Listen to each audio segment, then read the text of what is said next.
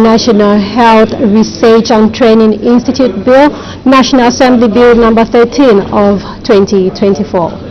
The Zambia Medicines and Medical Supplies Agency Amendment Bill, National Assembly Bill number 14 of 2024. And the fourth one was the Zambia National Public Health Institute Amendment Bill, National Assembly Bill number 15 of 2024. Thereafter, the House did consider questions for oral answer number 406, understanding order 82. These are questions of urgent in nature. And after the consideration of the question for oral answer, understanding order 82, we did see Mr. Muvika, who is Shangombo, Member of Parliament, present 3 reports, and these were seconded by Kwacha, Member of Parliament, Mr. Charles Mulenga. In the first report, he was urging that this House adopts the report of the Committee on Transport, Works and Supply on the proposal to ratify the Beira Development Corridor Agreement, and that such adoption signifies the approval of the House for the third session of the 13th National Assembly, laid on the table of the House on Friday, 26th July 2024. And in the second report, he was urging the House to adopt the report of the Committee on Transport, Works and Supply on the proposal to ratify the international agreement on the tripartite road and rail transport and the revised Nachala Development Corridor, and that such adoption signifies the approval of the House for the third session of the 13th National Assembly, laid on the table of the House on Friday, 26th July 2024. And in the third report, he was urging that this House adopts the report of the Committee on Transport, Works and Supply on the proposal to ratify the international agreement on the tripartite road and rail transport and the revised Nakala Development Corridor, and that such adoption signifies the approval of the House for the third session of the 13th National Assembly, laid on the table of the House on Friday, 26th July 2024. Thereafter, Material Member of Parliament, Mr. Mausampa, did move a motion urging the House to adopt the report of the Zambian delegation to the Pan-African Parliament held from 25th June to 6th July 2024 for the third session of the 13th National Assembly, laid on the table of the House on Friday, 26th July 2024. So this particular report was adopted. The House then dissolved into Committee of the Whole House for the consideration of the Minerals Regulation Commission Bill, National Assembly Bill number 4 of 2024, and at the time business was interrupted. The Minister of Mines and Minerals Development was on the floor during the committee session, and so we do expect this bill to come up for consideration today once business resumes on this particular bill. The House adjourned accordingly at 18:59 hours, and so that's the business that the House considered yesterday. And just now we shift our attention to what we expect the House to consider today. Yes, our order paper for today is as follows. We expect announcements, if there will be any, urgent matters without notice, if there will be any, and we also have one urgent question, that is understanding order 82. Joe, we also expect the House to consider 2 motions, and we also expect 4 bills to come up for consideration. And just now, as you can see, Madam Speaker's procession making its way to the chamber. We take you to the floor of the House. Good morning. Honorable Members of Parliament, Madam Speaker. Yeah.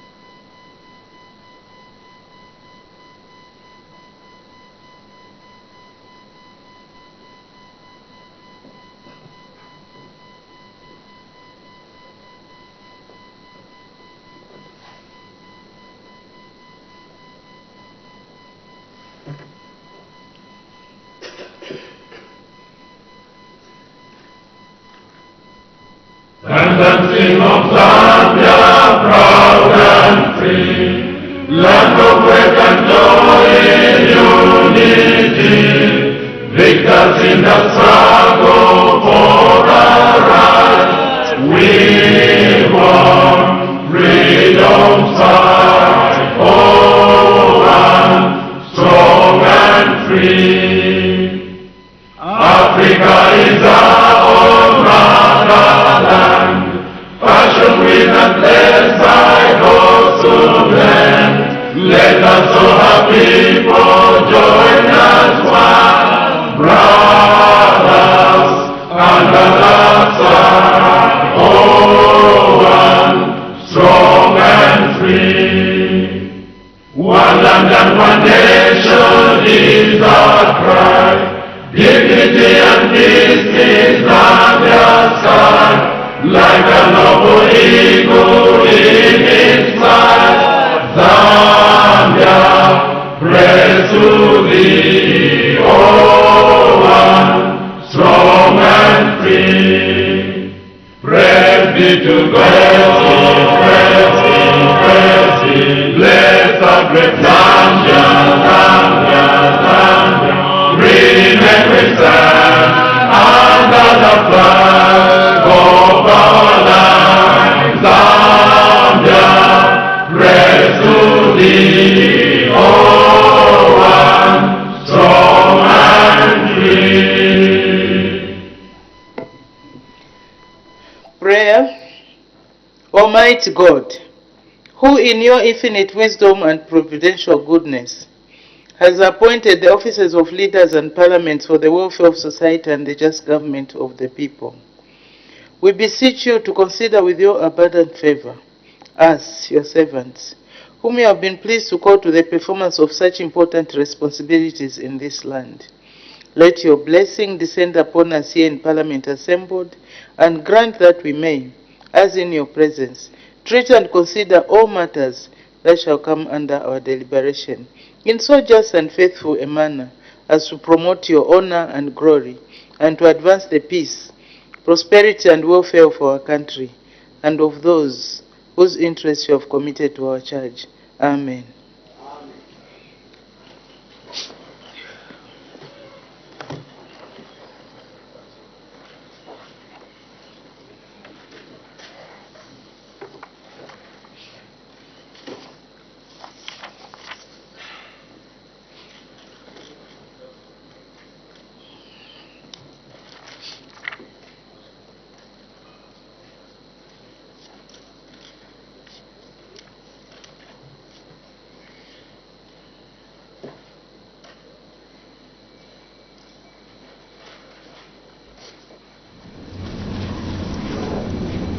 Good morning. Thank you for being with us on Parliament Television. Bells are ringing. This signifies that a quorum is not present. It is a requirement that 1/3 of members of Parliament need to be present for business to be transacted on the floor of the House. So once a quorum is constituted, we do expect business of the House to resume. So we now take a look at some of the business that we expect the House to consider today, Wednesday, 31st July 2024. But we must make mention that business of the House today starts in the morning due to the reason that our Honor, the Vice President, did move a motion yesterday that standing orders 24-1, 27 and 123 of the National Assembly of Zambia Standing Orders 2024 be suspended to enable the House to sit from 09 hours until business on the order paper for each day is completed from Wednesday 31st July to Friday 2nd August 2024, and also to consider more than one stage of a bill at a single sitting. Joe, we do expect the House to consider one question for oral answer under Standing Order 82. Possibly let's go through the details. Yes, as well, this is question 407 coming from Mr. Kalare Mukosa, Chinsari Constituency Member of Parliament. He's directed this question to the Minister of Water Development and Sanitation. He wants to find out whether the government is aware that Chinsari district has been experiencing erratic water supply In B, if so, what the cause of the erratic water supply in the district is, and C, what urgent measures are being taken to prevent an outbreak of waterborne diseases and loss of life. And we expect the House to consider 3 questions for oral answer under Standing Order 80. The first question, which is question 408, is expected to come from Mr. Mulenga Fuve, who is Chilubi Member of Parliament, and is expected to ask the Minister of Transport and Logistics a question in 3 parts. In Part A, whether the government has any plans to repair the cargo boat, commonly referred to as Friendship Boat, in order to ease the transportation of cargo on Lake Bangweulu. In B, if so, when the plans will be implemented. And in C, what the estimated cost of repairing the vessel is. And also expect Mr. Francis Kampianga,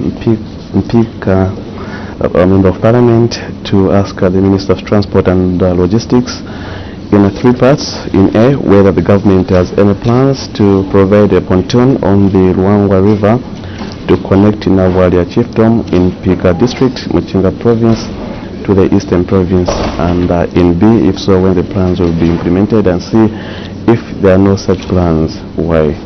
Question 410 is expected to come from Mr. Mulenga Fuve, who is Chilubi Member of Parliament, and is expected to ask the Minister of Infrastructure, Housing and Urban Development a question in 5 parts.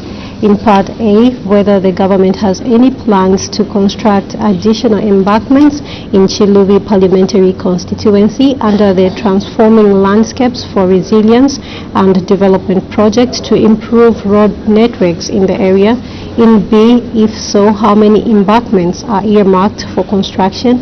In C, whether the project will include the stretch between Mofu and Chilova wards. In D, what the estimated cost of the project is, and in E, when the project will commence. And we also expect that the House to consider 2 committee reports. The first one is urging the House to adopt the report of the Select Committee on the special report over the Auditor General on the external debt of the Republic of Zambia for the period 1st January 2006 to 31st December 2022 for the 3rd session of the 13th National Assembly, laid on the table of the House on Friday, 26th July 2024. So this motion will be moved by Mr. Warren Mwambazi, who is a Bwana Mukubwa Constituency Member of Parliament. The other motion will be moved by Mr. Harry Kamboni, who is Kalomo Central Member of Parliament, urging that this House adopts the report of the Committee on Education, Science and Technology on the proposal to ratify the Convention of the African Regional Cooperative Agreement for Research, Development and Training related to Nuclear Science and Technology Agreement, and that such adoption signifies the approval of the House for the 3rd session of the 13th National Assembly, laid on the table of the House on Tuesday, 30th July 2024. And just in case you just tuned in, bells are still ringing. This signifies that a quorum is not present.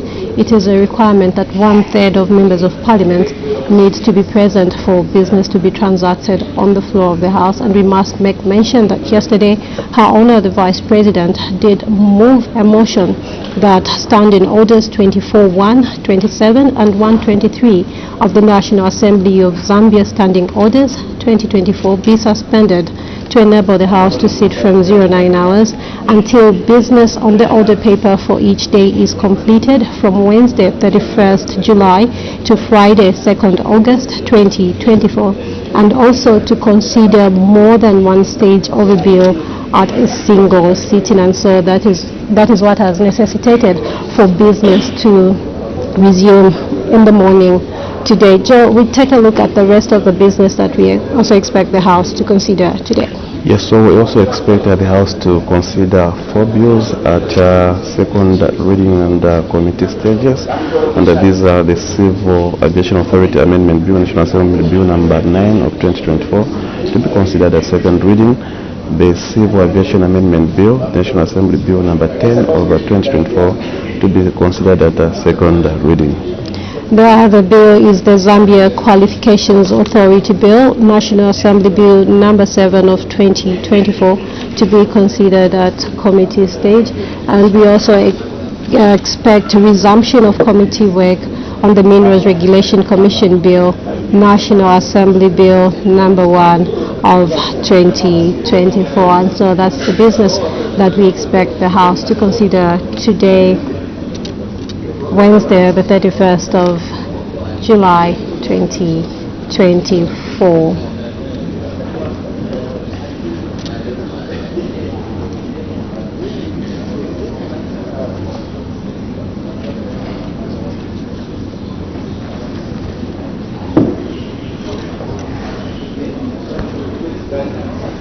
So bells are still ringing. It is a requirement that 1/3 of members of parliament need to be present for business to be transacted on the floor of the House. So once a quorum is constituted, we do expect business of the House to resume. We must make mention. Did the bells ring? Maybe we need to ring the bells again. They are ringing. 7 minutes. Okay. It's just a you are not serious.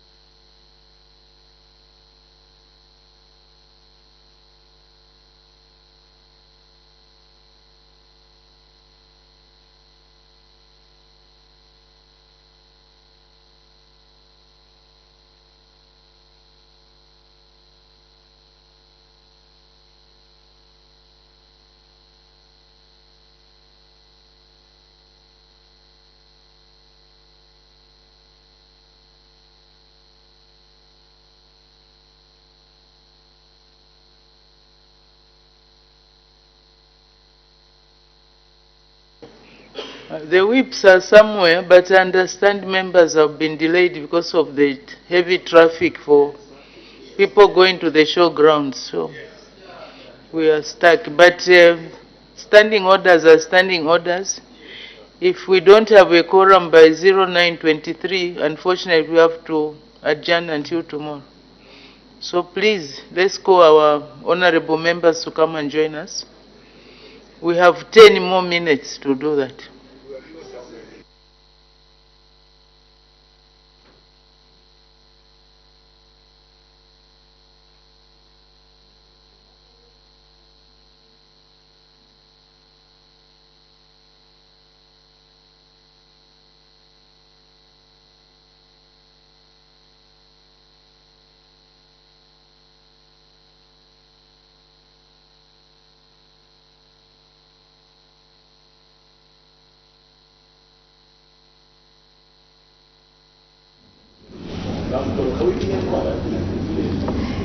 Good morning. Thank you for still being with us on Parliament Television. A quorum is not yet present. It is a requirement that 1/3 of members of Parliament need to be present for any business to be transacted on the floor of the House.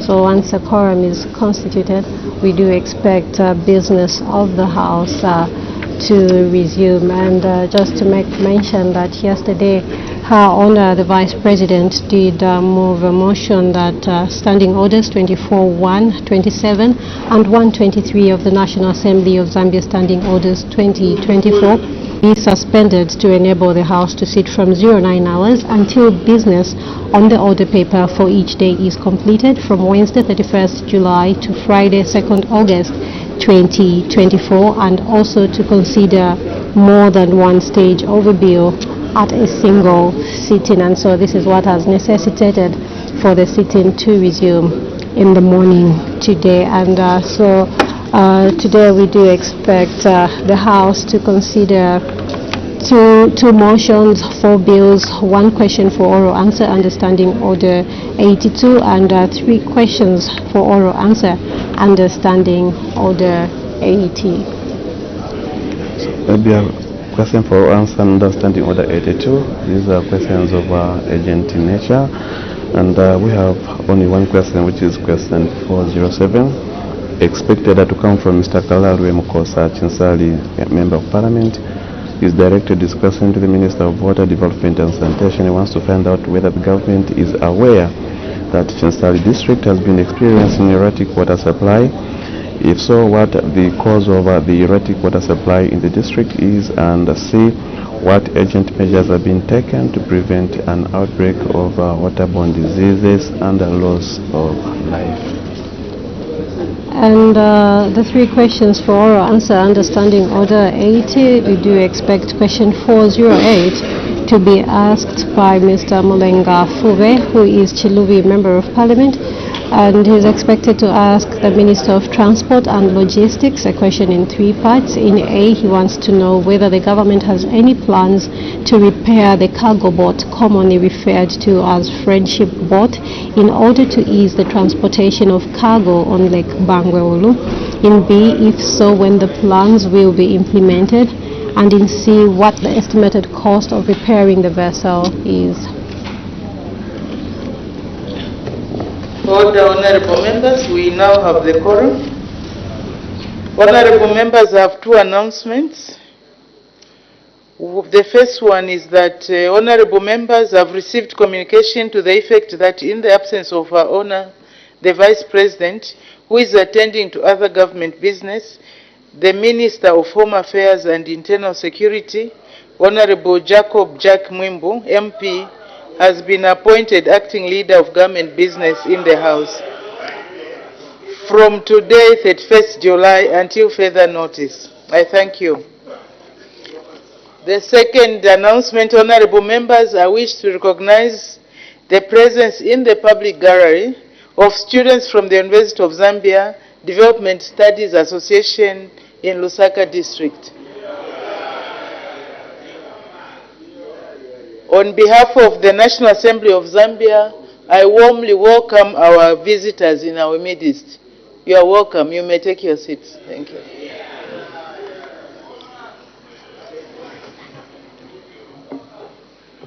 So we get on to business. We have a long day, honorable members. Urgent matters without notice. The honorable member for Shiwangando. Thank you so much, Madam Speaker. Madam Speaker, the matter of urgent without notice is directed on to the Minister of Health. You may proceed, honorable member. Madam Speaker, this matter relates to the issue of drugs in our health facilities. Madam Speaker, just as the nation is grappling with the lost trucks laden with medical supplies, and we are yet to get concrete reasons for that scandal. Today, the nation has woken up to another scandal related to the medicines. There is a screaming headline in the Diggers newspaper of today, and the headline is, as I quote, Madam Speaker, Copperbelt Police intercept truck carrying government drugs and nab 5. Madam Speaker, these are matters of life and death. While our people are grappling in the hospitals, we have got trucks that are not yet accounted for, a consignment imported, and today we are being told that this truck was destined to some neighboring country. Madam Speaker, these are serious matters that require us who are people's representatives to hold our colleagues in the executive accountable. Madam Speaker, I seek your serious guidance on this matter. Thank you very much, Honorable Member. The issue of drugs and the containers that are missing, I think the whole of last week, it was gracing the floor of this House. So many, we've talked about it several times. And our standing orders do not allow us to keep repeating ourselves on a matter repetitively. So, Honorable Member for Shiwangandu, I suggest that you put in a question, especially that this comes from a headline of a newspaper. We don't know the veracity of this headline, whether it's true or not true. We don't know. But the Honorable Member for Shiwangandu is advised to put in a question. Of course, all Zambians would want to know the status of medicines in our hospitals. So by putting that question, the honorable member will be able to assist in the executive coming to the floor of this House to provide some answers so that the people of Zambia know the status of medicine in our hospitals. Thank you. You can put an urgent one. Thank you. The Honorable Member for Kaumbwe. Thank you, Madam Speaker. The matter I wish to raise is directed at the Minister of Agriculture. You may proceed, Honorable Member.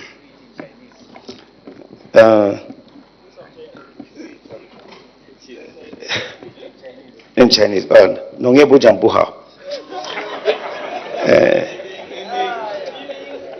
Meaning, good morning, Minister of Agriculture.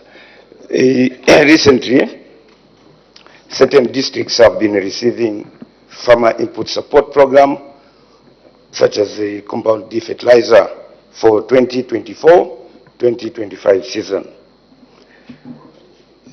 My question is the Minister of Agriculture, in order to not to emulate like his counterpart Minister of Science and Technology, who distributed a list of Starlink internet connections to our constituency offices. In short, I'm saying, when are we expecting the people of Kaumbwe in Petauke district to receive the 2024-2025 farmer input support products? I thank you.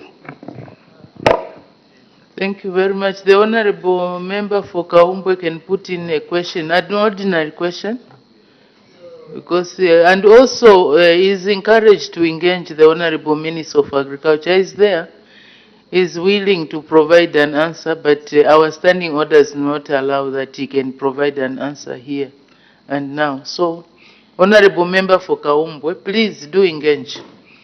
Do engage the Honorable Minister of Agriculture. Maybe he can learn some Chinese from you as well. The Honorable Member for Mongu Central.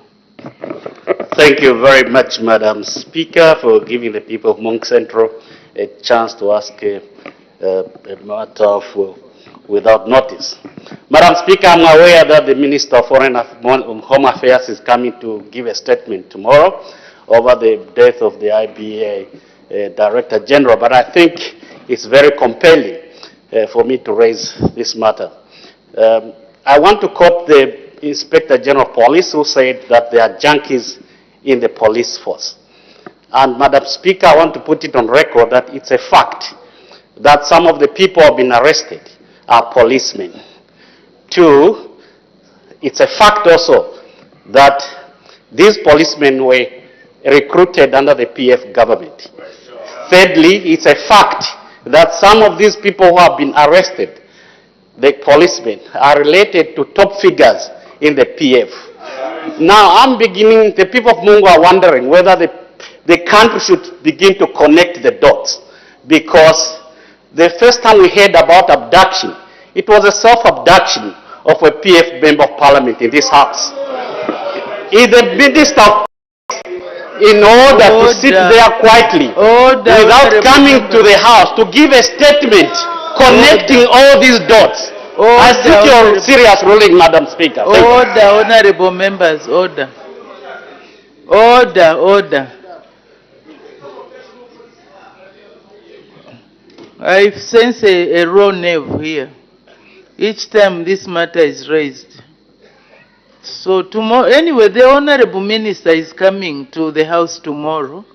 Please hold on to your questions and ask those questions when the Honorable Minister comes to deliver a statement tomorrow. So please, let's hold on to, let's not argue. Let's not argue. Otherwise, how will it be tomorrow when this, after the ministerial statement is delivered? Oh, the honorable member for Shuangand, what's the point of order? Thank you so much, Madam Speaker. Madam Speaker, notwithstanding your guidance, Standing Order 71 demands that the matters we table in this August must be verifiable and factual. Is the honorable member who has got the propensity of debating while he's seated and making sweeping allegations. Is he in order, Madam Speaker, to make such unverifiable sweeping allegations against your members on this, on your right-hand side, by alleging that people have been arrested are related to the PF, when he has got no facts to lay on the table? Is in order, Madam Speaker, to get away with that kind of misconduct on the floor of this House? I seek your serious ruling. Order, honorable members, have already guided that matter, and I ruled the honorable member for Mungu Central out of order by saying that the honorable minister is coming tomorrow to deliver a ministerial statement. So I've already guided, so let's not flog a dead dog or a dead horse. Please hold on to your questions, and also tomorrow, well, I can't preempt what tomorrow will be, but let's make sure that we maintain order and decorum. And if we are, the thing is, if tomorrow an honorable member comes to the House with some allegations, they should be prepared to lay the evidence on the table of the House. Otherwise, let's desist from making allegations that we cannot substantiate. So we make progress. Question for oral answer under Standing Order 82. The Honorable Member for Chinsali. Thank you, Madam Speaker. Question number 407. The Honorable Minister of Water Development and Sanitation. Thank you, Madam Speaker. Honorable Mkosa asks the Minister of Water Development and Sanitation, A, whether the government is aware that Chinsali district has been experiencing erratic water supply. B, if so, what the cause of the erratic supply is. And C, what urgent measures are being taken to prevent an outbreak of waterborne diseases and loss of life. Madam Speaker, in response to the questions asked by Honorable Mkosa, I wish to inform members of this House that yes, government is aware that some parts of Chinsali district are experiencing erratic water supply, and the most affected area is the central business district, which receives water from the Boma plant. The cause of the erratic supply in some parts of Chinsali district is the loss of the pump at the Boma intake that was damaged due to high electricity voltage. The current measures being undertaken to prevent an outbreak of waterborne diseases and loss of life are: 1, raw water from the Boma treatment plant is now being obtained from Luwu Dam, located about 7.5 kilometers away. However, this supply is not adequate. The ministry has since allocated a sum of 5.2 million kwacha to Chambesh Water Supply and Sanitation Company to enable the commercial utility procure water treatment plants, non-revenue water materials, and a standby pump to replace the damaged pump at Boma pump station and hence prevent an outbreak of waterborne diseases and loss of life. Madam Speaker, I thank you. Thank you very much. Supplementary questions. The Honorable Member for Chinsali. Thank you, Madam Speaker. Honorable Minister, this problem of erratic water supply in Chinsali has been going on now for almost 3 months, and the CBD, they have not been having water. When are we expecting Chambesh Water and Sewerage Company to fix this pump that has been a problem which has resulted in the people of Chinsali not to be receiving water? I thank you, Madam Speaker. Thank you. The Honorable Minister of Water Development and Sanitation. Thank you very much for that very, very important question. And really, we apologize for this erratic water supply. This is not the way it should be. Madam Speaker, I've taken every measure to ensure that we resolve this issue. And this is the reason why the ministry has transferred this amount of money to Chambesh Water so that we resolve the problem. Further, I think the good news for the Member of Parliament is that the ministry took it upon themselves and are helping Chambesh Water right now. The good news is that we found the pump, and I think tomorrow we'll be delivering the pump to site, and within the next few days, the people of Chinsali will start receiving normal supply of water. Madam Speaker, I thank you. Thank you very much. The Honorable Member for Kantanshi. Thank you very much, Madam Speaker.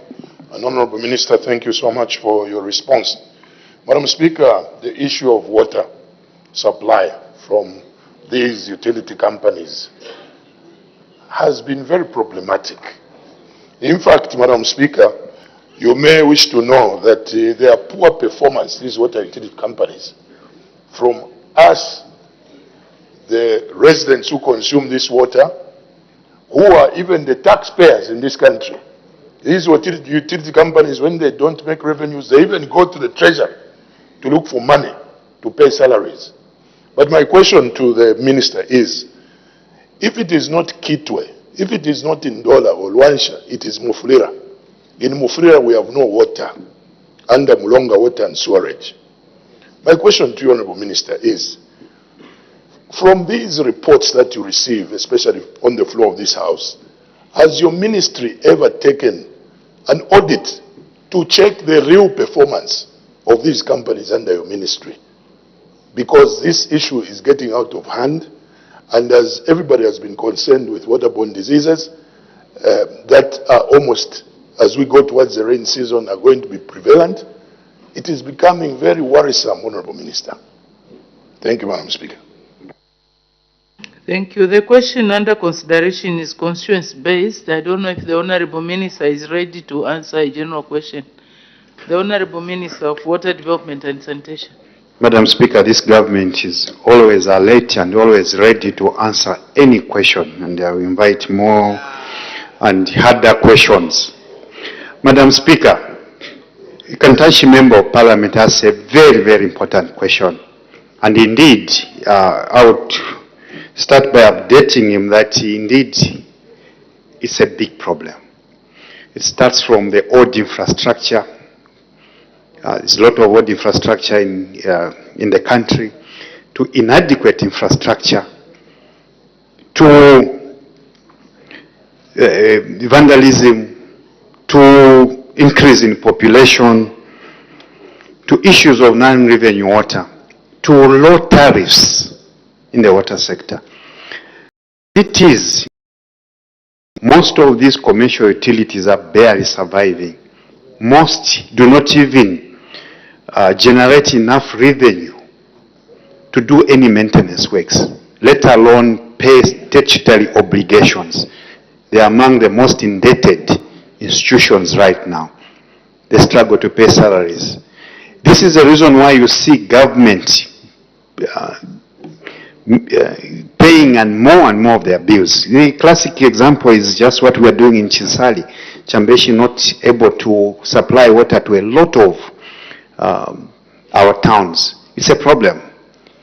We have done an audit. I think my predecessor did quite well. I've also been on board to see that all commercial utilities, actually, right now what's happening is there's a very, very detailed audit going on to see, first of all, what government can do to help. Madam Speaker, in the drought response, we are taking advantage of the drought as well. For us, the drought on the other side is an advantage to see what we can do to improve water supply to our people. I'm sure you've seen or heard His Excellency President Hakainde Chidema continuously talking about water harvesting. We need to harvest this water. In fact, one of the big problems again is the drought-induced climate change, drought from the climate change. So a lot of our water resources as well, the raw water, the boreholes,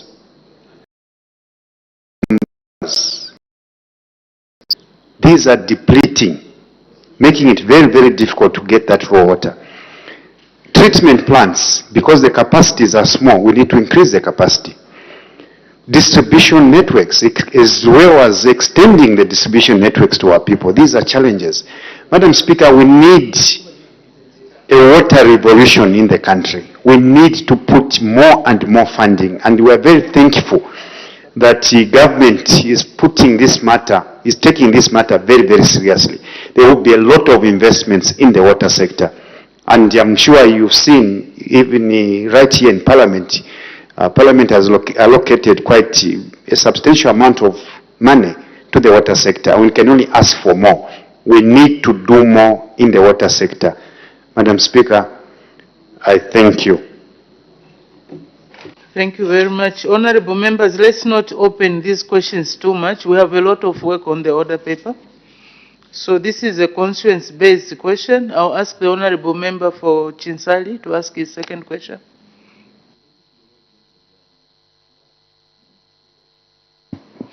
Thank you so much, Madam Speaker, and thank you, Honorable Minister, for the assurance that you have given me and this House and the people of Chinsali that tomorrow Chambeshi Water is taking the pump to Chinsali, and if they do not do that, I will come so that we make sure that they do that. My question, Honorable Minister, is that in addition to the pump which is not working, the other reason why there is that problem is because of load shedding. And if the Department of Water for Chambeshi in Chinsali had genset, this problem was not going to be there. So is Chambeshi Water and Storage Company Limited considering to buy a genset so that during times when there is load shedding, they should be able to pump water to the people of Chinsali, to the houses of the people of Chinsali? Thank you so much, Madam Speaker. Thank you. The Honorable Minister of Water Development and Sanitation. Thank you for that important question again. And let me inform you that we are working very closely with the Minister of Energy to ensure that where we have challenges of supply and where we do not have dedicated ZESCO supply to the institutions, indeed we are looking at the option of supplying gensets. Further, Madam Speaker, we are also trying to ensure that in areas like that, we increase the storage capacity so that in times when the few hours we have for for generation, for electricity supply, then we are able to pump. Further, Madam Speaker, and finally, I want to assure the Member of Parliament and through him, the people of Chinsali, that government is doing everything possible to ensure that we end that erratic supply, and they should be assured that we found the pump, and in the next few days, this problem will be a thing of the past. Madam Speaker, I thank you. Thank you very much. Let's make progress. Questions for oral answer under Standing Order 80. The Honorable Member for Chilubi. 408, Madam Speaker. The Honorable Acting Minister of Transport and Logistics.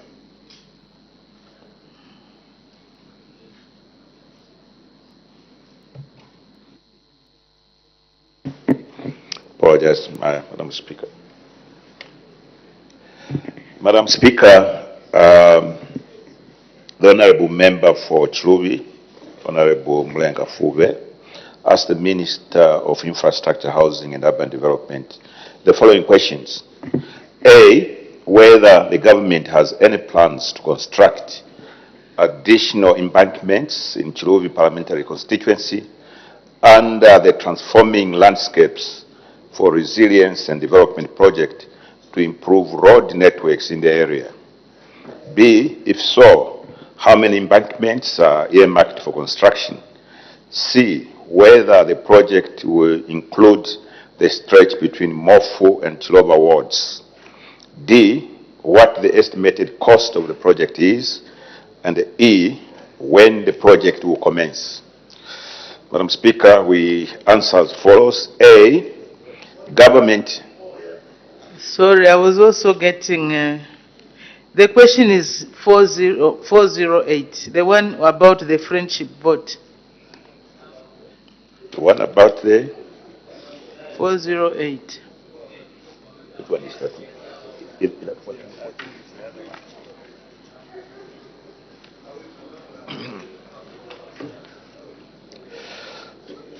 I apologize, Madam Speaker. These were given to me recently. Again, it's from Honorable Fube to the Minister of Transport and Logistics.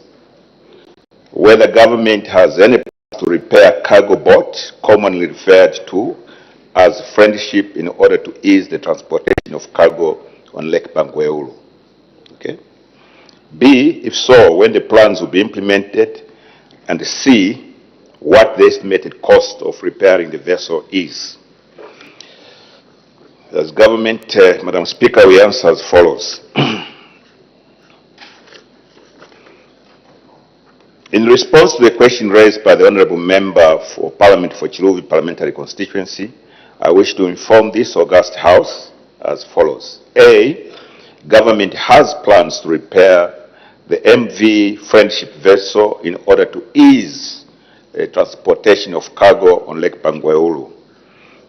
Kindly take note that the vessel was given to Zampost to repair and manage in 2021.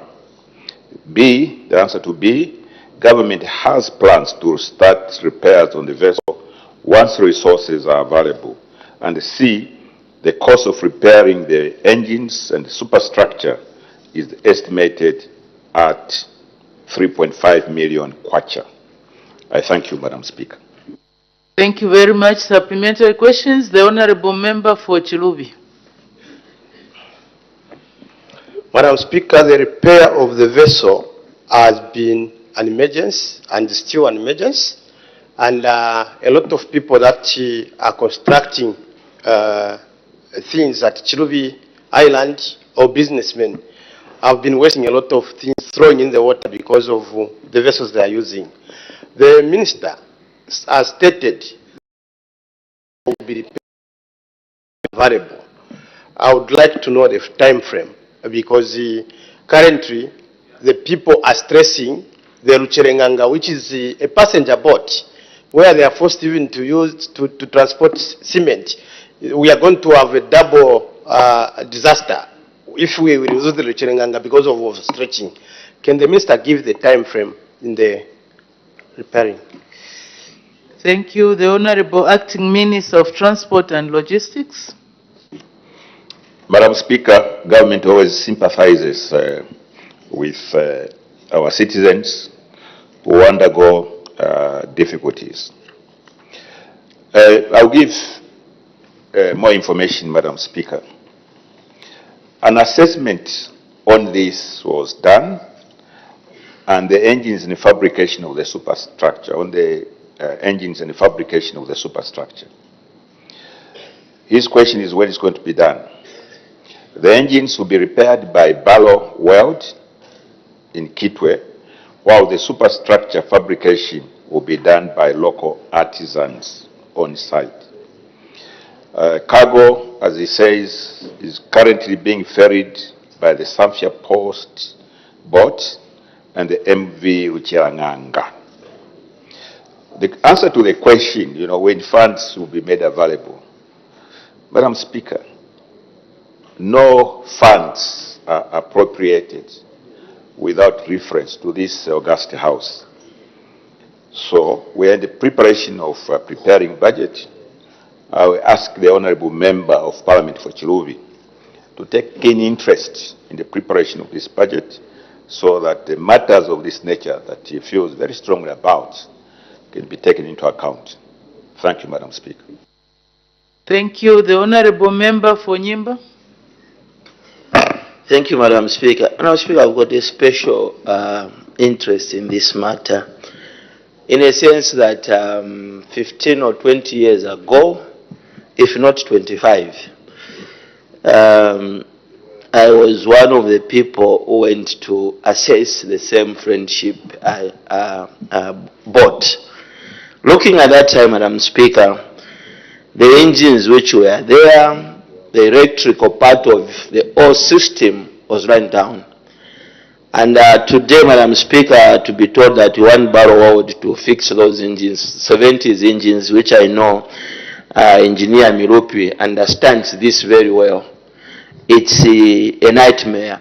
My question to Honourable Minister, is it possible that we can just replace that boat or just get brand new cut engines in that boat? Because practically the system, I'm talking because I went there to assess, and I'm one of the people assessed. That is about 15, 20 years ago.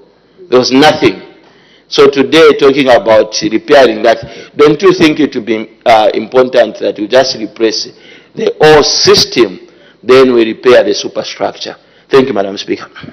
Thank you. The Honourable Acting Minister of Transport and Logistics. Madam Speaker, I thank the Honourable Member for Nyimba for that intervention. And it relates to something fairly technical in the engineering profession. In other words, repair versus replacement. For the sake of giving him a bit of engineering education, here is what happens when we make a decision on an asset, whether to repair or to replace. We look at the repair cost. If that repair cost is more than 60% of the cost of a new item, machine, like the one we are talking about, then that automatically means that you need to replace, because the economics of running it, operational costs and so on, is not economical. Okay. Secondly, after repair, if the lifespan that you are able to achieve on that asset is at least 80% of the lifespan of a new asset, then you proceed with the repair. So with respect to this particular item, and I'm glad that he saw it, I'm sure our technical people in the ministry and those that are associated with that will have made suitable assessment. And the assessment they have come up with is that this be repaired. The repair facility will be the one at Barrow Weld and so on. So we have to go by what our technical people have assessed, and this is what I have presented to Parliament, Honourable Member. Thank you, Madam Speaker. Thank you. The Honourable Member for Chilubi. The ministers referred to possibly the 2025 budget as what we can rely on to fill the gap. I want to find out from the minister, between now and the implementation of the 2025 budget, especially that we can no longer emphasize, take things like machinery or vehicles using the post, not the MV for passengers that he referred to, but the other post board, which are also stressed because that is mainly that's been used by contractors to ferry stones. As you know, there's no stones at Chilubi Island. What measures are we putting in place, especially that I have scanned as a member of parliament? I have even gone as far as Kazungura. I have seen that there is a lot of lying around machinery that would have been used possibly as ferries to help Chilubi people. And I think I've even reached out to the substantive Minister of Transport. Of course, he gave me a bit of what I considered as a casual question, as a casual answer. Is government considering putting in place some measures that can assist the Chilubi people to be transporting everything like vehicles to the highland? The Honourable Acting Minister of Transport and Logistics. Madam Speaker, I think since the beginning of our stay in this House, I've come to like the Honourable Member for Chilubi for the simple reason that he's very proactive on behalf of his constituency. So on matters like this, we have given an answer, and I urge him, as he does on other matters, to engage so that if what is proposed here is not satisfactory, it will continue to inconvenience our citizens. We look at other options. He has identified other machinery that in his view might be useful in that particular area. We are one country. So I would urge him to engage, and to the extent that even when the substantive minister is back, he can continue to use me to be the go-between himself and substantive minister. Thank you, Madam Speaker. Thank you. Next question, the Honourable Member from Pika. Thank you, Madam Speaker. Question number 14. Honourable Member from Pika. Question number?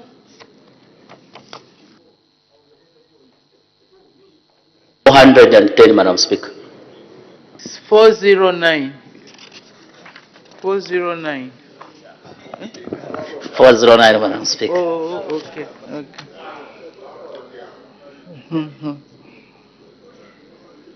The Honourable Acting Minister of Transport and Logistics. Madam Speaker, I look at the Honourable Member from Pika, looks to me young, so that he should not be fumbling on matters of this nature. However, Madam Speaker, the Honourable Member for Mpika, Honourable Kapyanga, is asking the Ministry of Transport and Logistics the following three questions. A, whether the government has plans to provide a pontoon on the Luangwa River to connect Nabwalia Chiefdom in Mpika district to the Eastern Province. B, if so, when the plans will be implemented. And C, if there are no such plans, why? We answer as follows, Madam Speaker. A, government will install a pontoon on the Luangwa River to connect Nabwalia Chiefdom in Mpika district to the Eastern Province once resources are made available. B, as stated above in A, government has plans to implement the installation once resources are made available. Further, since the function of pontoon services has been devolved to the local authorities, government will consider making provisions for the installation of a pontoon through the Constituency Development Fund, CDF, under Mpika constituency. The ministry has since been engaged by the local authority to conduct an assessment on how much will be required for such an installation, and a bill of quantities, which is BOQ, has been raised. Madam Speaker, I thank you.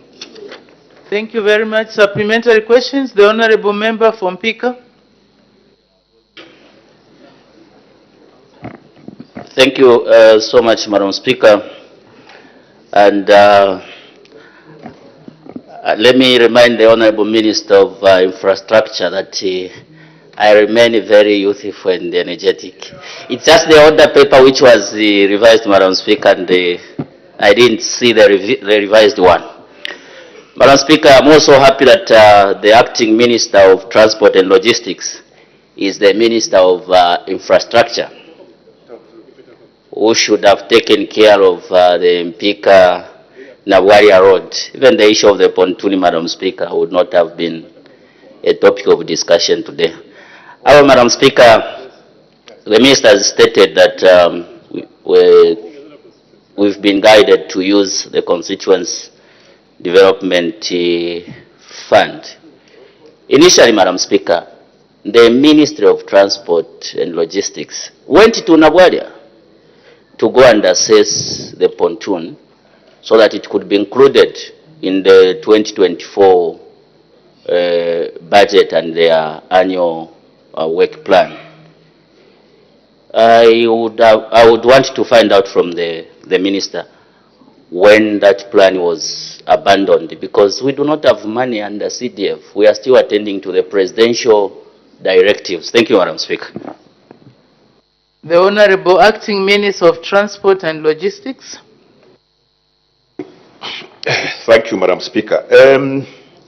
I'm always very conscious about directing works to CDF, because I know that CDF takes many projects under their wing. However, sometimes when we have an urgent matter and the costs are not high for that particular project, I think it is right and proper that CDF is put as one of the options for funding that particular project. With regard to the fact that it has been inspected and so on, a lot of work has been done on this particular pontoon, and therefore the fabrication, transportation, and installation of a 15-ton pontoon at Nabwaria Chiefdom in Mpika district to connect that chiefdom to Eastern Province is estimated at a cost of 1,481,754 kwacha 46 ngwe. So, in our view, that is an amount that is perfectly affordable even within CDF. Here is the breakdown of those costs. Number one, fabrication of pontoon vessel is 1,065,943 kwacha. The supply and the installation of pontoon engines and propulsion units, 70,000 kwacha. Supply pontoon accessories, 80,992 kwacha. Supply of pontoon safety materials, the usual things like floaters and so on, 19,050 kwacha. Transportation of pontoon floaters and other materials to site, 91,956 kwacha 48 ngwe. Now the assembly on site, the pontoon vessel assembly on site, 153,812 98 ngwe. So the total is what I've said, 1.481754 and 46 ngwe. But I'm saying to the honorable member is this is well within CDF to fund, but in case it's not, I think it should engage with the ministry during the development of the 2025 budget. Thank you, Madam Speaker. Thank you. The Honorable Member for Shwangandu. Thank you, Madam Speaker.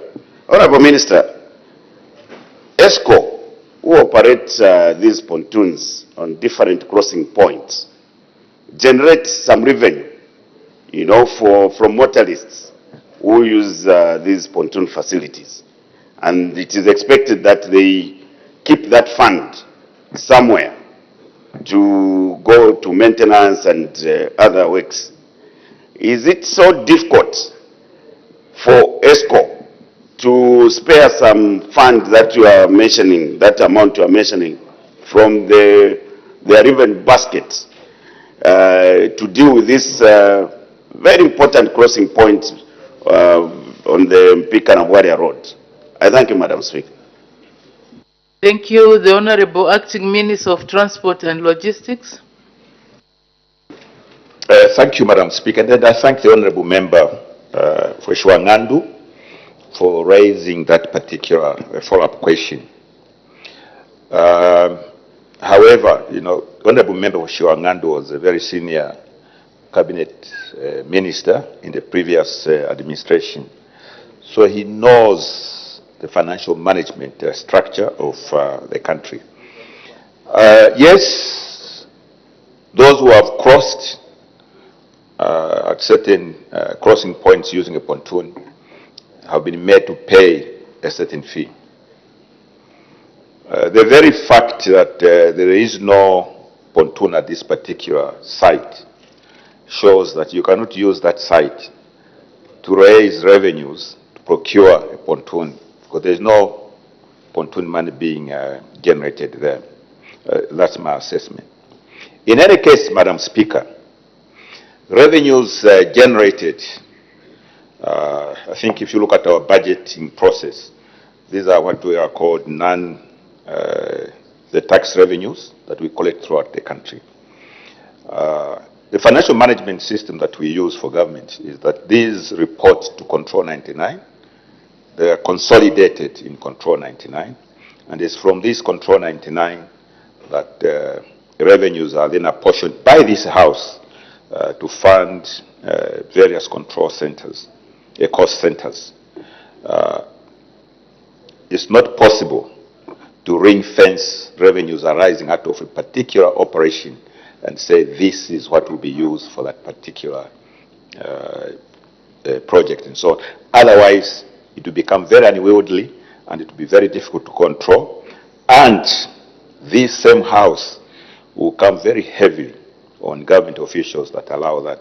The chairman of the Public Accounts Committee would not allow a situation where revenues are taken just anyhow. Thank you, Madam Speaker. Thank you. Next question, the Honorable Member for Chiluvi.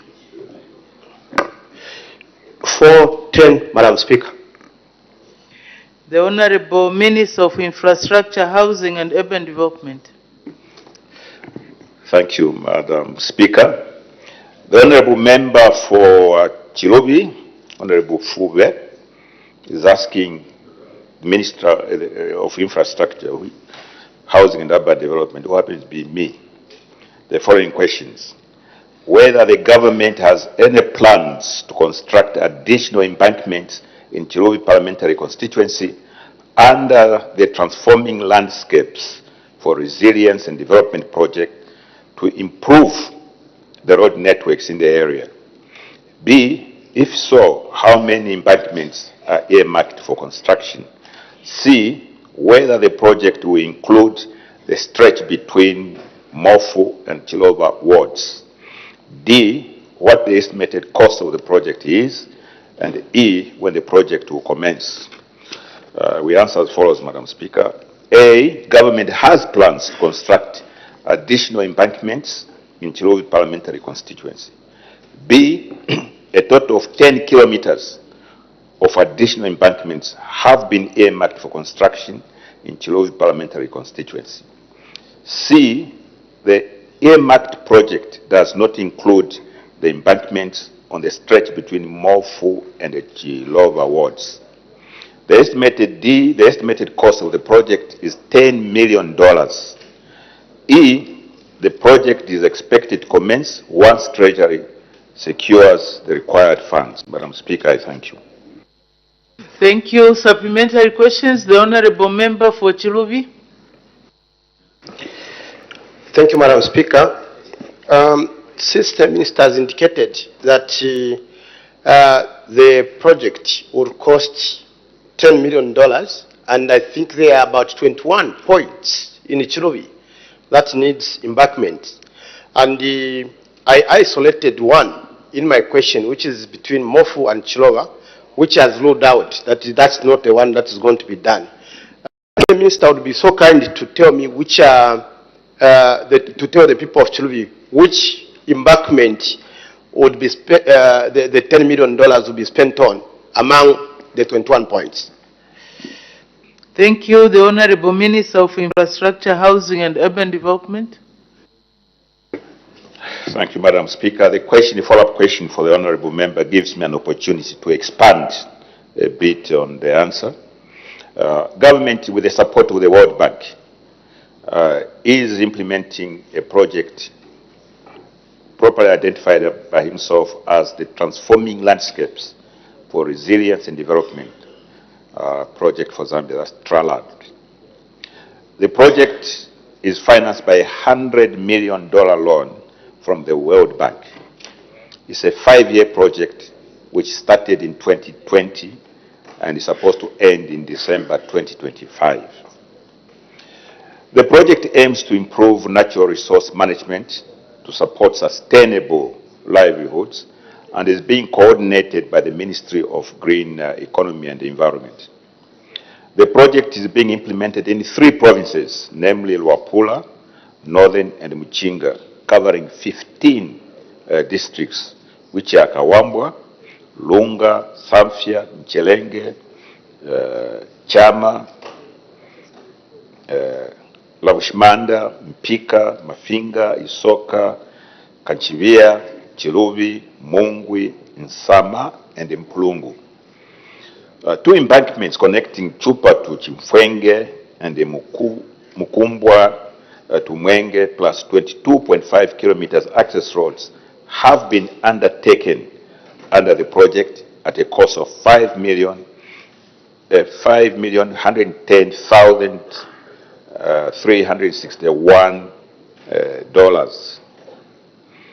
The envisaged additional embankments earmarked for construction by government is the 10-kilometer Ndela to Chifwenge, which connects Chifwenge and Chupa embankments in Chiluvi parliamentary constituency. The detailed designs were prepared in 2020 by Messrs. New Tech Consulting Group.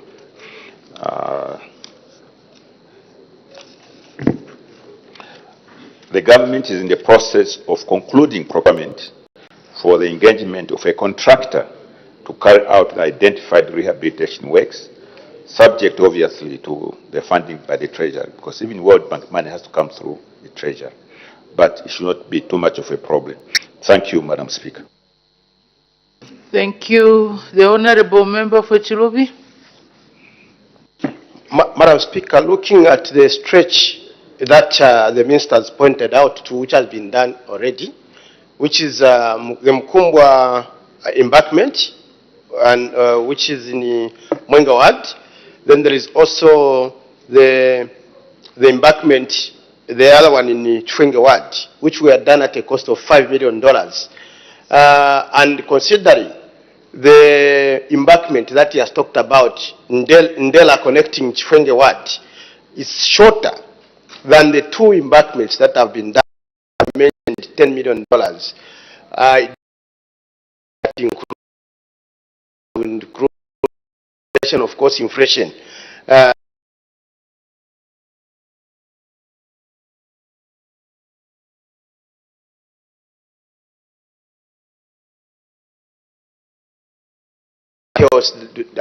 Is the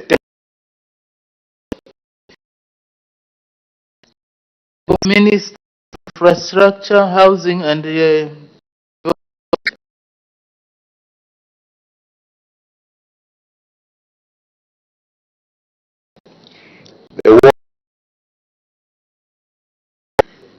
as he knows, or the Honorable Member knows, are very closely monitored to ensure that there is accountability on the monies spent. What the Honorable Member is asking, is question whether the stretch on which money has been spent or is going to be spent, which in his view is shorter than the other, maybe he's questioning whether the money is being spent properly. I can assure him that when we deal with World Bank funded projects, these are monitored meticulously to ensure that there is no fimo on the side. Okay? So this particular project, I think, is being implemented correctly because it's World Bank money. The honorable member for Chilubi wants to know what you mean by the word you referred to, fimo. They know hanky-panky. And we do this on a number of projects. For example, the Improved Rural Connectivity Program, which is the World Bank funded. We sit down and make sure that we account for every cent that the World Bank gives us. So let me assure him that on the projects that I've mentioned that are going to be funded under the remainder of the $10 million, this will be done correctly, and he is free to continuously monitor this to make sure that his constituency is serviced properly. Thank you, Madam Speaker. Notes of motion, the honorable member for Bwana Mkubwa.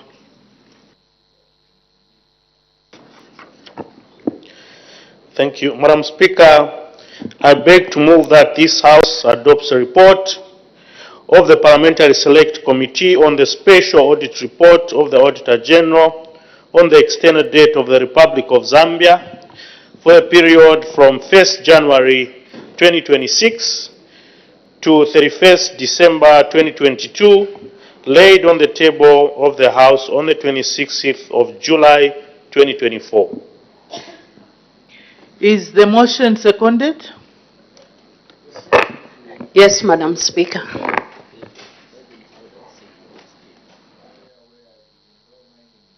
Seconded by the honorable member for Lundazi. The question is that this House adopts the report of the Select Committee on the special report of the Auditor General on the external date of the Republic of Zambia for the period 1st January 2006 to 31st December 2022 for the third session of the 13th National Assembly, laid on the table of the House on Friday, 26th July 2024. Any debate? The honorable member for Bwana Mkubwa. Madam, in accordance with Standing Order 197B of the National Assembly of the Order 2024, the committee considered the special audit report of the Auditor General on external public debt of the Republic of Zambia for the period from 1st January 2006 to 31st December 2022, and as a rare honor and privilege to present its finding before the House. Madam Speaker, to acquaint itself with queries cited in the Auditor General's report, the committee interacted with all controlling officers and other stakeholders whose institutions were cited. These tendered both written and oral submission before the committee. Madam, may I highlight a few pertinent issues that emanated from the committee's deliberations? Madam Speaker, one prominent issue in the special audit report was a failure by the Minister of General Education to properly manage the contract to supply school requisites. Allow me to state from the onset that the committee is very disappointed with the manner in which the procurement process and delivery of school requisites was done. Madam Speaker, it is apparent that the Ministry of Education did not conduct a needs assessment before entering into an agreement with Mikarire Trading Company Limited. This resulted in the supply, for instance, of computers to schools that did not have power supply and other supporting infrastructure such as staff rooms as well as distributing of carpentry tools to schools that did not offer carpentry, among others. If public funds are to be used prudently, the committee implores that executive to ensure that Regulation 31, subsection 1 and 2 of the Public Procurement Regulations of 2011, which states, I quote, a user department shall document all procurement requirements in a procurement requisition in the format set out in the third schedule. A user department shall, preparing the statement of requisitions, ensure that it seeks and adheres to technical advice. In addition, the controlling officer in the Ministry of Education is urged to ensure that an urgent reconciliation is conducted with regard to the contract with Mikalile Trading in order to ascertain the level of indebtedness to the ministry to the contractor. Madam Speaker, the committee observes that a number of auditees, including the Ministry of Finance and National Planning, did not take audit process seriously. This can be seen by their failure on many occasions to comply with the Public Finance Management Act No. 1 of 2018, which under Section 73 mandates auditees to provide access to all information to the Office of the Auditor General. For instance, as at 31st January 2024, the Minister of Finance and National Planning had not provided details on how 100 million kwacha drawn on the third Eurobond account and deposited into control account number 99 for budget support for funds on 28 December 2015 was utilized. In addition, Madam Speaker, as at 31st December 2023, the Ministry had failed to provide disposal details for the disbursed amount totaling to $30 million, 645,272.86 from the Eurobond account to a named commercial bank for the repayment that was drawn on the 28th August of 2015. Failure to provide the loan agreement on which government contracted the debt further makes it difficult to ascertain how much the government owes. Madam Speaker, the committee observes with concern that most of the queries cited in the report are of administrative nature. In this regard, the committee urges that the controlling officer to ensure that punitive measures are instituted against the officers who fail to provide requested documents to the auditors. In addition, Madam Speaker, the Office of the Auditor General is urged also to ensure that reconciliations are done with the ministries at the time of the audit in order to avert queries being escalated to the committee. The committee further notes with concern the continued contraction of works before commitment of funds contrary to Public Procurement Act No. 8 of 2020, Section 56(2)(a), Madam Speaker, on the construction of the 321-kilometer Lusaka-Ndola dual carriageway by the Road Development Agents, RDA. The RDA entered into a contract on 31st May 2017 of 1.2 billion 986 billion when only an amount of $187 million representing 15% and only secured on the 28th of May 2019 was committed for the execution of the project. This resulted in a 2-year delay of the project. Madam Speaker, in a letter dated 11th October 2020, RDA was later informed by the Treasury that they were not in the position to secure the financing for the 85% component of the projects, which led to the loss of time and funds, as it were. In light of this, the committee urges the Secretary to Treasury to ensure that projects are carried out once funding is secured in full. As I conclude, Madam Speaker, allow me to express my sincere gratitude to you and to the Office of the Clerk of the National Assembly for the guidance and support rendered to the committee during its deliberations. The committee is also indebted to all the stakeholders who appeared before it for their cooperation in providing necessary information that informed the committee's report. Madam Speaker, I beg to move. Thank you. Does the seconder wish to speak now or later? Now, Madam Speaker. Honorable Member for Lundazi. Thank you, Madam Speaker, for having a given chance to the people of Lundazi to second this motion and also be part of the select committee that was scrutinizing this debt which has been talked about most of the time. Madam Speaker, the chairperson has already highlighted some of the major issues contained in the report, and I know that the other members have taken time to read through and they'll be able to debate adequately.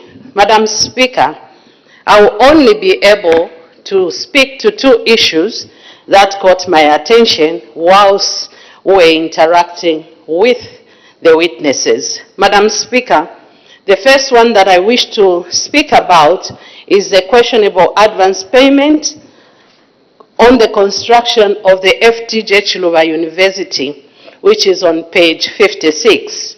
And the second one, I'll be able to speak to the poor payments of on-lent loans, which were given to water utility companies, and also Zamtel and Zesco.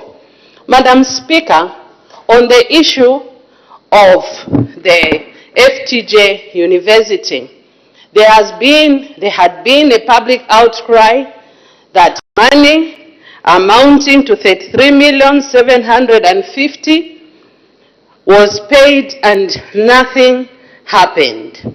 And there was a question as to whether this money was given to an individual or maybe this money was stolen. But this audit report has been able to clear on some of these issues so that Zambians can be able to know exactly what obtained. Because there are figures which are involved, allow me to quote. On 24th April 2024, government entered into a financing agreement with the Industrial and Commercial Bank of China of $191,250 million to finance the construction of the said FTJ University. The construction sum of $225 million was entered into between the Ministry of Education and China Energy Engineering Group Henan Electric Power Design Institute Company Limited with a contract duration of 36 months commencing on 23rd September 2017. An advance payment of $33,750,000 was paid to the contractor on 30th June 2018. However, following Cabinet's decision on 28th July 2022, prior to any disbursement being made, I repeat, prior to any disbursement being made, the financial agreement was cancelled and the contract terminated on 31st December. Issues which were raised by the Auditor General to provide the project closure accounts, engineer estimates, and the consulting engineer's report. It was therefore difficult to ascertain what was due to the government or the contractor at termination. The controller's response was there was nothing illegal about the advance payment as the contract was made in line with the provisions of the Commercial Contract Clause 14.2. Madam Speaker, allow me to also speak to some of the on-lent loans which were given to state-owned enterprises, such as state-owned, like the water utility. Madam Speaker, the water utilities who have been given funds by the government then could not be allowed to use what they were calling as reflective rates. One, in 2019, there was a COVID.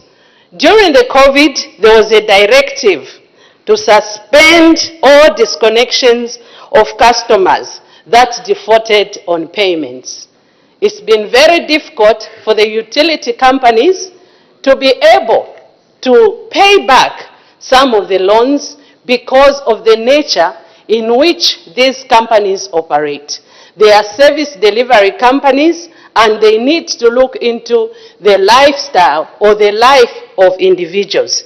In this case, there was an issue of the water utility company obtaining money and failing to pay. When the witnesses appeared before our committee, Madam Speaker, the utility company expressly mentioned that it was difficult for them to raise funds, especially when policies are being changed. Just as it is obtaining today, when we had cholera again, they were given a directive that do not disconnect all the people who are owing. It was the same thing that happened during the time when there was COVID. They were informed that there was no need for them to disconnect all the people who were owing, hence the company continues to lose. On the issue of ZESCO, who were also given an on-lent loan, ZESCO has been making losses because they are offering some services in far-flung areas where it's very difficult for them to give a commercial rate. In this case, the challenges that our utility companies have been facing, it is similar even with Zamtel. So you find that some of the monies which were being given, the operating companies were able to indicate that it was very difficult for them to even raise monies because the operation costs had increased over time, and it was very difficult for them to raise revenues, especially when governments are the ones who are giving control and they are giving different policies. Madam Speaker, the people of Lundazi are grateful that you gave them chance to second this motion, and it was highlighting, and a lot of issues now can be able to settle. I beg to move and second the motion, Madam Speaker. Thank you very much. The Honorable Member for Kantanshi.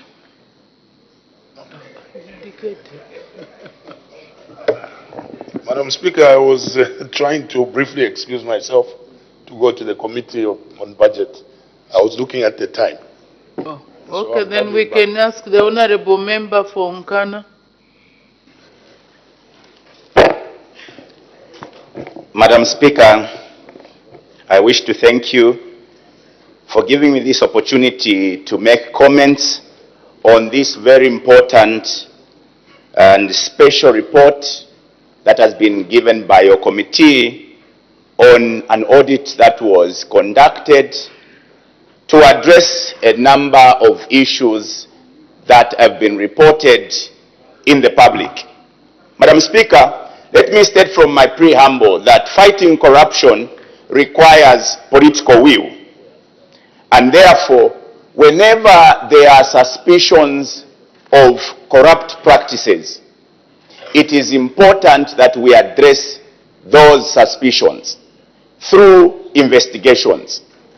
And a special audit is one and the most important form of an investigation that can be conducted for us to arrive at what the correct picture is regarding to a particular suspicion. Madam Speaker, what has confronted us over the past has been a lot of propaganda and sensationalization in regards to issues of corruption.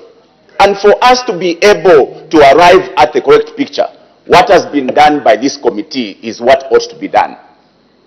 In this report, Madam Speaker, there are a number of issues that have been reported on, which were raised by the auditors. I'll speak to one or two, three issues, Madam Speaker. One of the issues, Madam Speaker, raised in the auditor's report was the issue of the FTJ University in Luapula. I'm sure, Madam Speaker, you are aware that there's been a lot of sensational reporting over the issue of the FTJ University, which report have been insinuating that people pocketed money on that university. The report, Madam Speaker, by the auditors is very clear. Madam Speaker, you may wish to know that the auditors had noted, the query was that the advance payment of the $3 million to the Chinese contractor was an anomaly. This is the beginning of the problem we are dealing with. The auditors stated that there was an anomaly in the payment of the $3 million to that contractor. Why was the $3 million paid? The $3 million, Madam Speaker, was paid as counter funds by government over the FTJ Institute. Was it irregular? No, Madam Speaker. Standard practice is that the two parties to the contract, government and the contractor, were supposed to contribute money. And government was expected to contribute 15% of the total contract. And the $3 million paid to the contractor was what government needed to pay. But of course, as the report has now presented itself, we are aware why the FTJ Institute did not take off.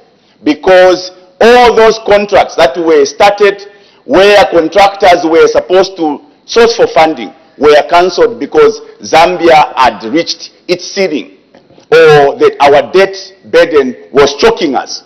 So it must be put to light now that there's nothing sinister about the FTJ Institute. The report is very clear, Madam Speaker. Anyone who wants to argue should go to the report. The Secretary to Treasury, Attorney General appeared before your committee and stated that there was nothing irregular in this contract. Why are we being sensational, Madam Speaker? Casting aspersions on people, naming people that people were involved in corruption. When now, after instituting the honorable members on my right, can we allow the honorable member to debate? If we have any responses, let's make a note and respond at the appropriate time. May the honorable member continue. Madam Speaker, people are sensational in this country, calling others thieves and names, when we can do what has been done in this report: investigate and clear the air. So there's nothing sinister about the FTJ. Nobody stole money. There was no irregular payment. It was a clear transaction, Madam Speaker, and your report, your committee has reported as I've stated.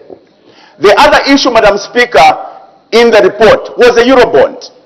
Zambia Railways needed about $1 billion to overhaul the railway infrastructure. Government gave $120 million from the Eurobond to Zambia Railways.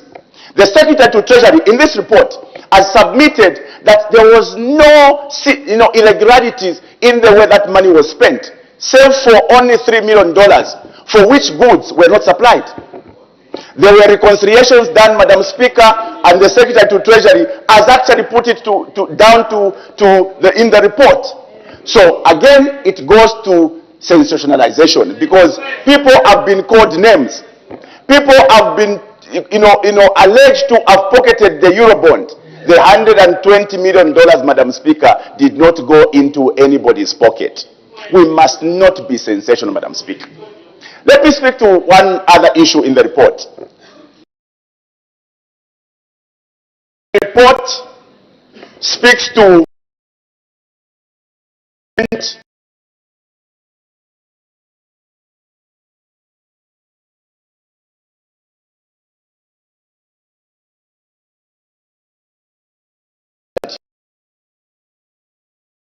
I was report. Please He's passing a lot of unpalatable as he walks out. It's uncalled for, Madam Speaker. Just continue with your debate, honorable member. You have the protection. Proceed. Madam Speaker, the report speaks to a supplier credit agreement between Mikalile Trading and the Ministry of Education and Home Affairs. A supplier credit agreement is like a PPP arrangement, where government does not have money and seeks for a supplier to finance the supply of goods and services. In this instance, Madam Speaker, we are told Mikalile supplied the Ministry of Home Affairs with cameras. We are told Mikalile supplied the Ministry of Education with furniture. Madam Speaker, the audit query was that this contract was irregular. Madam Speaker, the supplier credit agreement is not an irregular arrangement. A PPP project or arrangement is not irregular. These are provided for by the law. So, when you have people that would want to stand on the mountain top to allege that corruption has been created, we are talking about a Zambian who ordinarily should be supported. In Zambia today, people want to support foreigners and not indigenous Zambians. This is a gentleman who had money to supply the Republic of Zambia with what they needed when the country did not have money. But today we institute or we constitute a team to undertake a special audit just because we believe a Zambians must not do business in Zambia or a Zambians must not make money. We have poverty mentality in Zambia, Madam Speaker, to an extent where if a Zambian is doing fine and doing business with the Republic of Zambia, he is alleged to have done or conducted in illegal business. Madam Speaker, the supplier credit arrangement of Mikarile with the Republic of Zambia was not irregular. We should not allow Zambians or people to be sensational in the issue of corruption. Any corrupt allegation must be proved through investigations and an audit such as this one is a starting point. Madam Speaker, I thank you. Thank you very much. The Honorable Member for Mongo Central. Good morning. Thank you very much, Madam Speaker, for giving the people of Mongo Central a chance to support this report. Madam Speaker, I'm very glad that the University of Zambia students are in this house so that they are able to assess the kind of leadership that they had in this past. If you are going to spend 32 million... Honorable members, these people are our guests, so please don't involve them in your debate. So they understand why they were not receiving meal allowances. If we are going to spend 32 million on a project, on a university, FTJ Chiluba University, 32 million kwacha spent, $32 million spent, and there is no building that has been built on that site, and you call it that was perfectly done, then I don't know how to describe such a person who utters such a statement. If you are going to procure a computer that is supposed to cost 5,000, 6,000 kwacha at 90,000 kwacha through Bikalile, and you call it prudence spending, then I don't know what to describe that kind of leadership. If you are, Madam Speaker, let me remind the Zambian people through this house that when the Union government took over government, this country, the government of PF had defaulted. They could not pay even the civil servants in the civil service. They could not recruit teachers. They could not recruit doctors. There were no medicines in the hospital simply because the treasury was bankrupt, because somebody was pocketing the money. That's why you can hear stories of somebody giving several properties within his family, filling stations within his family. Where was that money coming from? That is stealing. And you call it that you are prudently managing this economy. Order, honorable members. Madam Speaker. Order, honorable member for Mongo. Honorable members, let's remain calm and let's not interrupt. Order.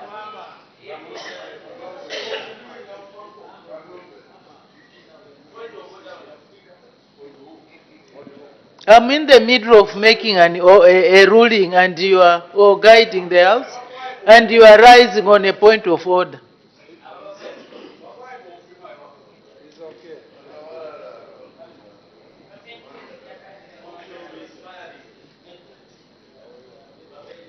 Order, honorable members. Honorable member Fonkana, you were allowed to debate. There was nobody interrupting you, and I protected you. So when others are debating, let's allow them time to debate. If any honorable member has a point, if any honorable member has a point to raise, please put it down. That's why we are sitting today from morning until night time, so that you honorable members are given sufficient time to debate this report. So hold your fire, put your points down. When it's time for you to debate, then you can debate. But let's not interrupt proceedings by, or any member's debate by raising on points of order. May the honorable member for Mongu continue. Much obliged, Madam Speaker. If you are going to contract a road from Lusaka to Ndola at $1.2 billion, for that matter, and the new Don government is able to do the same road at 1/3 of that price, then you call yourself prudent manager. Then I don't know what is wrong with some people in this country. That road from Ndola to Lusaka to Ndola, the new Don government has been able to reduce that cost to just over $600 million, which we are supposed to do for $1.2 billion. The people of Zambia must wonder where he wanted to take the rest of the money. Some of the people... Order, as the time is 10:40 hours, I suspend business for 20 minutes for a health break. Good morning. Thank you for still being with us on Parliament Television.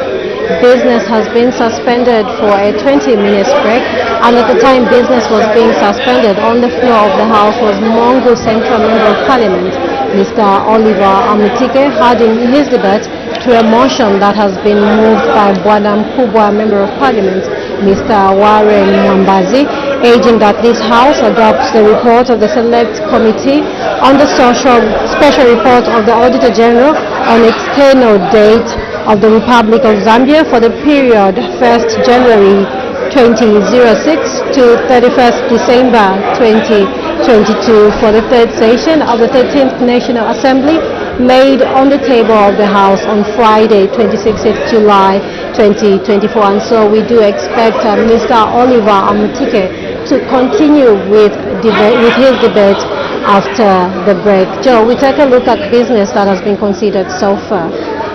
Yes, so when business resumed this morning at 09 hours, Madam Speaker did make two announcements, and in the first announcement, she did say that she received a communication to the effect that in the absence of our Honorable Vice President, who is attending to other government business, the Minister of Home Affairs and Internal Security, Honorable Jack Mwembo MP, has been appointed acting leader of government business in the House from today, 31st of July 2024 until further notice. And in the second announcement, Madam Speaker recognized the presence in the public gallery of students from the University of Zambia Development Studies Association in Lusaka district.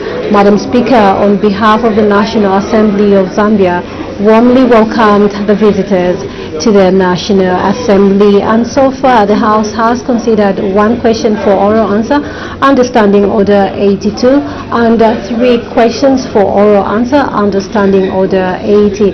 We will get to the details at a later stage, but just now we go for a break. Keep watching Parliament Television.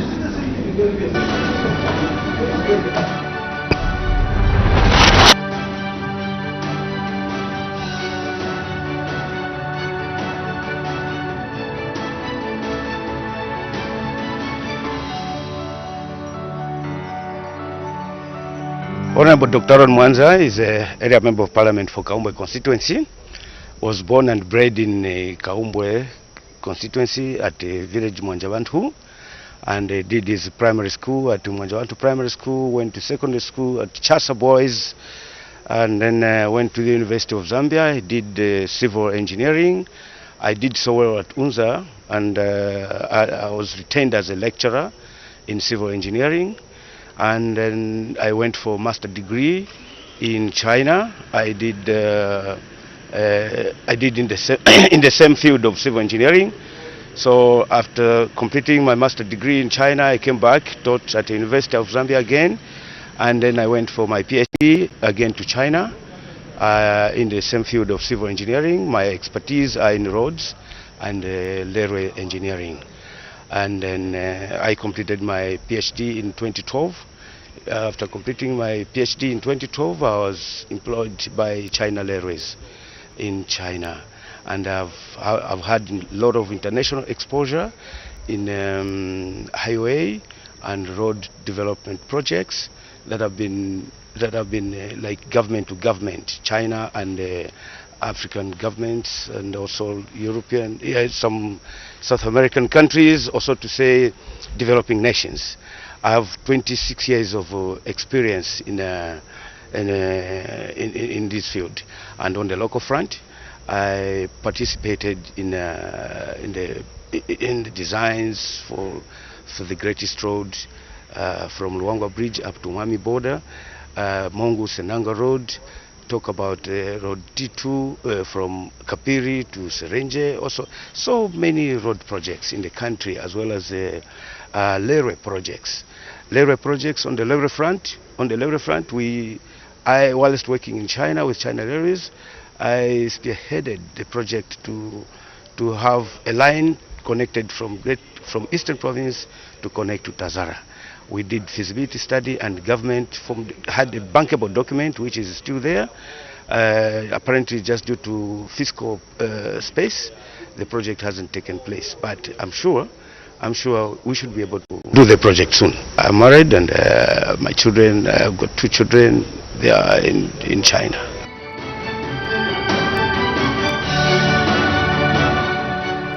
Kaumbwe constituency, has a population of 60,000 people. Kaumbwe constituency is bordering Mozambique. And in terms of other constituencies, it is bordering Kapoche constituency and the Petauke Central. Kaumbwe constituency is the least developed constituency in Zambia. Zambia has 156 constituencies. Now we are the least developed constituency in the country.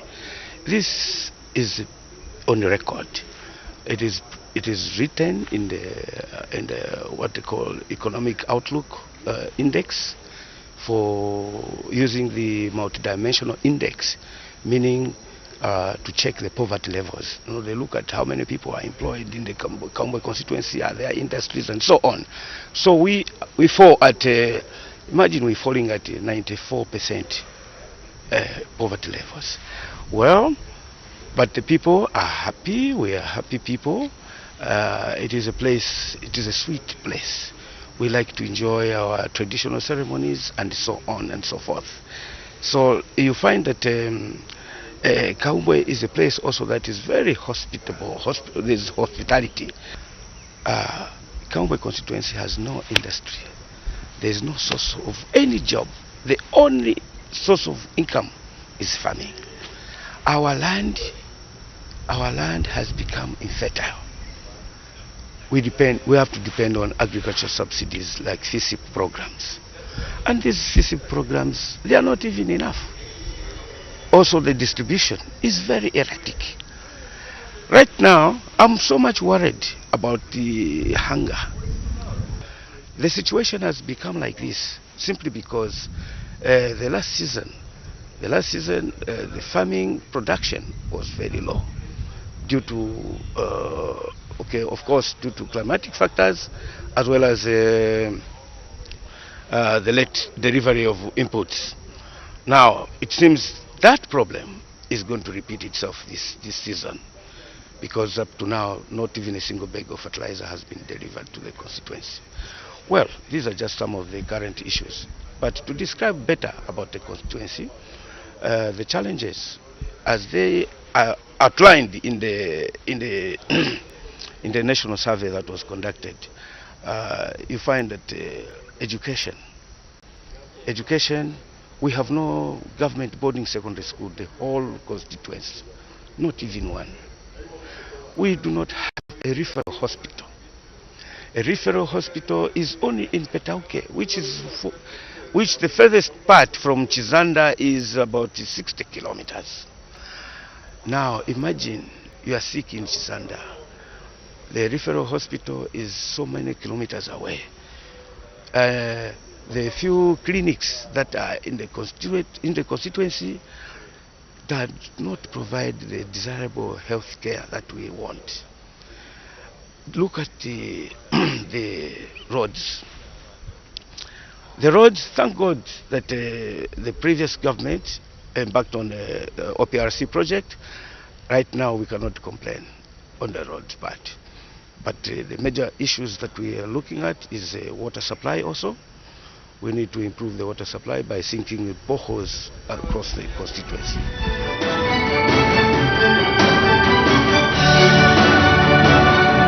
The development agenda, first of all, I'm looking at improving the livelihood of the people by, first of all, providing education, which is education is an equalizer. We need to provide education, and so we're going to provide education by upgrading at least 4 day secondary schools to full-time government boarding secondary schools, namely Manjawantu Primary School, Manjawantu Day Secondary School, Lusinde Day Secondary School, Ngombeni Matole Secondary School, and Zumaire. These, they are in plan that we upgrade them to full-time, fully fledged government boarding secondary school. Why this step? It's because they will realize the benefits from government in terms of government bursaries. Right now, government has given us 40% of the CDF to be used on government bursaries to support students, and yet in my constituency I can only afford 70 students.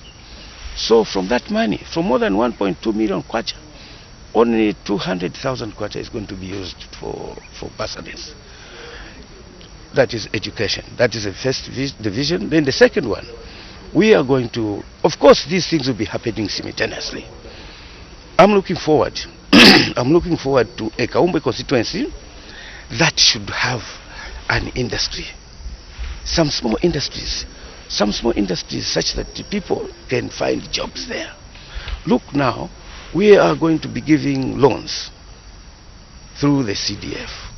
These loans, people are supposed to open businesses. Now, to open businesses, there's need to have a very good environment, such as electricity, to provide power, electricity and water. So people can open welding shops, and they are able to rear some chickens, and there should be electricity, even to keep pigs and so on. And we form a small national meeting, like national meeting in Lusaka here. It should have everything there.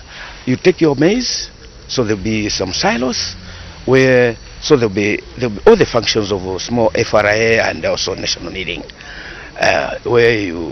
So these 5 plants, put them together to increase the production capacity, and then you have storage sheds for raw materials, also storage sheds for distribute to consumption centers like secondary schools, police, and so on and so forth, also to chop. So in that way, there'll be a lot of people that can get jobs in those areas. And also I'm looking at least have one skills training college, because it is very expensive to send somebody from Kaumbwe to come and study at Lusaka trades in these days of hardships due to the hardships of the economy. So we are trying to look at upgrading one of the secondary schools, which is we are earmarking Zumaire, which is at the center. We try to now through the CDF we'll make it to be a fully fledged government secondary school. Then later we will now put a skills training college. This skills training college is going to be unique in the sense that the people that are supposed to be to receive training in that place are not supposed to have the criteria is not supposed to be like to look at somebody who got 6 points or 17 points or whatever. As long as you can speak Chinsenga or you can write a little bit, we will have skills like catering. I don't need somebody who has a certificate in grade 9, so we'll be offering courses that are practical department and also academic. Practical, for those to be enrolled in the practical section, they just need we just need to tap their talent. They will not have written exams. All they will be doing is just to go for practicals. Like people to learn mechanics, there's no need to teach them about the combustion system of the car, but there will be a model of a vehicle, a model of an engine, and the teacher would dismantle that engine and teach them, assemble. After assembling, then they will. So this is the vision.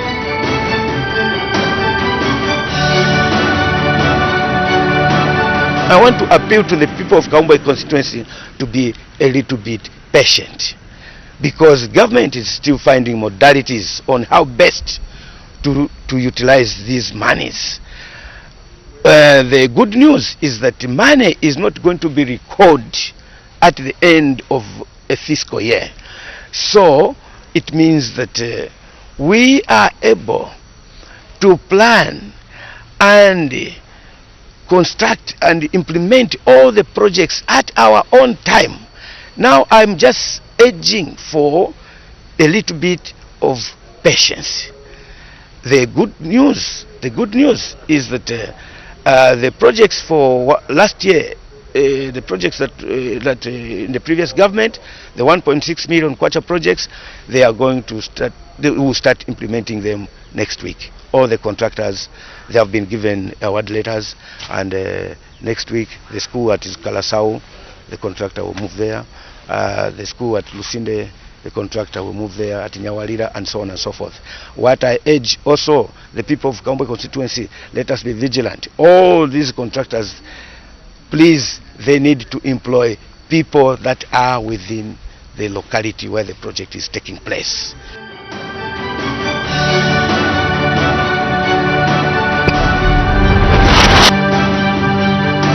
As many as are of that opinion, say aye. Hello, I'm Henry Kapata, Minister of Information and Media, Director and Spokesperson, bringing you the latest from our National Assembly. Earlier, we witnessed an important moment, a commitment to transparency and effective governance. The National Assembly has adopted the committee's report on the parastatal bodies and statutory institutions. What does this mean? It's about holding these institutions accountable for their financial management during the year ending December 31st, 2022. Funds for procurement of medical equipment was provided to Zambia. Procurement processes are ongoing.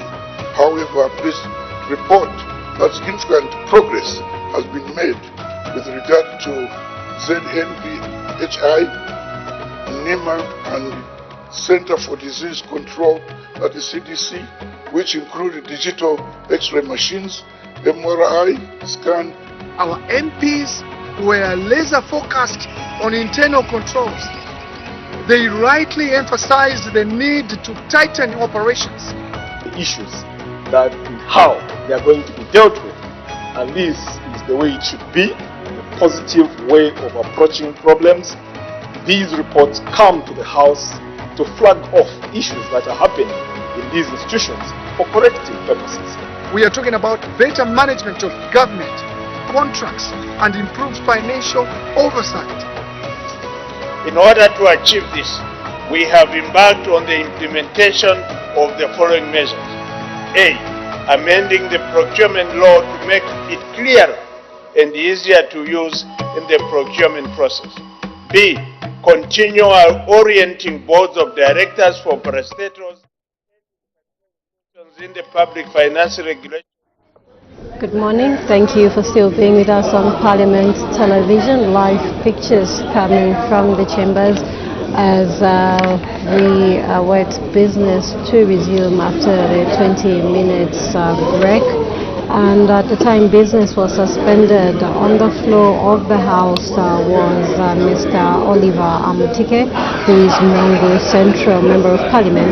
He was adding his debates to a motion that was moved earlier by Mr. Warren Mwambazi, Bwanamkubwa Member of Parliament, urging that this House adopts the report of the Select Committee on the special report of the Auditor General on external date of the Republic of Zambia for the period 1st January 2006 to 31st December 2022 for the third session of the 13th National Assembly laid on the table of the House on Friday, 26th July 2024.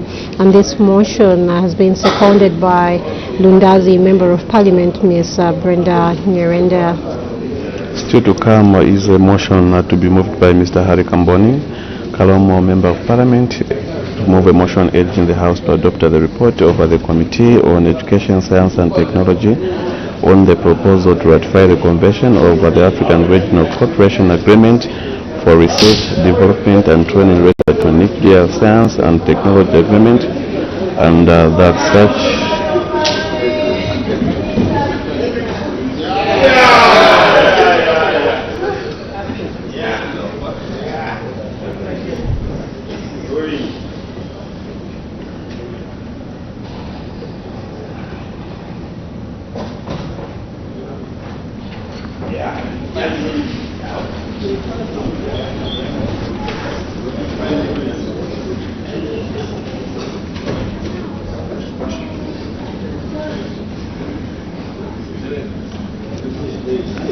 So Mr. Harry Kamboni, Kalomo, Member of Parliament, will move a motion urging the House to adopt the report of the Committee on Education, Science and Technology on the proposal to ratify the Convention of the African Regional Cooperation Agreement for Research, Development and Training related to Nuclear Science and Technology Agreement, and that such adoptions signifies the approval of the House for the third session of the 13th National Assembly laid on the table of the House on Tuesday, 30th July 2024. Bells are still ringing. A quorum has not yet been constituted. It is a requirement that 1/3 of members of Parliament need to be present for business to be transacted on the floor of the House. So once a quorum is constituted, we do expect business of the House to resume. And other orders that we expect the House to consider today, we have the Civil Aviation Authority Amendment Bill, National Assembly Bill number 9 of 2024, to be considered at second reading stage. And we also expect the Civil Aviation Amendment Bill, National Assembly Bill number 10 of 2024, to be considered at second reading stage. We also expect the Zambia Codification Authority Bill, National Assembly Bill number 7 of 2024, to be considered at committee stage, and also the Minerals Regulation Commission Bill, National Assembly Bill number 1 of 2024. There will be a resumption of committee work. When business was suspended, the House was considering the motion moved by the Honorable Member for Bwanamkubwa that this House adopts a report of the Select Committee on the special report of the Auditor General on the external debt of the Republic of Zambia for the period 1st January 2026 to 31st December 2022 for the third session of the 13th National Assembly laid on the table of the House on Friday 26th July 2024, and the Honorable Member for Mongu was debating. May the Honorable Member continue? Thank you very much, Mr. Speaker. Let me put it again on record and remind the members in the House that this report that we are debating now is from 2006 and 2022. And we all know who was in charge for most of that period. And on a later note, I was approached by one colleague of mine, a friend of mine, PF, I won't mention his name because I don't want to embarrass him, that please don't hammer much on me because me, I only $85 million from that money. Mr. Speaker, if a member of parliament can stand on this floor of this honorable house and claim justification for what happened at FTJ, where 33 million US dollars was paid out and only the foundation has been done, then there must be something wrong when you do that. Because how do you justify $33 million on foundation alone? How do you justify buying of the fire tenders at $1 million when this thing can cost just over $100,000? How do you justify that? How do you justify being awarded a contract of solar power? Some of the people who want to raise points of orders on me were awarded a contract to build solar hammer mills the whole country, and nothing has been delivered. That's why people are suffering in the rural areas. How do you justify that? How do you justify, Honorable Mr. Speaker, people have been awarded contracts for roads, feeder roads. We were in Iteji. People have been awarded contracts. There's still no road. It's a drafty road. Those people are in this house. How do we justify all that? And we say that we are managing this country prudently.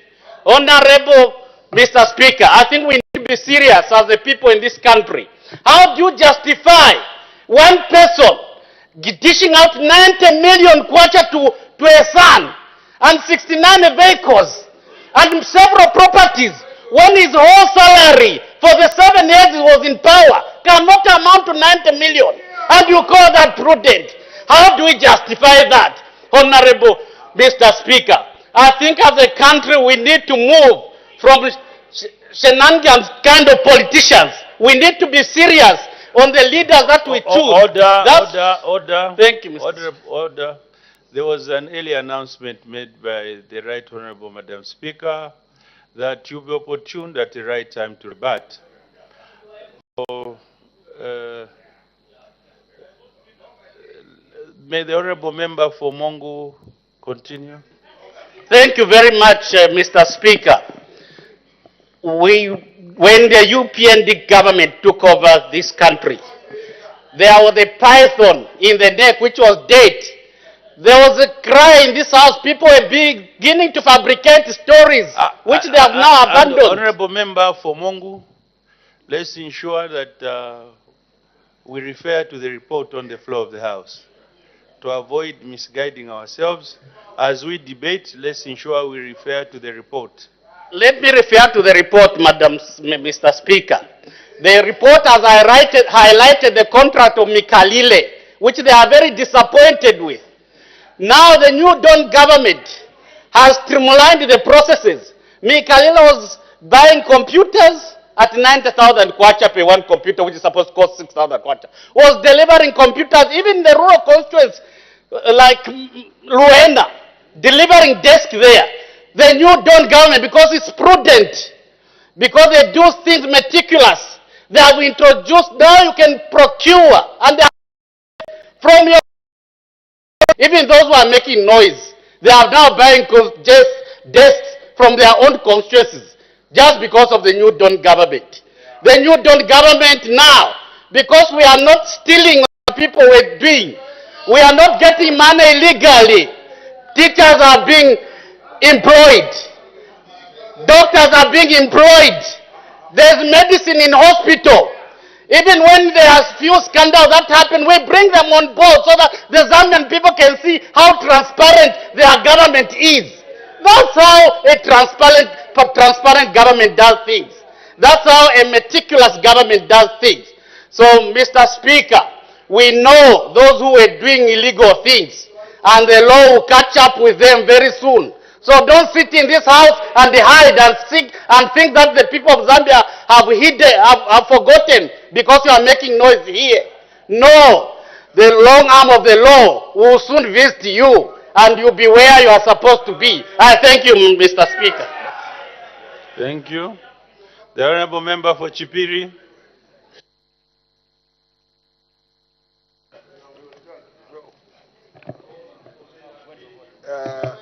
Thank you, Mr. Speaker. I always mistaken you to be Madam Speaker. Thank you, Mr. Speaker. Much of the issues has been said, especially the seconder of the motion. I was very much interested on FTJ. The issue is very clear. Mr. Speaker, I think it's important that we understand how the contract is made. If the contract says you have to pay a contractor advance payment for mobilization or design, you have to do that. The FTJ issue was given that money for 33 million plus dollars. That was in the contract signed by this government. Now, when I say this government is the Republic of Zambia, we have no two states here. It's the government of the Republic of Zambia. So, I'm sure the Minister of Infrastructure is familiar and is aware of the contract that was signed. They were supposed to pay that kind of money to that contractor of 15% of the total sum. And the money was paid specifically for mobilization and design. And the contractor had to move on site. And the contractor started doing something. But the contractor did not abandon the project. It's the Zambian government which terminated the contract after failing to fund the contractor. So we have heard people here, inside and outside, where people have been saying we're going to recover the money. People of Zambia, Luapula, especially people of Luapula, are waiting for the new Dawn government to recover the money so that you can continue now constructing that university in Luapula province. That's people are expecting you. They want you to recover the money because you have promised the people of Zambia, Luapula province in particular, that this money is going to be recovered. But I can assure you, this money cannot be recovered. Why? Because that was for the design and the mobilization. You cannot recover that money unless it was the failure of the contractor or poor performer. That's the time you can say, no, we can recover this money. But not you as a state where you cancel the contract for your failure to finance that project.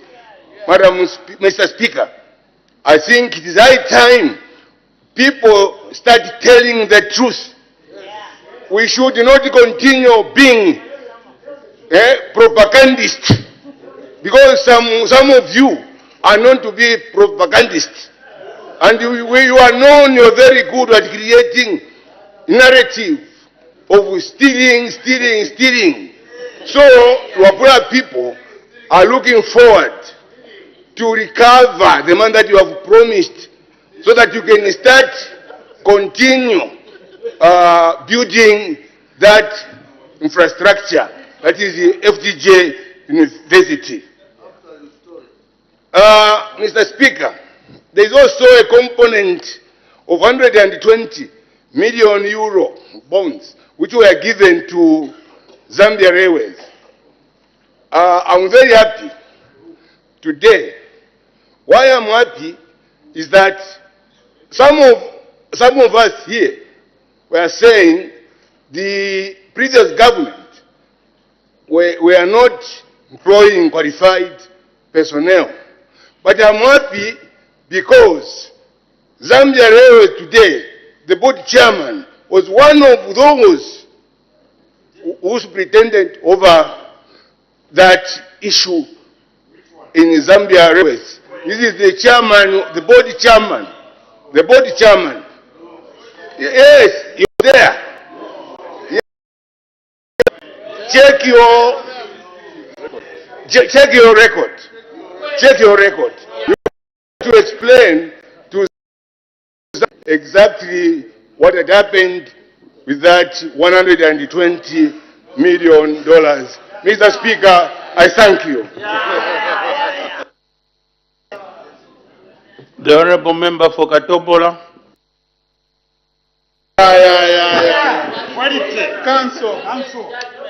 Thank you very much, Mr. Speaker, for affording the people of Katombora constituency an opportunity to try and contribute to the report of the Select Committee that was tasked, Mr. Speaker, to try and scrutinize matters that has to do the special audit.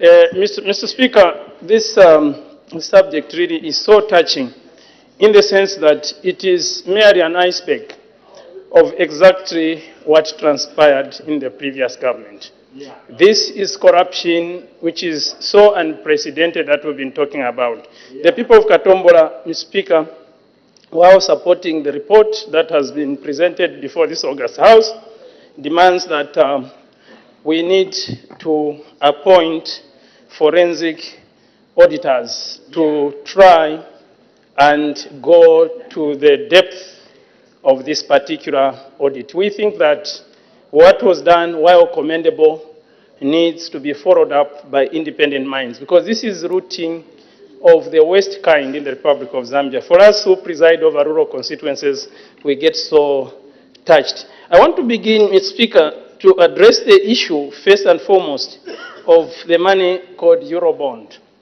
The Zambian government, under the Patriotic Front government, procured debt, which was targeted to achieve particular milestones. The 4 billion euros that was acquired under the Eurobond was intended to capacitate Zambia Railways by buying new locomotive trains, which were never bought, and the money ended up in people's pockets. This is very serious, Mr. Speaker, and the audit report has categorically shown that Zambia Railways did receive money for procurement of new locomotive trains, acquisition and modernization of the railway line. This money never reached anywhere and ended up in the hands of few individuals in the previous government. And we think that we need to get to the root of the try and isolate the people that embezzled money belonging to the people of Zambia. Mr. Speaker, the Eurobond today, we want to thank the New Dawn for restructuring that debt. It has been successfully restructured under the New Dawn government, but we need to put it clearly that the people who misused and stole this money must be punished. Because I'll speak also, speak of the issue of Zamtel. Zamtel did receive money to try and put up new telephone towers. If I speak of Katombora constituency, Mr. Speaker, it's so shameful that it is only now that we've been given 19 towers to roll out, but yet there was money that was allocated. Zamtel was given $382,923,884,000 to try and put up telephone towers. But this money went in people's pockets. This is the reason why we are demanding, Speaker, from Katombora constituency, because we are actually the recipients of the problems that we are left by the PF government through the embezzlement of the Eurobond. So we still have a problem of telephone network today, Mr. Speaker. People still have to climb trees But yet this money was procured through debt. We think that the people who perpetrated and stole from the people of Zambia must pay back. And this can only be successfully done through a forensic audit that shall be done by external auditors and not government auditors. Because we know the general tendency of auditors that they protect each other. The same scenario with ZESCO. Today, the Speaker, we have a challenge with the issue of ZESCO. We are agonizing with load shedding, and people are trying to put a blame on the New Dawn government. Yet there was money under Eurobond.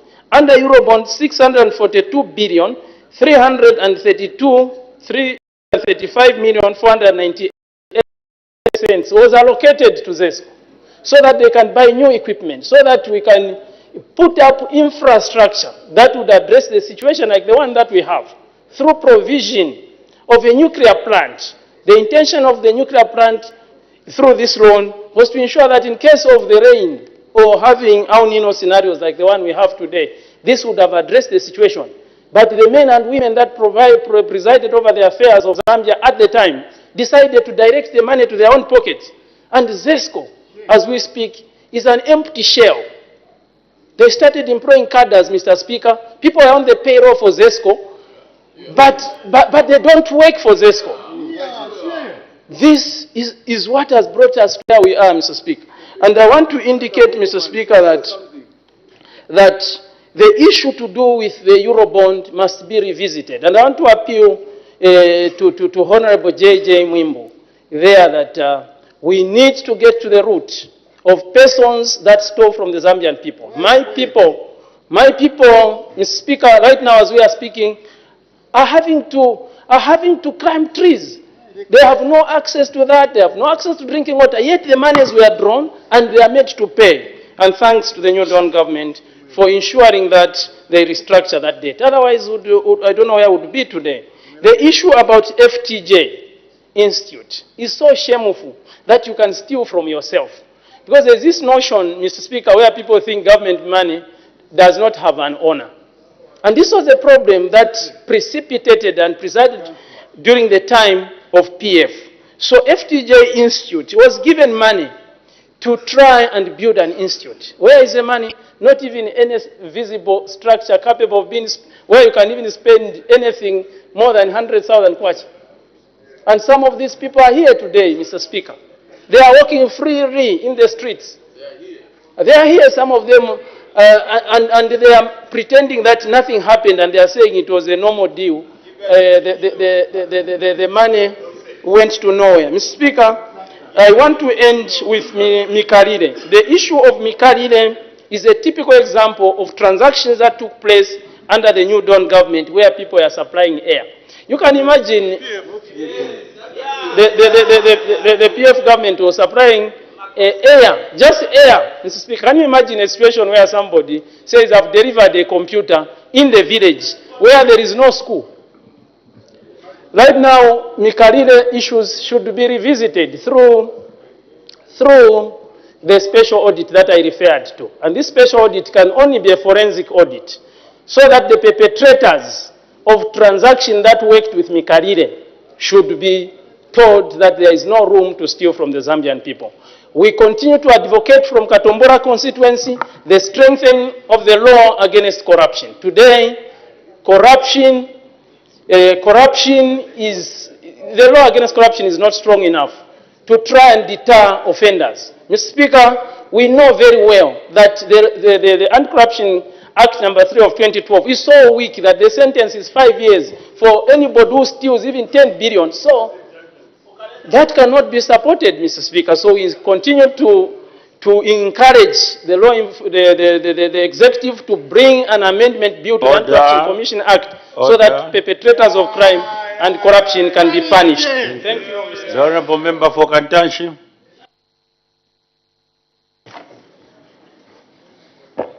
Thank you very much, Mr. Speaker. Mr. Speaker, I would like to thank you most sincerely and also to thank the Select Committee for a wonderful job that they did. Mr. Speaker, I've noticed for a long time now in the House that Auditor General's reports were indeed reports relating to misuse or misappropriation of funds have become a point of political jabbing of each other. Instead of learning from those reports and how best we can look after these meager resources. Because whilst we are here, the people that actually carried out these instructions or carried out these type of transactions are in their offices right now. And even as we leave Parliament, we'll leave them in the offices right now. Some of them probably are the ones that have even been appointed to positions of permanent secretaries. But the question is, what are we learning as a country from these sorts of transactions? And I think that is what we should try as a House to deliberate on and bring, for example, the suggestion from the previous speaker, some of the laws that are going to help us look after these meager resources. Mr. Speaker, I'll go to one of the heated ones, which is Mikalile, and what the report has talked about. It has essentially mentioned that, yes, the intention and policy by government, particularly in relation to Ministry of Education, was well intended. But the question is, how was the implementation? And whether that implementation makes sense. And that is why I have mentioned that we should focus on how best we can, optimize what we are learning from this. That our people out there can be able to also follow and see how government is, going about in trying to ensure that these sort of misdemeanors that are going on do not continue. So you start by buying computers before even making a school electrified, in this case solar. And we have for a long time bemoaned as to why would you build a school with no power and then later on you now start looking for power. Why not at the time of the school being advertised, on the other hand, you add also solar energy? Especially that these schools only spend 8 hours of the time open. Maybe for boarding schools it could be understood. But solar has worked almost everywhere. So in this case, you have a company which supplies computers to schools, and those computers are not being used. And yet at the same time, within the country, you have got competing needs. You have suppliers that you are failing to pay because you have channeled money, elsewhere. So I think the lesson there is, how is the Procurement Act performing? And is it really supporting our economy? Is it supporting our people to ensure that government works in a structured manner? Because it does not make sense. How can it be you buy computers when you know very well you have no power? Mr. Speaker, I will go to, for example, the road infrastructure, which has highly indebted this country. And I've been on the floor of this House asking the Minister of Finance to relook at these road contracts, Mr. Speaker. Why would you indicate in a road contract that there will be standalone time, there will be interest on an unpaid invoice? Okay, but you know very well that even at household level, we have a tendency of borrowing money from our friends. Lend me 100 kwacha, I'll give you tomorrow. When you know very well you won't pay tomorrow. And it has escalated even to government, because that is our nature. We never ever pay things on time. But look at the amount of debt that National Fund is sitting on. It's now chasing with the principal, I think around 3.5 billion kwacha. So the question is, how do you as a poor country lose $187 million? $187 million. And I'm sure even our financiers and cooperating partners must be scratching their heads as to how a country that is struggling to move its income status for its people can lose money like that. The FTJ University, how can we lose money like that? So for me, Mr. Speaker, the lesson is, these reports, when we're debating them, can we learn something and ensure that our people out there, the civil service, Who are the implementers of programs meant to alleviate our people out of poverty? Start to do the right thing by us making sure that we put corrective laws in place to not only protect ourselves here as the leaders in the country, but also to create a platform for them to be doing the right thing. How can you move money from Control 99, 100 million, and you cannot trace where it has gone? How possible is that, Mr. Speaker? So I think I'll end here, Mr. Speaker, with a clarion call that let us make sure that these reports, when they come on the floor of the House, they become the basis for us to do the right thing, make the correct laws, so that we protect our meager resources. Mr. Speaker, I thank you. Thank you. The Honourable Member for Kalabo Central.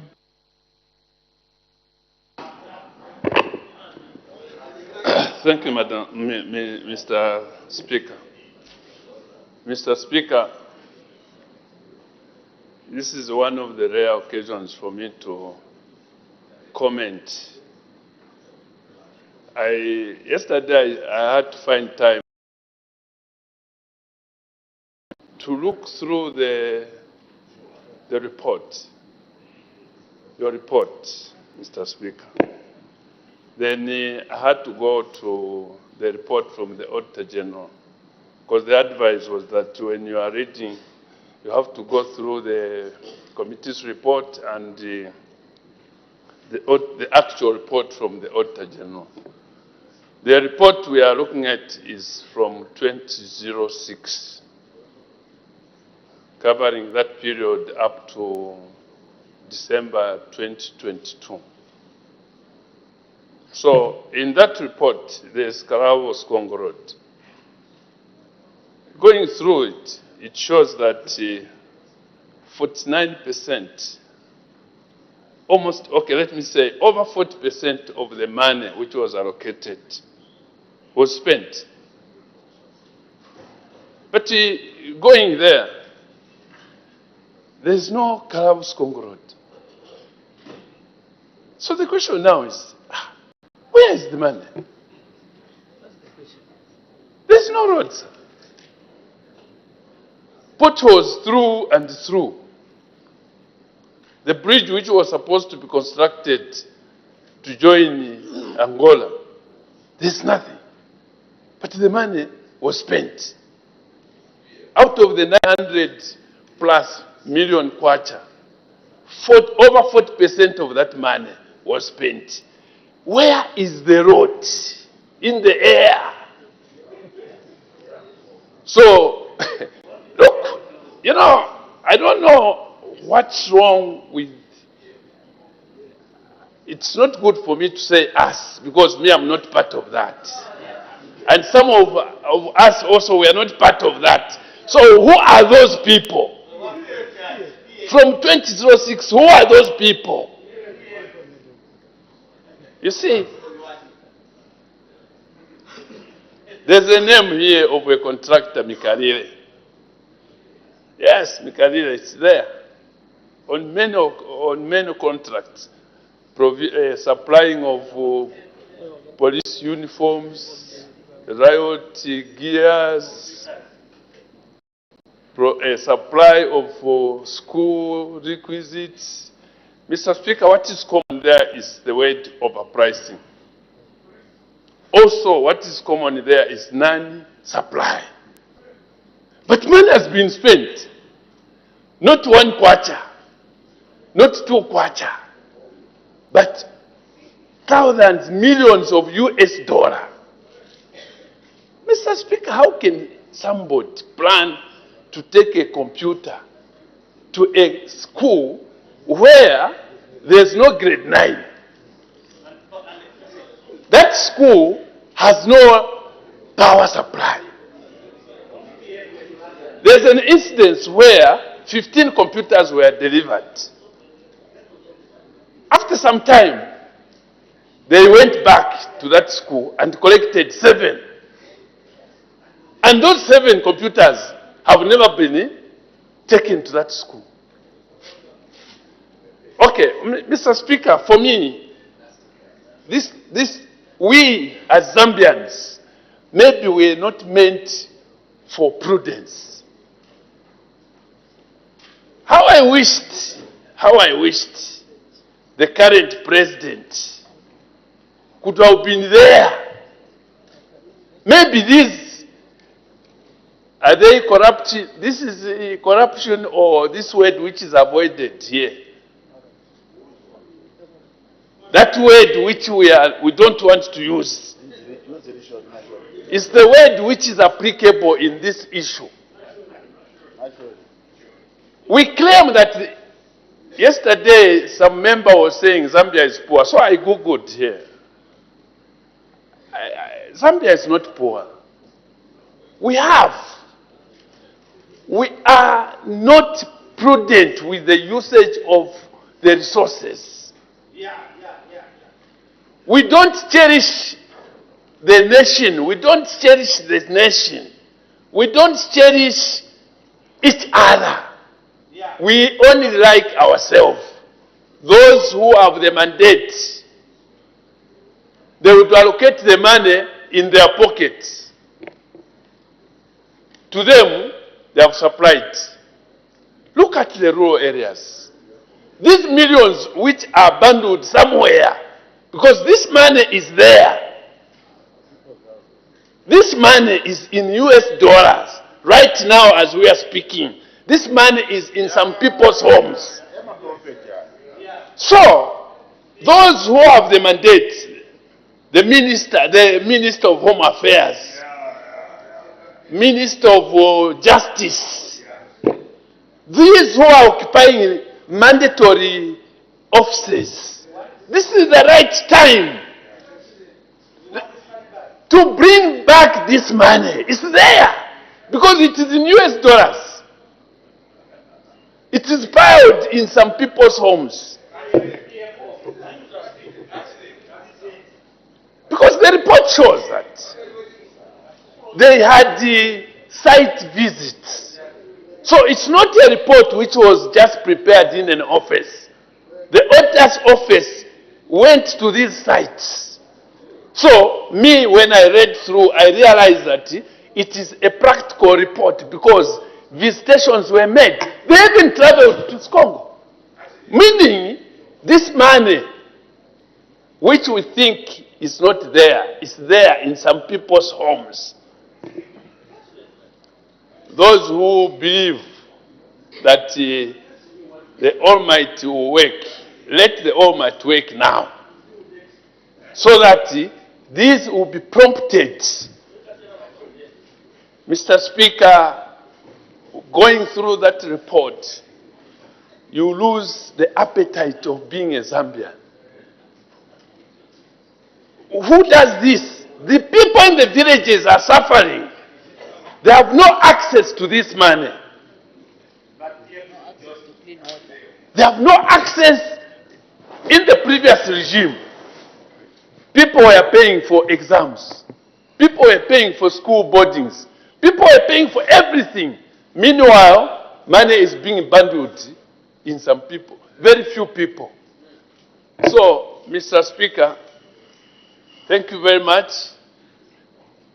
With the disappointment for that long period which has robbed Zambia its rightful resources which should have caused the development. Thank you, Mr. Speaker. Thank you. The Honourable Member for Shuangand will be the last one to debate and the Executive will respond. Thank you so much, Mr. Speaker.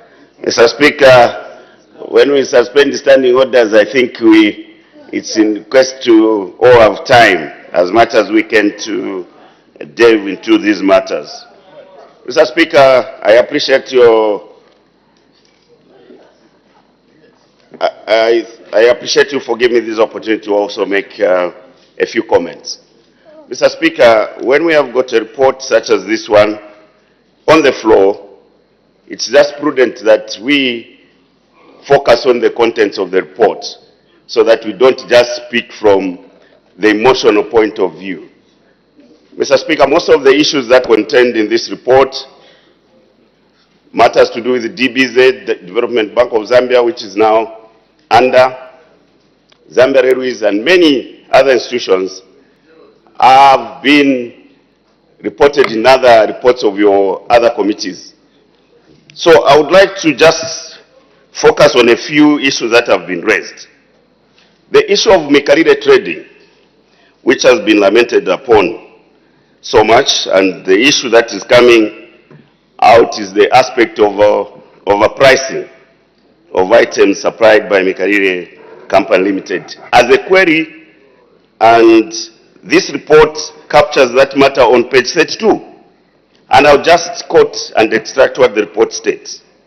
So, Speaker, a review of the contract documents for Lot 3 and 4 for the supply of 100 laptops and 30,000 desktops at the contract sum of $39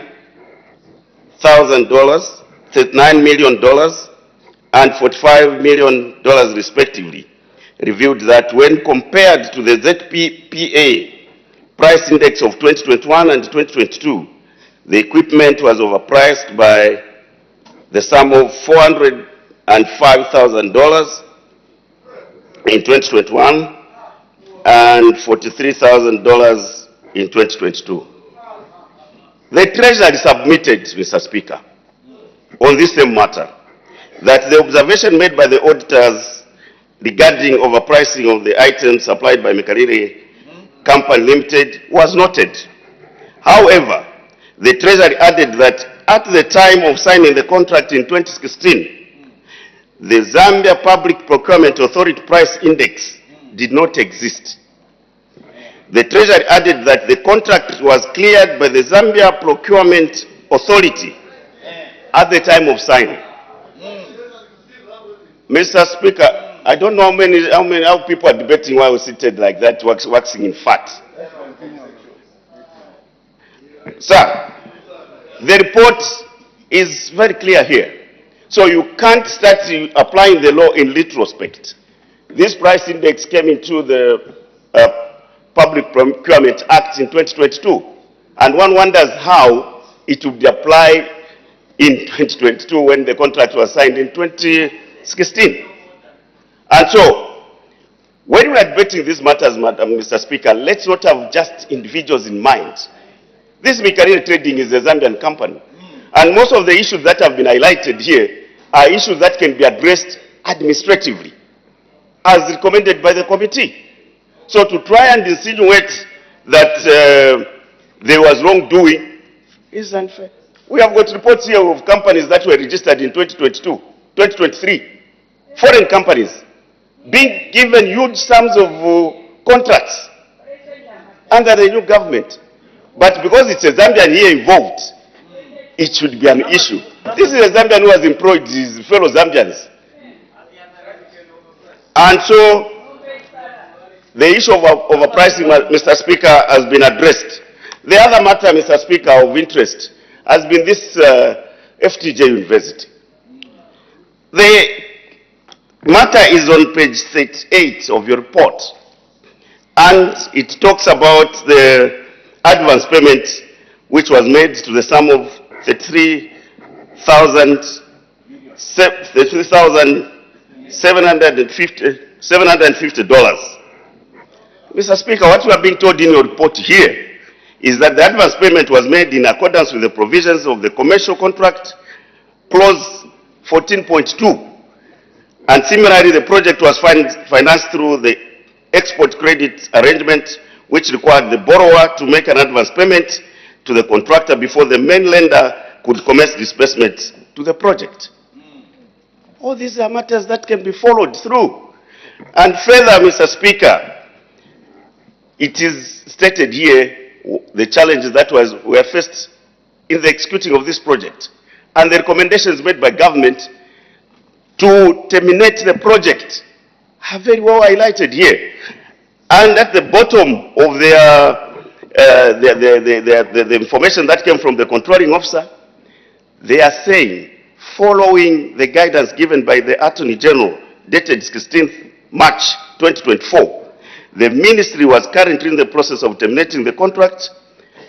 Therefore, the total sum of $33,750 $33,750,000 paid as advance payment would be recovered in full once a final account is prepared. That's what the report is saying. And so, if someone had pocketed this money, how is it going to be recovered in full? So, it's important, Mr. Speaker, that when we are deliberating on these matters, we don't use emotions, we don't use propaganda, which could have been churned out to try and malign certain officers, be it in government or at ministerial level. It's very important. So, Mr. Speaker, the issue of FTJ now, and here we are not being told of anyone who is going to be subjected to the law enforcement agency for arrest. Because the report is very clear. And what was interesting, Mr. Speaker, I must commend you, office, that you allowed the meetings of the the select committee to be heard on radio. Because the Secretary to the Treasury did respond to all the matters that were raised in here. And there's no need for members of parliament to start speculating, because this document has become a public document now. So, those who had queries, here are the responses. And we must thank your committee for making sure that all the matters that they dealt with, they provided recommendations. And where there is need for particular officers to be isolated and punished, that should be done. But to avoid, we should avoid, and we should avoid, Mr. Speaker, audits that are meant to witch hunt. We must avoid witch hunt. The same auditors that were auditing these items before, surprisingly, are doing this special audit, because there are other reports that are reflecting some of these transactions, which have already been tabled in this August House. Mr. Speaker, I thank you.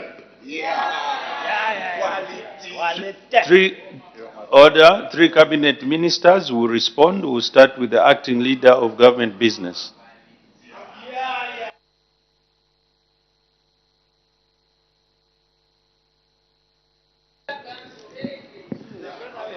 Thank you.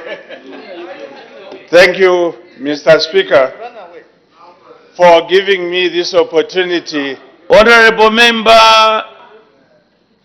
members, you are...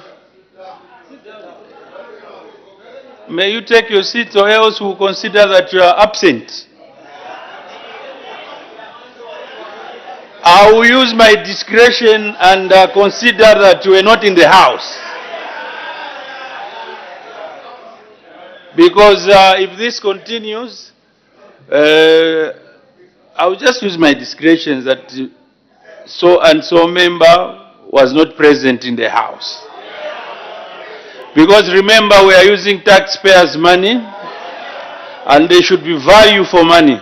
May the Honorable Minister continue.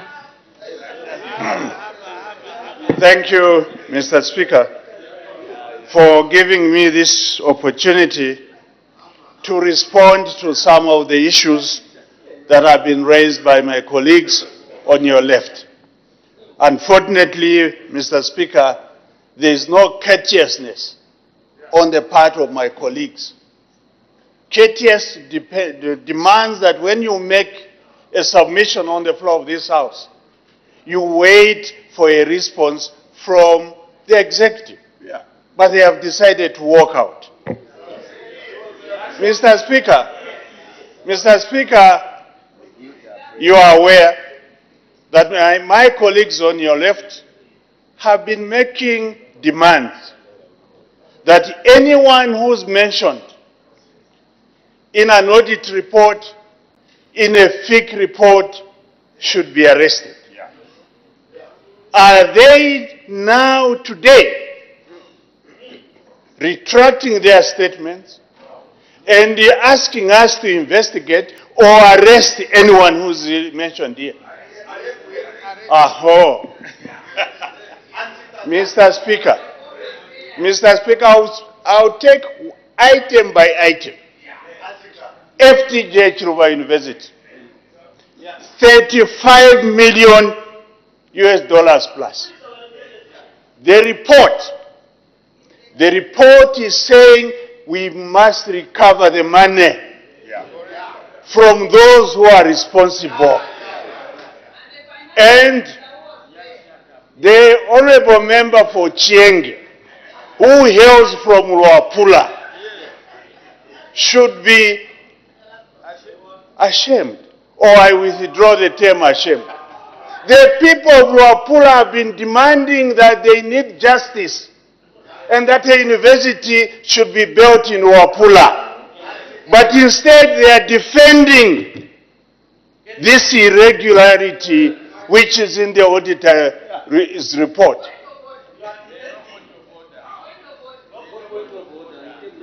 The members from Luapula and others have been saying there is nothing wrong that was done pertaining to this irregularity pertaining to FTJ. The report is saying we must recover the money. Member for Chiengi, let's avoid If there is no irregularity, why should we recover the money, Mr. Speaker? Why should we recover the money if there is no irregularity? And when there is an irregularity, Mr. Speaker, other formalities will follow, including investigation by security wings. And I want to state, Mr. Speaker, here, as Minister of Home Affairs and Internal Security, we shall follow this matter. And those who will be held, found liable, will be dealt with accordingly. Mr. Speaker, secondly,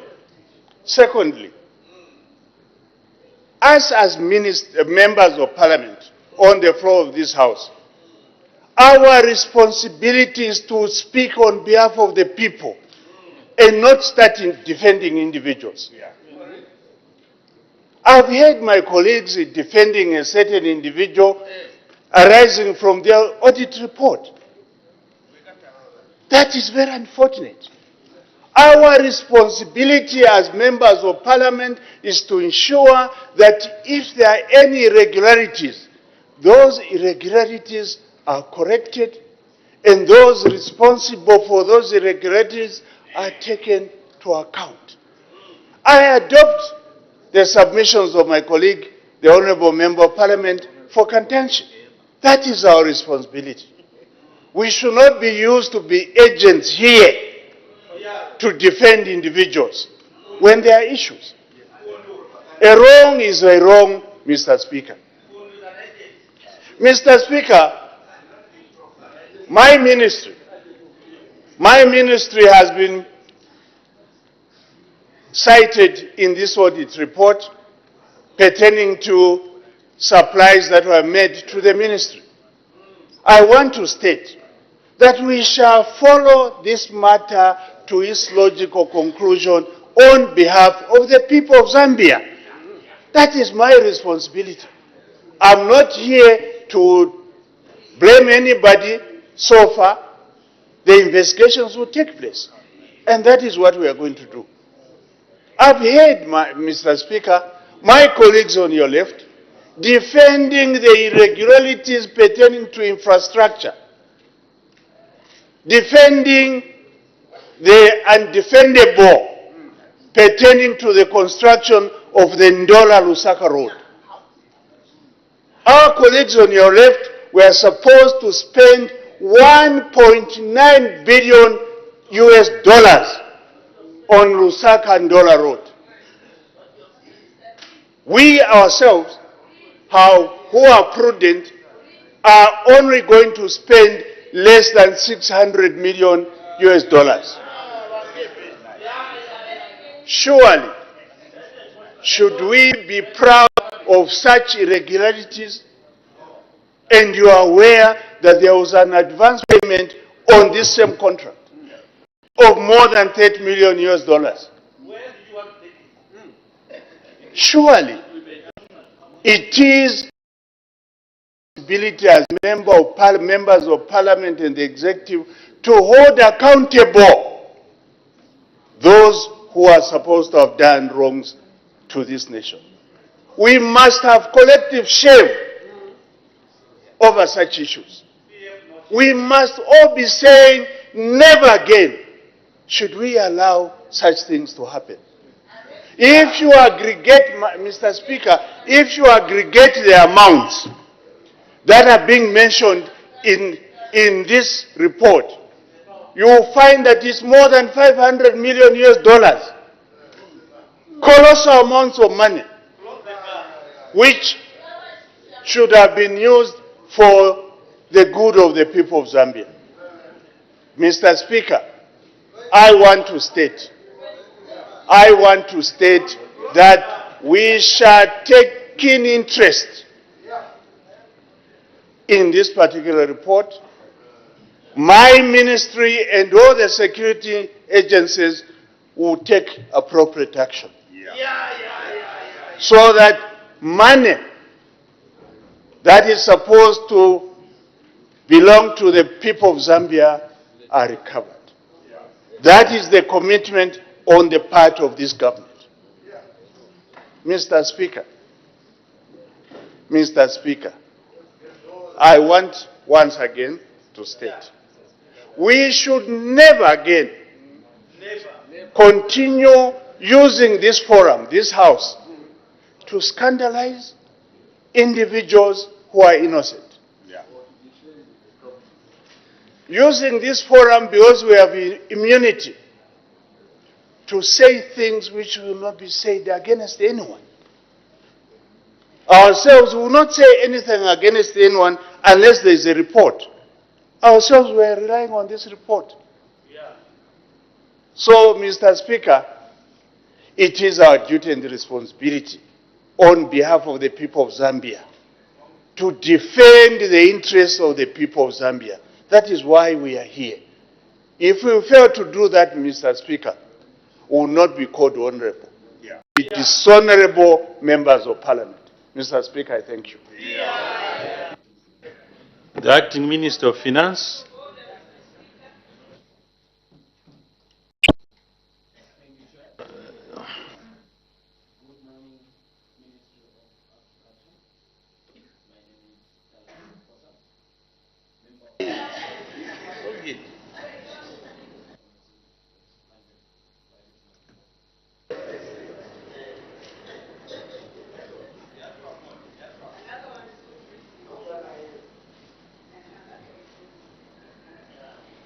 Mr. Speaker, I thank you for an opportunity to react to this report.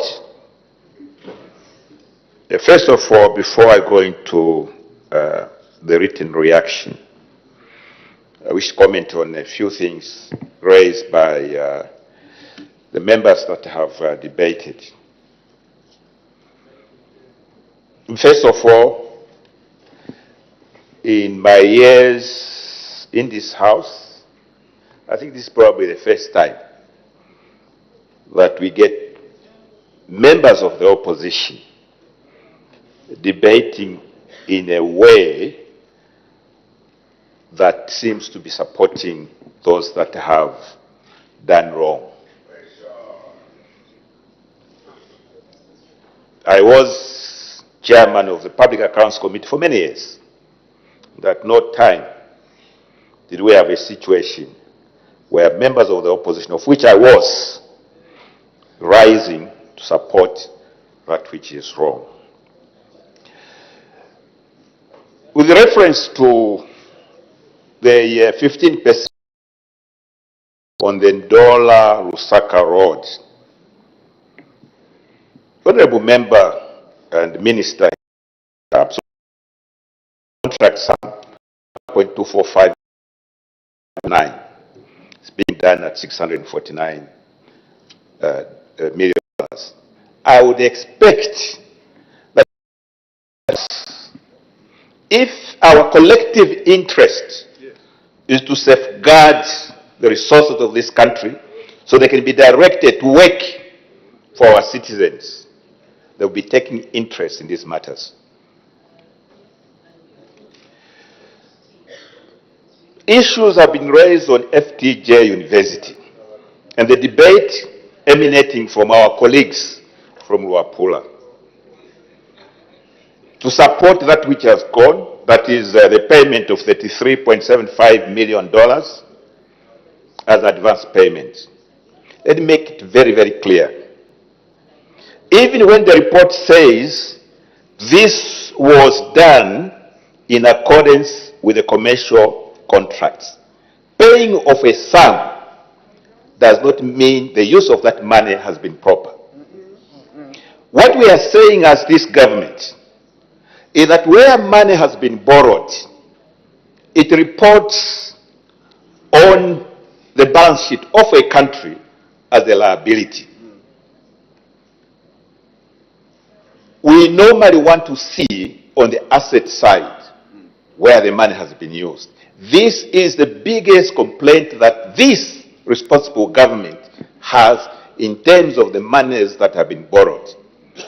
Very little to show on the assets. I expect members, those who come from Uchinga, who come from Northern Province, with relative to Nakonde Mbala Road, to be equally upset when they see a road that was constructed at such a huge sum failing within 4 years. It has deprived the people of that region and elsewhere use of this particular asset, not to defend that. In their desire to defend, wrong things have been mentioned. The money that was given from the Euro bonds, given to Zambia Railways, the $120 million, to the extent where the honorable member for Chipili, Honorable Cha, says that go to the board chairman now, the current board chairman, who we know, who is my friend, who I worked with in ZCCM, that he was there. He was not there. Eurobonds were obtained in 2012 under PA. That gentleman had long left Zambia Railways. I can tell you where he went, and he's a decent man. Do not malign him on the floor of this house. That's Honorable Hachipuka. In fact, by that time, the time when you say he was in Zambia Railways, he was in this house as a member of parliament from Babara. Mr. Speaker, there are many things that have gone wrong in our country, and we need to correct them.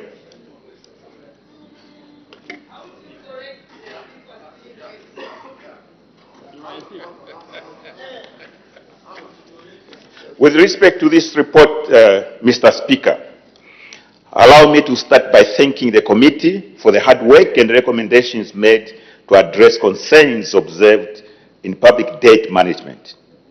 As the House may be aware, the Ministry of Finance and National Planning has been advocating for transparency in public debt management through enactment of the Public Debt Management Act number 15 of 2022, requiring National Assembly approval of all loan contraction.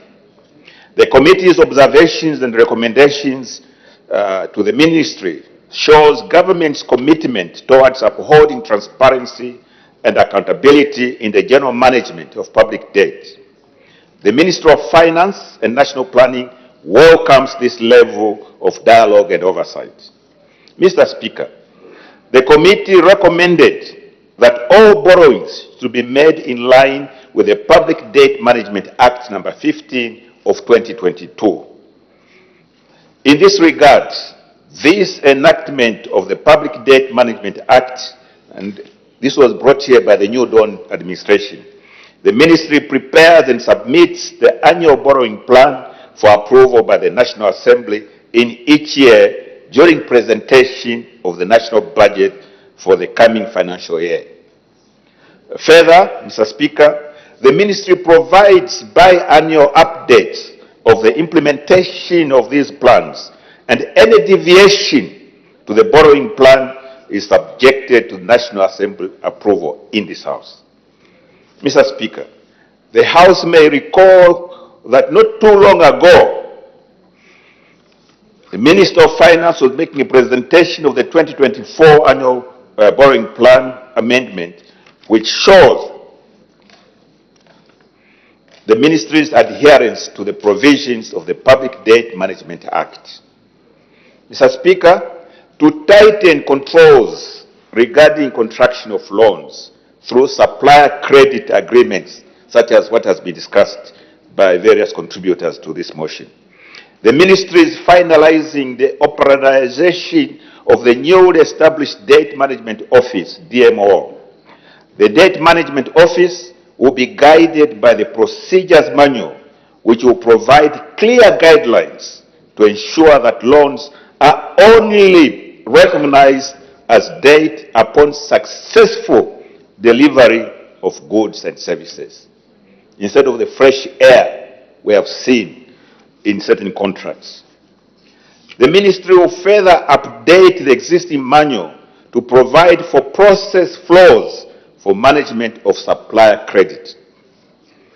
Mr. Speaker, the committee raised concerns on delays in disbursements on some of the already contracted loans as a result of the failure to timely meet project implementation milestones. I wish to acknowledge that the issue of delays in the implementation of projects is a serious concern and needs to be holistically addressed. The House may be pleased to know that some of the steps being taken to address the matter includes constant dialogue with the parties involved in the implementation of projects. For example, the country portfolio review meetings with the creditors and the project managers, and through this process, the Ministry has been able to unlock challenges and come up with solutions to ensure timely execution of projects. Mr. Speaker, the Minister of Finance and National Planning is committed to adhering to Public Procurement Act No. 8 of 2020 to avoid having contracts executed for which finances are not secured. You have heard some contracts here where contracts were signed with very little money already secured, and these didn't go anywhere. The Ministry will only grant Treasury authority to procure the services after reaching significant milestones in securing of the financing prior to execution of the supply contract. I further wish to inform the House that through the operationalization of the Public Debt Management Act, the Ministry has increased oversight of external debt contraction by public bodies. The utilization of funds, the cost of borrowing, and the debt carrying capacity of these public bodies will be assessed and to the House for approval prior to contraction. With regard to the concerns raised on the use of on-lending instruments to fund projects that provide essential services to the community, the Ministry will ensure that the on-lending instrument is only used when it has been determined through appraisal that the project is economically viable and the project returns are sufficient to allow the public body to meet its loan obligations. Mr. Speaker, the audit report has highlighted several internal controls, most of which are now being addressed by the Public Debt Management Act No. 15 of 2022. Going forward, Mr. Speaker, the Ministry will ensure... May the Honourable Minister wind up? The Ministry will ensure efficient and effective contraction and utilization of public debt by strengthening controls and adhering to the Public Debt Management Act. The Ministry will take proactive measures to address unresolved issues identified in the report based on the committee's recommendations. The Ministry remains confident that the close collaboration with the Office of the Accountant General, the Office of the Auditor General, the Office of the Controller of Internal Audit, as well as relevant controlling officers will culminate into continued prudent public debt management going forward. Mr. Speaker, I thank you. Thank you, Honourable Minister. The Honourable Minister of Education.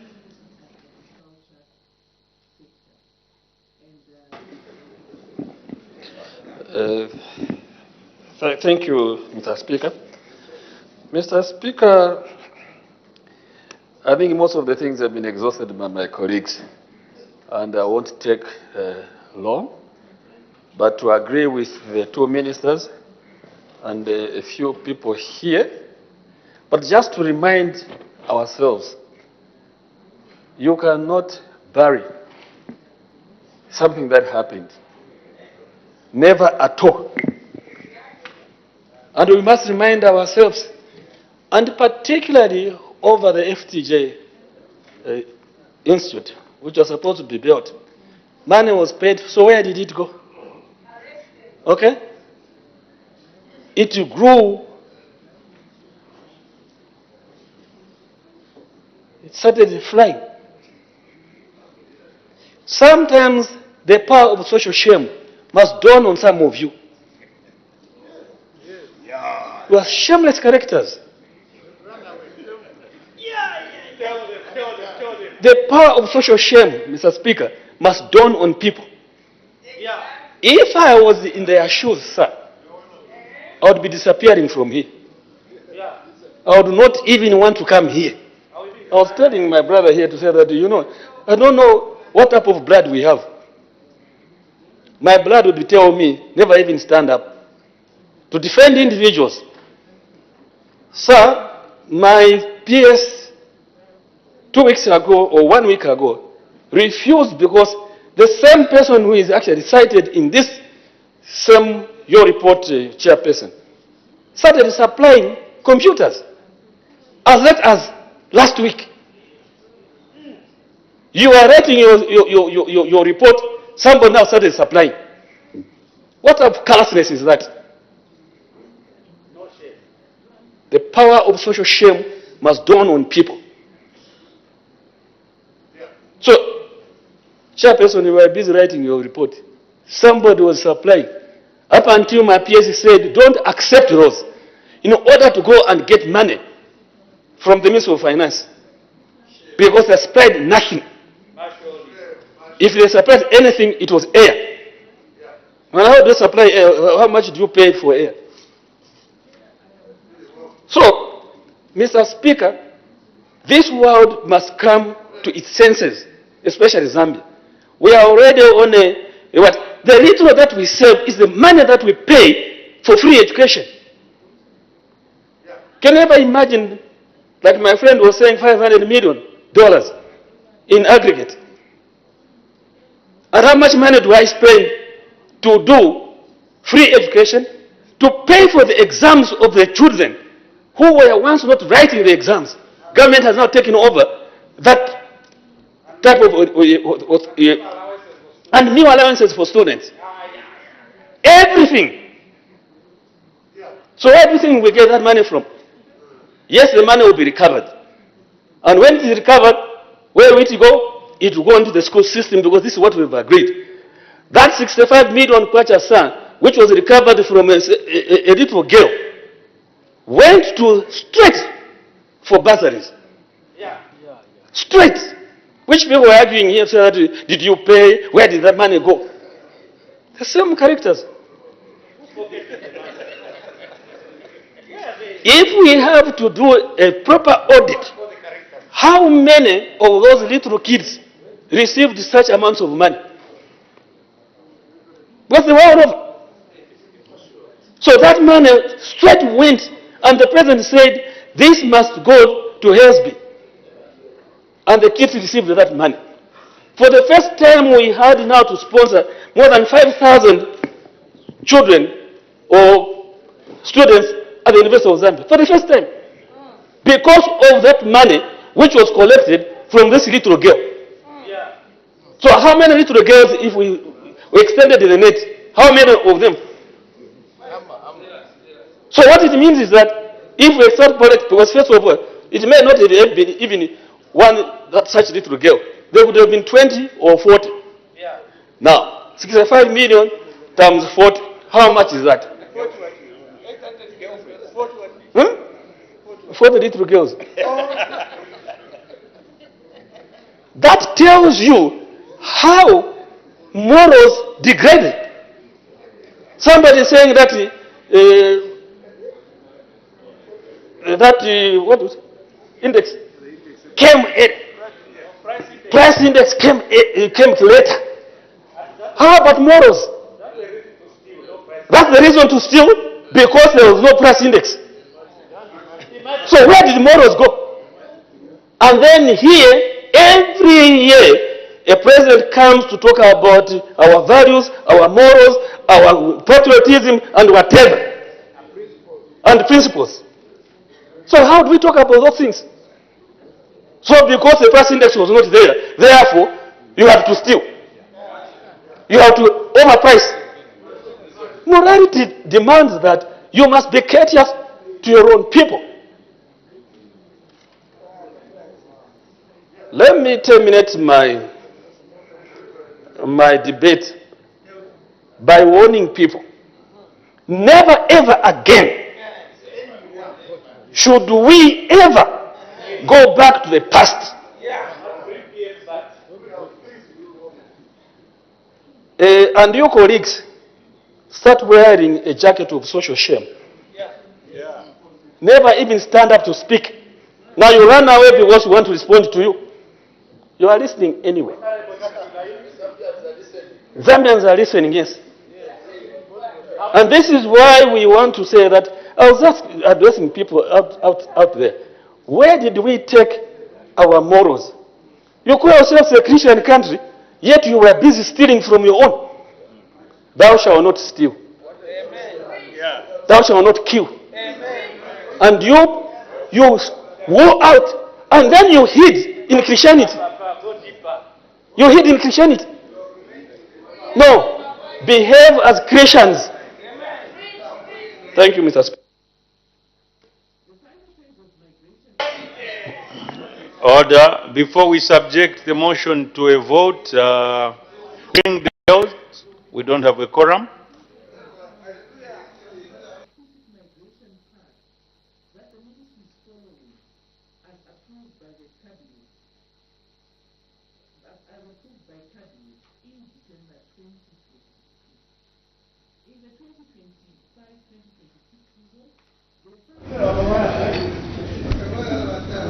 Good afternoon. Thank you for still being with us on Parliament Television.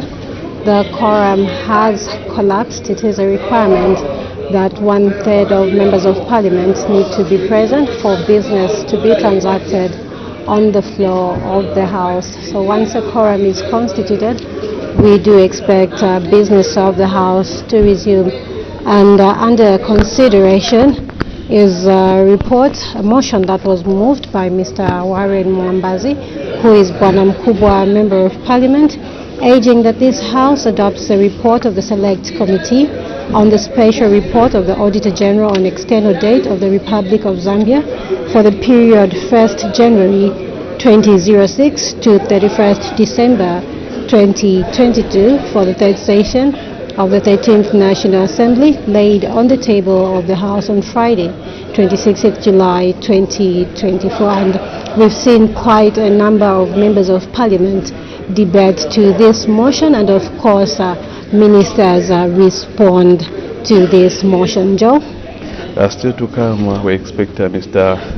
Harry Kambon, who is a Kalamo Member of Parliament, to move a motion urging the House to adopt the report of the Committee on Education, Science and Technology on the proposal to ratify the Convention over the African Regional Cooperative Agreement for Research, Development and Training related to Nuclear Science and Technology Agreement, and that such adoption signifies the approval of the House for the third session over the 13th National Assembly, laid on the table over the House on Tuesday, 30th July 2024.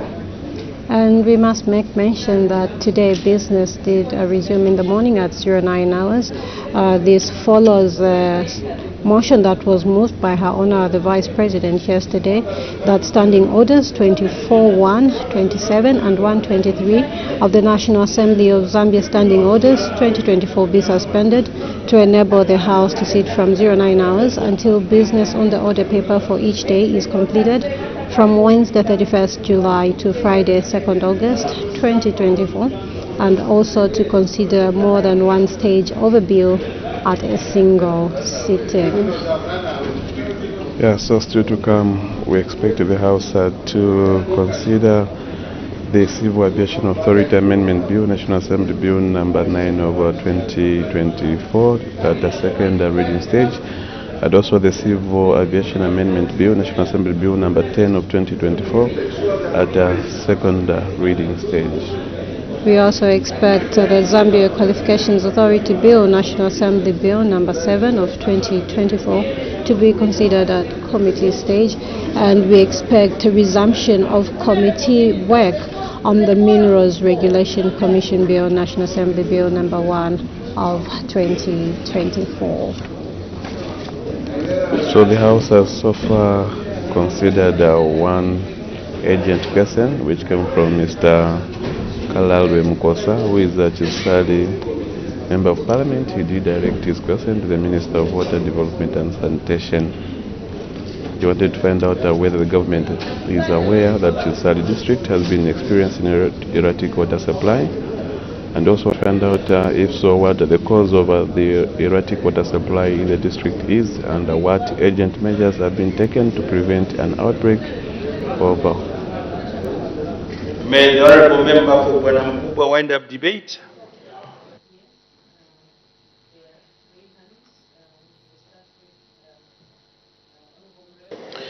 Thank you, Mr. Speaker.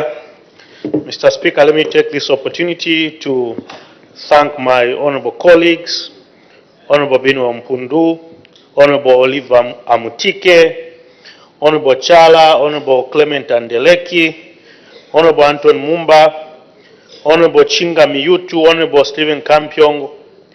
Mr. Speaker, let me also take this opportunity to thank the Minister of Education for his debate, and Honorable Charles Milupi, who's acting Minister of Finance and National Planning, and also Honorable Jack Mwimbu, who's the acting Leader of Government Business. Mr. Speaker, a lot of pertinent issues have been raised from this report and from the debate of various debaters, especially the Minister of Finance highlighted issues on the operationalization of the Public Debt Management Act, especially the Debt Management Office, which is very, very important, Mr. Speaker, to ensure that we take stock of our debt as a country, and also, Mr. Speaker, to come up with a benchmark by the Minister of Finance on all the borrowings so that we have consistency in terms of calculation of interest, be it on straight line method or being it on a LIBOR, as it were, so that there's consistency to that effect. Mr. Speaker, also a lot of colleagues debated on how we should ensure that there's prudential management of the scarce resources which we have as a country, because we need to have morals even as we carry out some of these assignments, as it were. Mr. Speaker, they also mentioned the issue of project monitoring and evaluation, because we ought to know that these projects which are undertaken by government are evaluated to know to the extent, as well as to ensure that projects are only carried out when we have sufficient funds and budgeted for, so that we don't make government lose colossal sums of money through certain payments such as advance payments, to which even as we speak, recoveries are not done because the final accounts have not been done, as it were, to ascertain what has been done on the ground and what the contractor was paid. Mr. Speaker, they also mentioned issues of debt swap for fertilizer of $28 million, which was not done in good faith. All those issues, Mr. Speaker, for us to ensure that the meager resources which we have as a country are properly managed, it's very, very important as Treasury as well as the Accountant General's Office to ensure that there's heightened collaboration between these offices to ensure that we all speak the same language as we make some of these policy directions, as it were. We are very, very grateful that moving forward with the coming in of a Public Debt Management Act number 15 of 2022, as well as the borrowing plan, then we are able to mitigate some of these issues which have been highlighted in this report. Very, very important issues, Mr. Speaker, to ensure that as a country we don't find ourselves in the same predicament which we found ourselves in due to poor fiscal management as well as prudent resources. With those issues said, Mr. Speaker, I beg to move. I put the question. The question is that this House adopts a report of the Select Committee on the special report of the Auditor General on external debts of the Republic of Zambia for the period 1st January 2006 to 31st December 2022 for the third session of the 13th National Assembly, laid on the table of the House on Friday 26th July 2024. As many as are of that opinion say aye. Aye. Of the contrary say no. The ayes have it. The question is resolved in the affirmative. Next order, the Honourable Member for Kalomo Central. Thank you very much, Mr. Speaker. I beg to move that this House adopts the report of the Committee on Education, Science and Technology on the African Regional Cooperative Agreement for research, development and training related to nuclear science and technology for the third session of the 13th National Assembly. Is the motion seconded? Yes, Mr. Speaker. Seconded by the Honourable Member for Gwembe.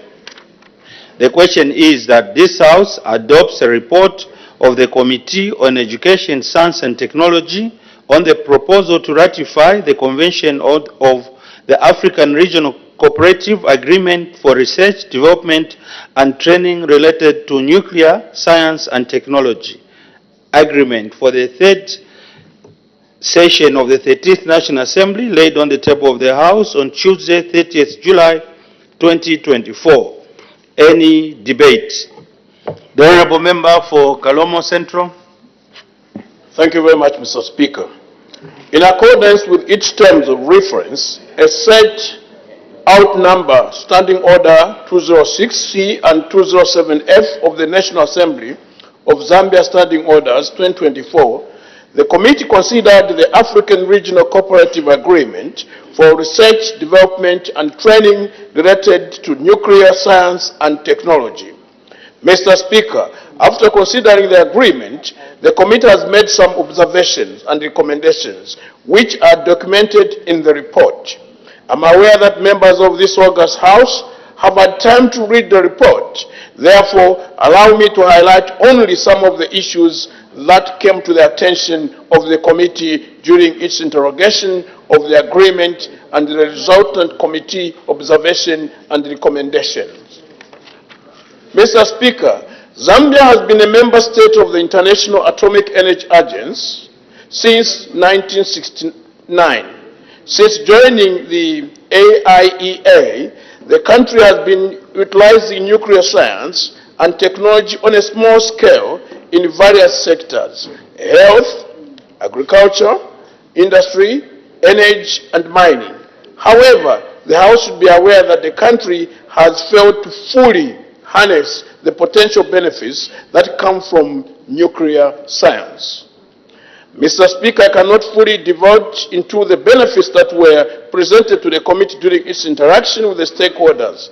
Suffice to mention that the benefits of the nuclear science can be used in the health and energy sectors. One of the issues that continues to plague the country is that nuclear energy is not safe. However, Mr. Speaker, one of the aims of the agreement being presented to the House today is to provide for the advancement in research, development and training related to nuclear science and technology. As with all new undertakings, the importance of training, research and development cannot be overemphasized. In light of the above, the committee strongly argues the government to rectify the agreement as it speaks to the capacity building.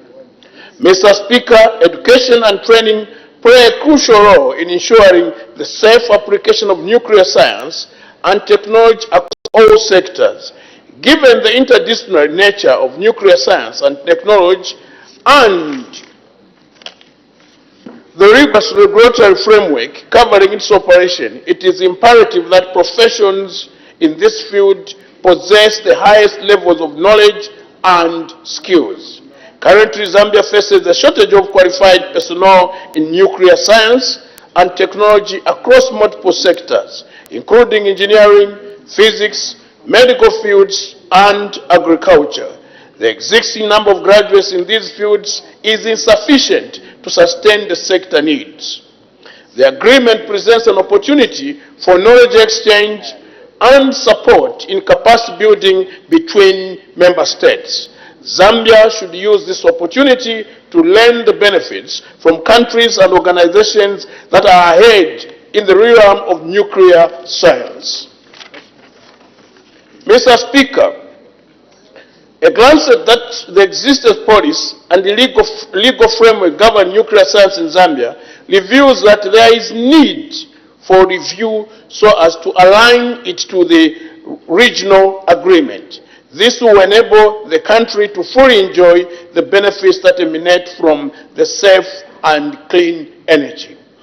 Mr. Speaker, allow me to conclude by stating that the Zambian people need to be sensitized fully to the benefits of nuclear science so as to avoid speculation, fear of the unknown, and the rejection of the use of nuclear energy.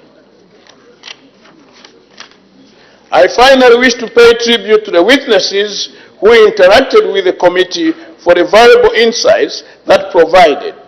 Gratitude also goes to you, Mr. Speaker, and the Clerk of the National Assembly for the guidance and support rendered to the committee throughout its deliberation. Mr. Speaker, I beg to move. Does the seconder wish to speak now or later? Now, Mr. Speaker. The Honorable Member for Gwembe.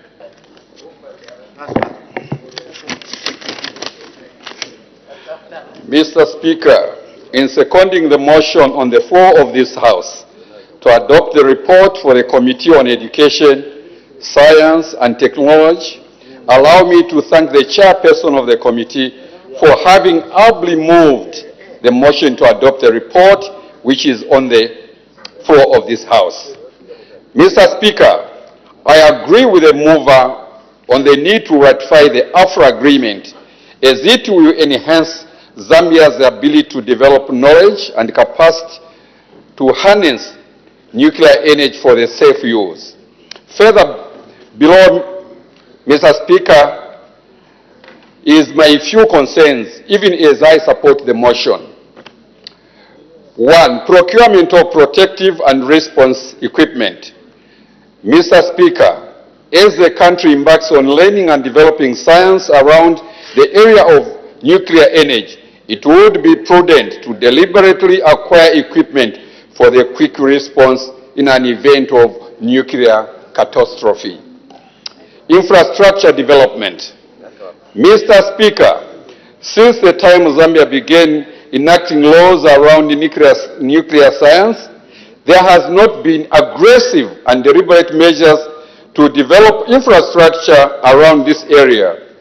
Therefore, ratifying this agreement will help the country to enhance its capabilities in nuclear science and technology and address challenges related to nuclear science and security.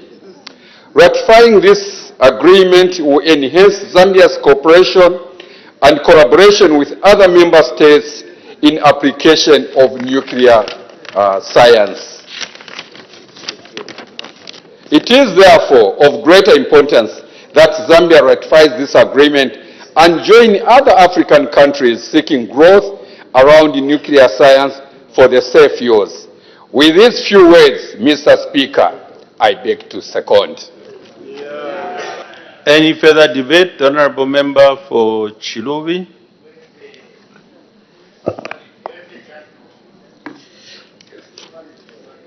Thank you, Mr. Speaker. The people of Chilubi would like to add their voice on the African Regional Cooperative Agreement for research, development, and training related to nuclear science and technology. Mr. Speaker, from the time we have been a member of the International Atomic Energy Agency, which is 1969. And looking at that, it's just maybe 5 years, if not 4 years after we got independence. We have not invested into any form of serious nuclear energy as we can interact at global level. Mr. Speaker, nuclear science in Zambia is underdeveloped, and no argument we can make, because even the nuclear science that we have been using in the health sector, agriculture sector, we mainly depend on the knowledge from outside. That is not also properly mainstreamed in Zambia.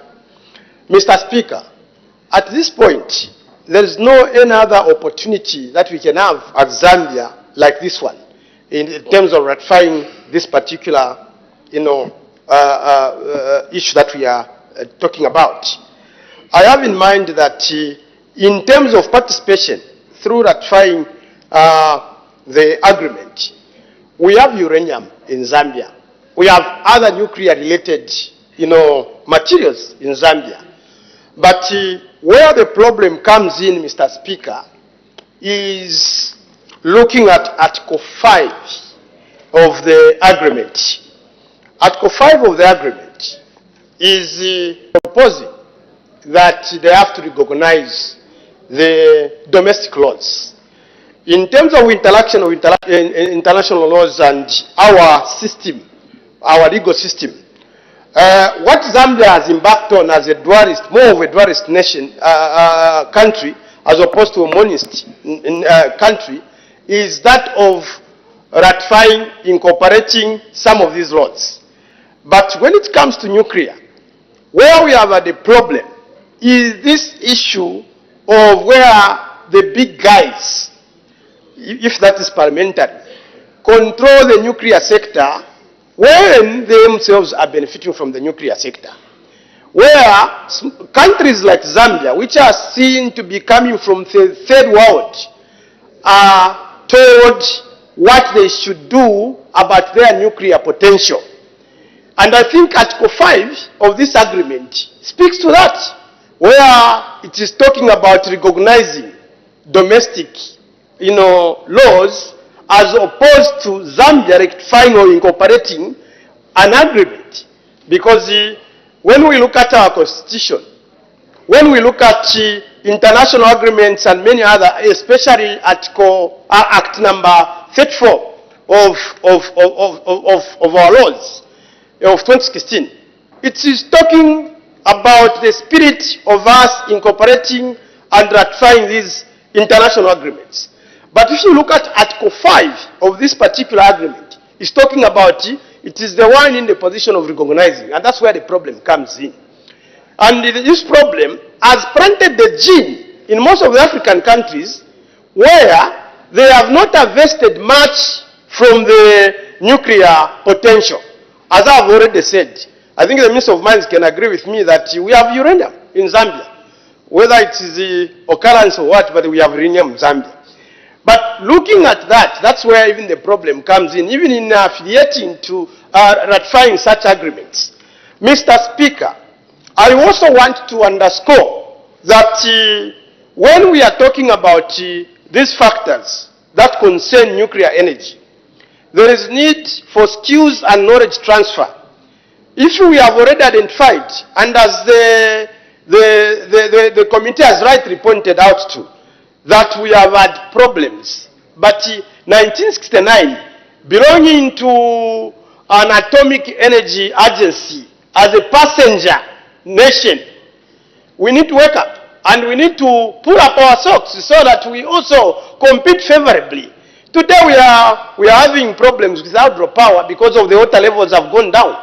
But yet we are sitting on uranium, which we would possibly utilize. But we are always told by the international community, no, this is dangerous, especially for a nation like you. You do not have infrastructure to handle uranium, to handle these factors and the like.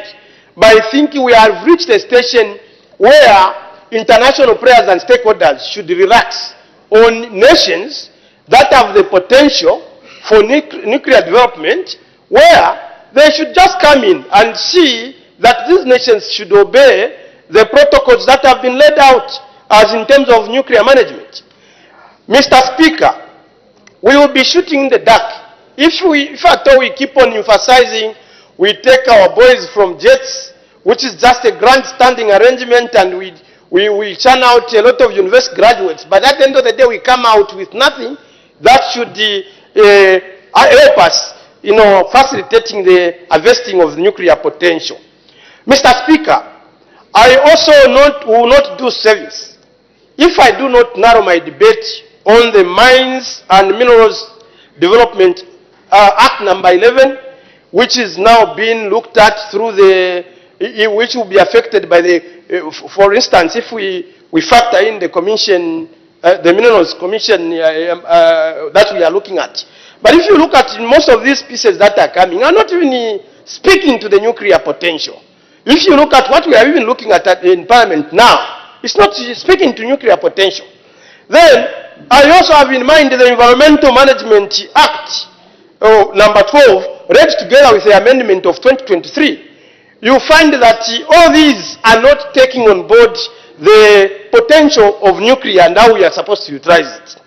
Mr. Speaker, in my closing remarks, I also want to address the Energy Regulation Act of number 12 of 2019. It is equally not taking on board the nuclear potential. It is narrow in the factor that it mainly speaks to what was there, what was laid down, especially around hydropower, managing of fossil fuels, and many other factors. But we need to raise up the game, where we need to participate. We should not just be ratifying this, agreements without preparing ourselves into participating effectively. We will not harvest anything if at all we don't prepare our local environment. Mr. Speaker, as people of Truby support the recommendations that have been forwarded, they would like to emphasize on developing national capacity that we participate in the nuclear potential that we have as a nation before we actually keep on, belonging to agencies like the International Atomic Agency, where we are simply a passenger. Mr. Speaker, I submit. Thank you. The Honourable Member for Nyimba. Thank you, Madam. Mr. Speaker. Mr. Speaker, let me just add up a few words on this very important topic. When we look from the year we joined this convention, Mr. Speaker, I think maybe we are talking about 58 years or 56 years, if I'm not mistaken. And if you look at the problems we are facing today in the field of health, you find that even those nuclear-powered equipment, or should I say nuclear-related equipment at our hospitals are not working. And the biggest problem in Zambia, which I know, is that we do not spend money in research. We are spending very little money in this sector. And what has happened now is that the subjects or the professionals where we need to spend research at our schools, our universities, we are not pushing in money. We are pushing in money into business courses and other courses which people think they'll be richer faster than the courses which would develop this country so that we can have a stabilized economy and people can, the country can have enough forex in this country. The Minister of Mines, he knows that we have uranium in this country. But if I had to ask my minister to tell me if we have even reached a stage where we can start enriching uranium, we don't even process it. We had issues sometime in Northwestern Province where people said there were stockpiles of uranium, but even if we were to ask today, we might find that that thing is not there. The biggest problem is as Africans, especially African government, is that whatever a white man tells us, Whether it is wrong, we consider that it is right, especially the whites from the West. These have spoiled us as a country and they have spoiled us as a continent. Today, Mr. Speaker, we should not be talking of not having, we should not be talking about water levels in Kariba Dam. We're supposed to have been talking about how many nuclear plants do we have. We have been told it's not safe. But the same people who have been telling us that it's not safe, that's what they use in Europe. If you ask them where there is a war in Ukraine today, that's where they will tell you that there is the biggest nuclear power plant in the same country. They are even bombing that, but they will never tell you that this is not safe. So my plea to the executive is that we have an opportunity. This convention we are talking about, it's about research and training related to nuclear development. Since we are doing this, how much money has the Minister of Education allocated to this department? I know the Minister of Education is a lecturer, and I will challenge him that we need more research and we need more training in this sector, so that in the next few years we should not be talking about lesser waters in our rivers. But Mr. Speaker, you agree with me that in my constituency today we've got a 17-hour load shed. We do not have power for 17 hours or 20 hours sometimes. And there are some areas where we need to develop, where we need to have power, we don't have power because it's business as usual. We have to wait for Kariba Dam to be filled up for us to give Zambians power when we have the mean law which the whole world is looking at. Can the Minister of Mine and the Minister of Education constitute an experts to look into this so that we can come up with something tangible? We had some stories under the previous government where they said the Russians will be coming here. Where are we by then? This is perpetual succession. It's good for the nation. So if there was a plan to start anything to do in this sector, can we see to it that we develop it? And there's nothing, we cannot defend ourselves. We are behind, 50 years behind anything. We need to start asking ourselves, is it our skin which has got a problem, or it is our mindset which is a problem? Thank you, Mr. Speaker. Thank you. The Minister of Education, who is Acting Minister of Technology and Science, will respond. Thank you, Mr. Speaker. Let me begin by thanking you for allowing me to debate in support of the adoption of the report of the Committee on Education, Science and Technology in respect of the recommendation for Zambia to ratify the Convention of the African Regional Cooperative Agreement for Research, Development and Training related to nuclear science and technology, which was laid on the table of the House for the third session of the 13th National Assembly. Mr. Speaker, from the outset, I wish to express my gratitude to the mover and the seconder of the motion. The committee's diligent efforts and the comprehensive report they have presented to the August House are of paramount importance, especially in the context of nuclear science and technology. Their thorough analysis and insightful observations and recommendations demonstrate a deep commitment to the advancement of our nation's development agenda in this crucial area. Mr. Speaker, let me thank the honorable members, the two of them who have passionately debated the report, bringing forth insightful perspectives. I want to assure the committee, through you, Mr. Speaker, that the Ministry of Technology and Science remains committed to building on this insight for the effective implementation and advancement of the country concerning the peaceful application of nuclear science research and development. Mr. Speaker, today more than before, more than ever, there is need for Zambia to have access to a broader network of research facilities and expertise. This will not only enhance our national research capabilities in nuclear science and technology, but also play a crucial role in technological advancements and the adoption and development of the new technologies. We need this network of expertise that will improve various sectors such as health, energy, environment, agriculture, and industry, and also enhance nuclear-related training programs and capacity building initiatives that are decisive for gaining benefits from nuclear science and technology. As we strive to develop the use of nuclear technology, it is imperative that we become an integral part of the broader network of other African countries. This network promotes the exchange of information and experience among member states in nuclear science and technology and the development of national infrastructure for the safe and secure use of nuclear technology. Such collaboration not only strengthens our national capabilities, but also enhances our global standing in the field.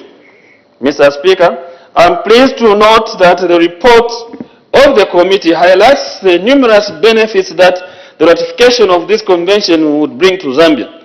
These include access to technical support, expertise and resources provided by the International Atomic Energy Agency and other AFRA member states. Such support would significantly enhance our capabilities in nuclear science and technology and improve infrastructure for the safe and secure use of nuclear technology in the health, energy and agriculture sectors, which are key drivers of economic development. I must hasten to say that Zambia is already benefiting from the opportunities through the University Teaching Hospital, Cancer Diseases Hospital, National Institute for Scientific and Industrial Research, and Zambia Agricultural Research Institute, among others. The capabilities of our scientists and researchers in these institutions are also enhanced. Mr. Speaker, as a responsible government, we take note of the concerns of the members of Parliament and the committee to ensure that all legal and policy alignments are undertaken in line with the provisions of the international protocols and instruments. I am pleased to inform the House that the government has already commenced policy and legal reforms in the nuclear sector. These reforms are aimed at ensuring that our policies and legal frameworks are internationally comparable. We are developing the nuclear policy and also revising the Ionizing Radiation Protection Act number 16 of 2005 to replace with the Nuclear Safety and Radiation Protection Bill. This commitment demonstrates our dedication to ensuring the safe and responsible use of nuclear technology in Zambia. Mr. Speaker, we are fully aware that nuclear science and technology applications are often viewed with apprehension by some sections of our population. However, we are committed to changing this narrative. Nuclear technology, when used responsibly, offers several benefits in the sectors I have already cited, and we are determined to communicate this positive message. Mr. Speaker, given this, Zambia's readiness to deal with nuclear catastrophe is critical. I must point out that this is the reason why we are ratifying this convention and other conventions under the International Atomic Energy Agency to ensure that all application of this technology is undertaken as a safe and within confines of our international comparable standards. Mr. Speaker, in conclusion, I would like to once again thank the committee and the members for their work. I urge all members of this august House to support the adoption of this report. Your support is crucial in ensuring the successful implementation of the Convention and the advancement of nuclear science and technology in Zambia. Mr. Speaker, before I terminate this written speech, just to respond to the Member of Parliament for Nyimba. Yes, we are continuing with this nuclear which was started. Almost 200 of our young physicists are in Russia pursuing the courses of advancing nuclear capabilities. I thank you. Honorable members, I've got an announcement to make. I wish to inform the House that the following arrangements have been made for lunch from today, Wednesday, 31st July, to Friday, 2nd August 2024. Lunch break will be at 13 hours to 14:15 hours. The House will resume sitting at 14:30 hours. Honorable members will have their lunch in the restaurant here at Parliament buildings. Members of staff and officials from ministries, they will have their lunch at the members' motel. Transport to and from the members' motel for staff and ministry officials will be made available at the foyer by the main entrance to Parliament buildings. And lunch for honorable members, staff and ministry officials will be provided by the courtesy of the Right Honorable Madam Speaker. May I urge all honorable members to be punctual as also we urge the whips to ensure that the quorum is formed at 14:30 hours. I thank you. May the honorable member for Kalomo wind up debate. Thank you very much, Mr. Speaker. May I take this opportunity to thank all the people that debated. As usual, the Member of Parliament for Chilubi, greatly appreciated. Honorable Zulu, greatly appreciated. The Minister of Education, well appreciated. So we have the nuclear, so it is good people have agreed to this agreement. Mr. Speaker, I beg to submit. Thank you. I put the question. The question is that this House adopts a report of the Committee on Education, Science and Technology on the proposal to ratify the Convention on African Regional Cooperative Agreement for Research, Development and Training related to Nuclear Science and Technology Agreement for the third session of the 13th National Assembly, laid on the table of the House on Tuesday, 30th July 2024. As many as are of that opinion say aye. Aye. Of the contrary say no. The ayes have it. The question is resolved in the affirmative. As the time is just past 12:55, we will break for lunch and resume as earlier indicated. I thank you.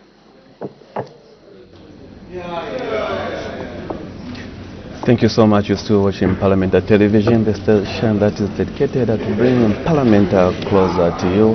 And the business has been suspended for lunch break time now to look at the business which was considered on the floor of the House from the time we started at 09 hours. And when business resumed, Madam Speaker did make two announcements. In her first announcement, Madam Speaker informed the House that she had received communication to the effect that in the absence of her Honour the Vice President, who was attending to other government business, the Minister of Home Affairs and Internal Security, Honourable Jacob Jack Mwimbu, MP, had been appointed acting leader of government business in the House from today, 31st July, until further notice. And in the second announcement, Madam Speaker did recognize the presence in the public gallery.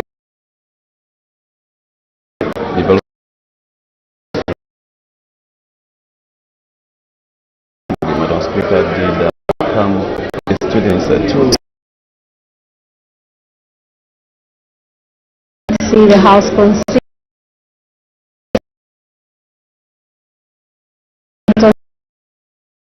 for oral answer, understanding order 82, and this question was question 407, which came from Mr. Kalalwe Mukosa, who is Chinsali Member of Parliament, and he did ask the Minister of Water Development and Sanitation whether the government is aware that Chinsali district has been experiencing erratic water supply.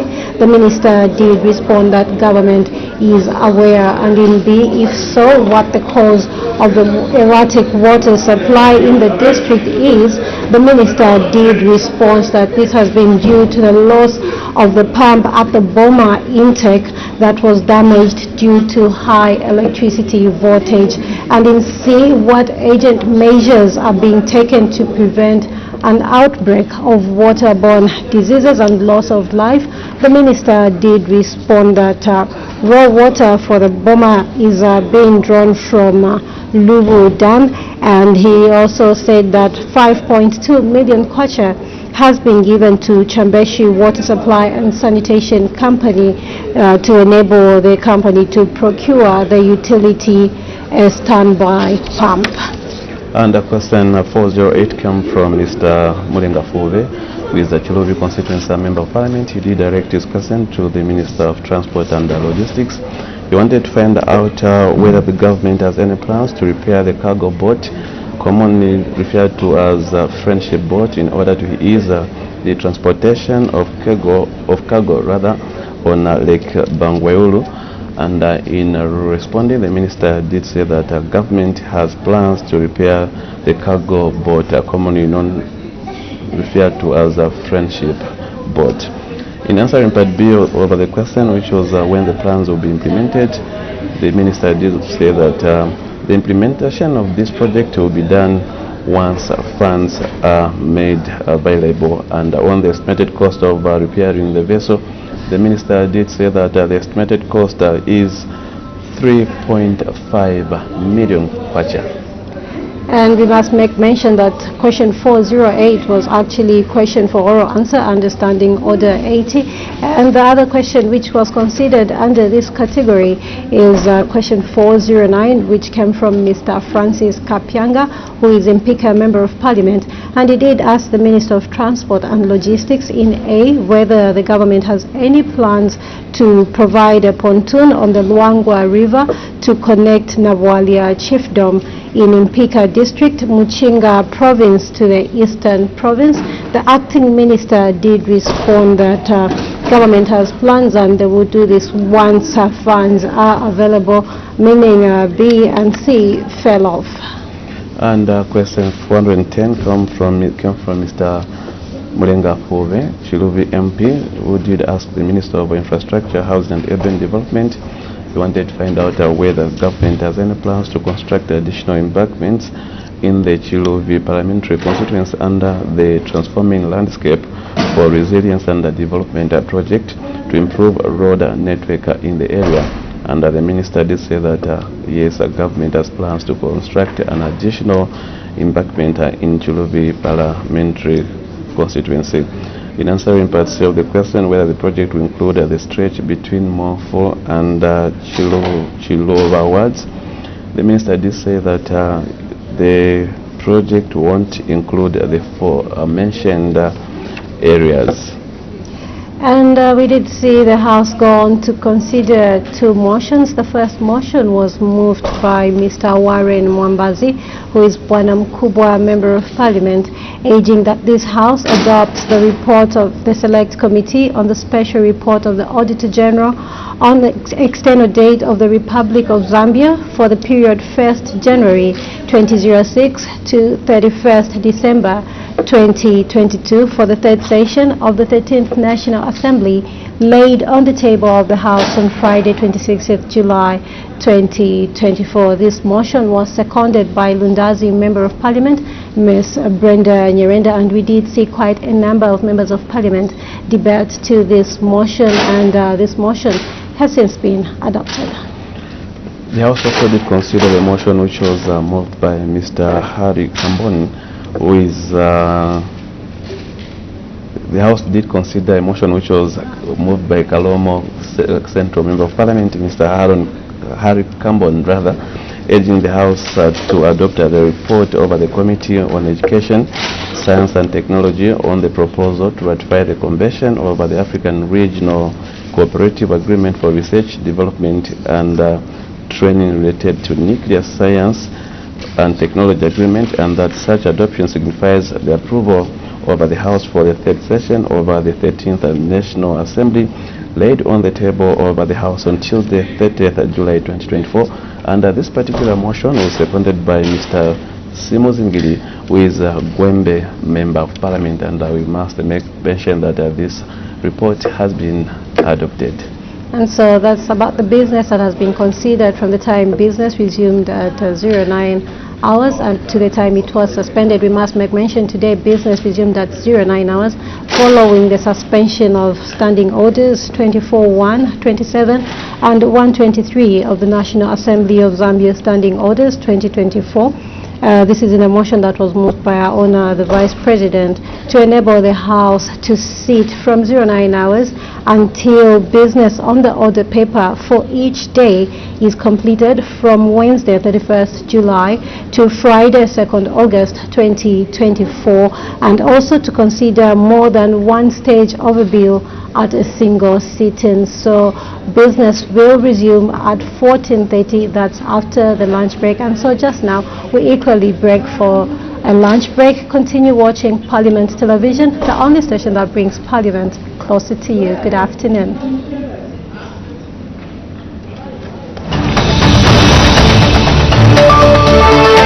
This month on DSTV Access, Bill and his talented team take on muscle cars and monster truck builds for their rowdy customers. Check it out, one of a kind. The Malta family adopts a new species of transformer in the action-packed town of Witwiki. I like to live dangerously. And Captain Glenn and his crew are in for more high-sea adventure, drama, and romance. And this guy made out with everybody on the trip. There's so much to enjoy on your home of entertainment, so stay connected to DSTV Access.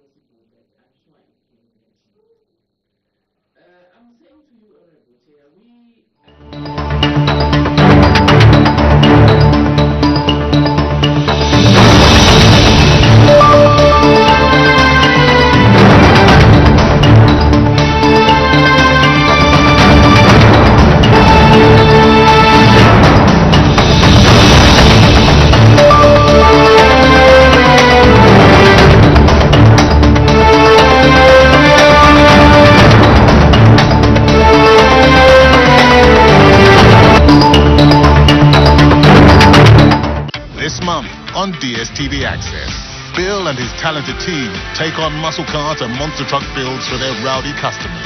Check it out, one of a kind. The Malta family adopts a new species of transformer in the action-packed town of Witwiki. I like to live dangerously. And Captain Glenn and his crew are in for more high-sea adventure, drama, and romance. And this guy made out with everybody on the trip. There's so much to enjoy on your home of entertainment, so stay connected to DSTV Access. This month on DSTV Compact, uncover the incredible natural and man-made reasons behind epic global construction fails. Investigate a new season of outlandish crimes within the First Nations community alongside Woodburn and Butte. We're all one big happy family. And tag along with Haley Banks as she tries to save the world by working through a one-of-a-kind to-do list. I'm totally freaking out right now. There's so much to enjoy on your home of entertainment, so stay connected to DSTV Compact.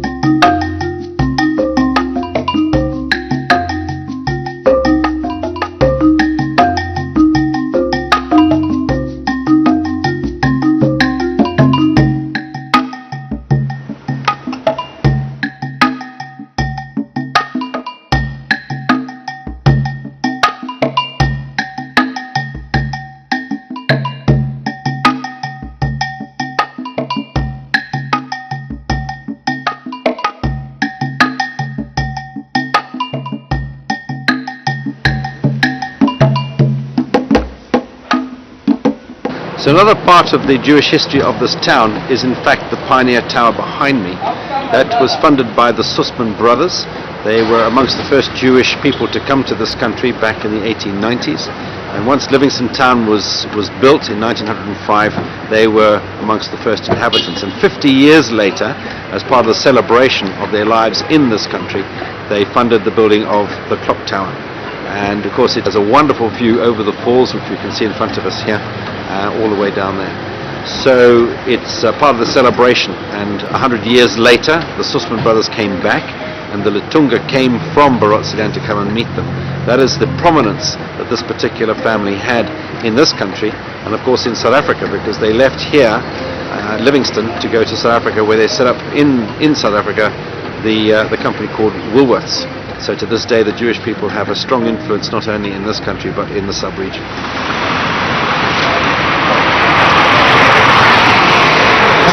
This is Nicky Iljon's shop.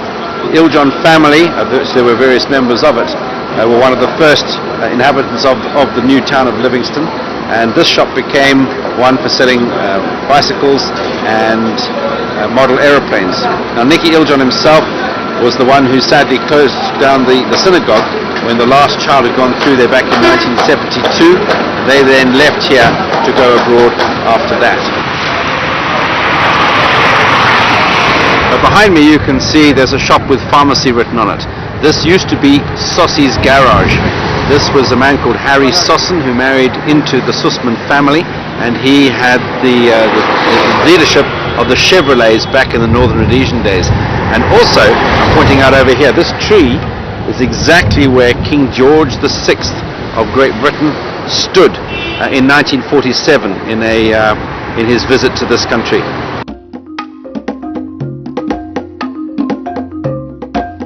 Behind me is the Capitol Theatre, which today is the oldest cinema and theatre left in Zambia, and it was owned originally by the Grill family, and a young man married into their family, and his name was Harry Sossen, who we've talked about earlier. And this is where famous people in the world like Alfred Hitchcock and Danny Kaye came through to see films here. It was built in 1931, and beyond it is the yellow building, Stanley House, which is where they sold the finery to the local girls. That was dresses and all the rest of it as well. And then further down the road is a very famous intersection. This was the main intersection in town, and everybody in town knew it as Fix, Flax and Orfox Corner, after the three traders who were there. There was Sam Fix, who ran a wonderful dressmaking company. Old man Flax ran the haberdashery, like a hardware store, and beyond it was the Orfox family, and they traded in everything else. And the humour at the time was that these three business folk made all their money during the day and ran it across the bank, which is on the fourth corner. And if you look down the end, there's actually a lovely white building over there, which used to be Barclays before it moved across the road.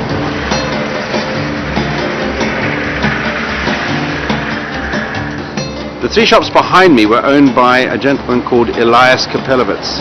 Elias came from Latvia just before the First World War and traded with the local people further upstream. He used to paddle with his workers 40 miles upstream to exchange goods like beeswax and honey and things like that. And he then left here just after the First World War to go back to get a wife from Latvia, and they came through. Her name was Henny, and they ran the first completely kosher household in town. And they were very influential in here. They had an open house policy, and many Jewish people came through here. But their importance was recognized later on in life when they had both died, is their family received a letter of condolence from Buckingham Palace because of all the wonderful work they'd been doing for the communities, not just the Jewish communities, out here in the then Northern Rhodesia. And I think that's a great rubber stamping of the kinds of people we had coming over here in the early years. When the town of Livingston was built in 1905, provision was actually made for a synagogue to be built, and originally the site was where the St. Andrew's Anglican Church is today. But eventually in 1928 this site was taken over and the first synagogue in this country was built. The stone was unveiled by Eli Sussman, who later on left to go down to South Africa. but this is where they had a hall where they could all get together on the Sabbath and speak Hebrew and pass on all their traditions. The middle building was where the rabbi lived, and of course this here was the synagogue.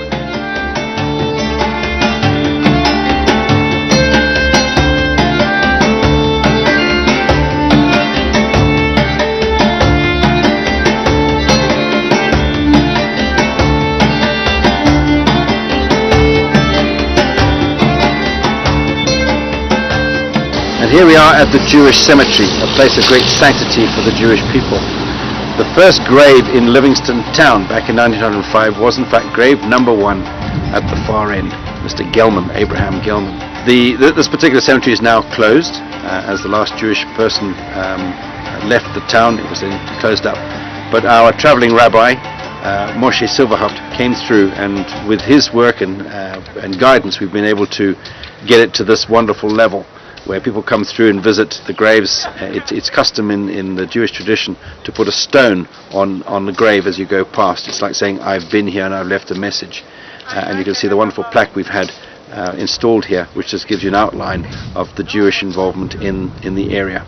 We're now at what became the heart of the Sussman Empire. That is the Mulabezi railway line. They were trading in cattle and in timber by this stage. And so what we have here is a 2-in-1. This is the first railway museum in the country and the first Jewish museum in one. The Jewish Museum opened its doors to the general public in September 2013, just to narrate the history of the Jews, those who settled in Zambia. They came a long time ago, in the early 1920s, most of them. They came through Zimbabwe from Victoria Falls. By 1905, coming up with the opening of the railway line, which gave them an opportunity to start trading along the railway line up to Congo. So some of them from Livingstone, they went to settle in Lusaka and Ikabwe in the Copper Belt. Lusaka and Ikabwe, then in the Copper Belt up to Congo here. So these are the areas where the Jewish community were able to settle. While in the Copper Belt, there were already mushrooming industries that were able to give them business, like the opening of the mines there. They were also trying to bring some multi-industries along the line of rail, which gave them business. Now, the coming up of settling this museum here is just to appreciate their contributions in terms of the local, their contributions to the local community, their contributions in terms of economic, social, and political. So the history covers the entire Zambia. Otherwise, it opened its doors in 2013 in September. So as we enter inside the Jewish Museum, we will be able to follow their chronological history. This was the first Jewish wedding which was conducted here in Livingston by the Anne Green family and the Harris Sussmans in 1910. The first Jewish wedding in northern Rhodesia by then.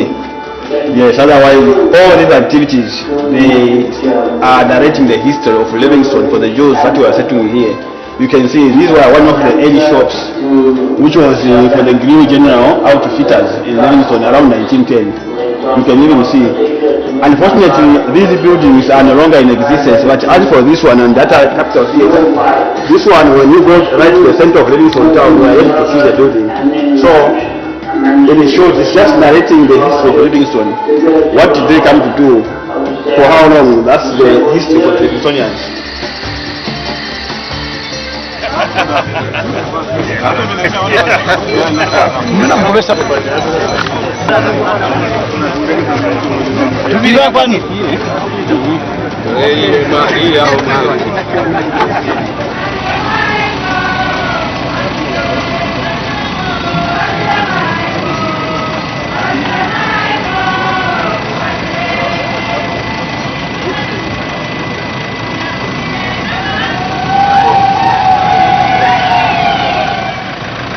Tambiangula wa mulwa kawa musawa utamba kufama ya mbuta sikutambaroka na singwa kumutondo na silengwa ndati wambele nyachi wambele ngombe munuka sawa mwambeli navanaka kwanga nyina mumule ya mukati wa kukwala ko katweze kumwambela tineki mwiye twende tali ambaye nangumela ndo iyo wayo wawesanela ndwa mbungwanye tena lichilera manyerere aruina lichilera omukungatanga ndwa maya wilu yotangetenyo musila kwalanga mungambayi mwana mukamba noyenyi tokunyendera twirunyendera mukungumba sita mwana lyambai wakuti mwana bali mwana mukowe wese kumwala kumiona mbo umufere chinyeche inyunyumani ve uluita ko utete tokwaulwa ko kwaona lyondo virona sile mandumba iwa ni tundu vile njini ngasino mene timeka munu wilu kisiwa na mbonwa na banaka kwangaita ena nyina kumuva kutongoka kumuyume na kutongoka wilu munu anungu mwero mukukandela wiye twende kakwisesi kana mbwera konji ngoma na lumino boyi wakulitili ngoma watifula na tinaende mwenduko mukulo ipuwa kutombwela dineki tangwe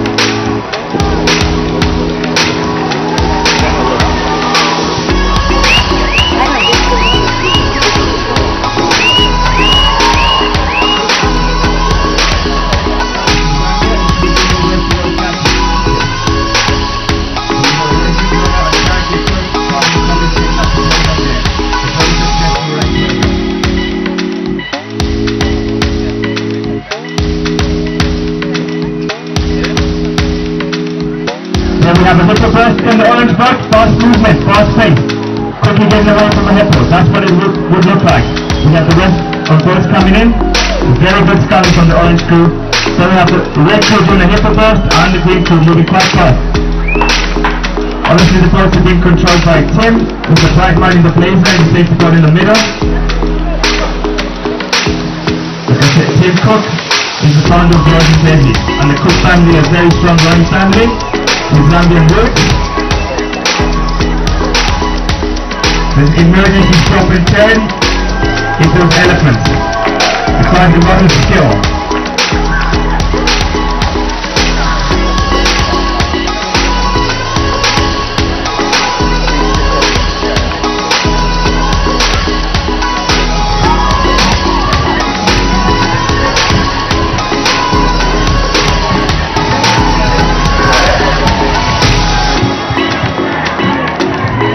Okay, still no change in it, we still have South Africa in the lead, Oxford coming second, Cambridge lagging behind in third. This is South Africa is going to take the Victor Ladurum Cup this year round.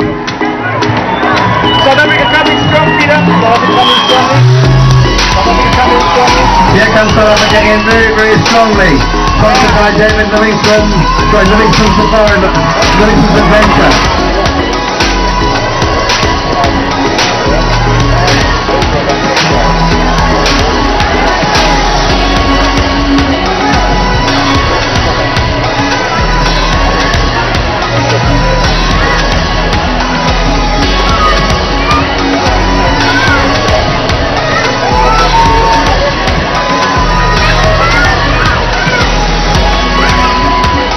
man coming up to the final is going to be an easy win here. Easy win through.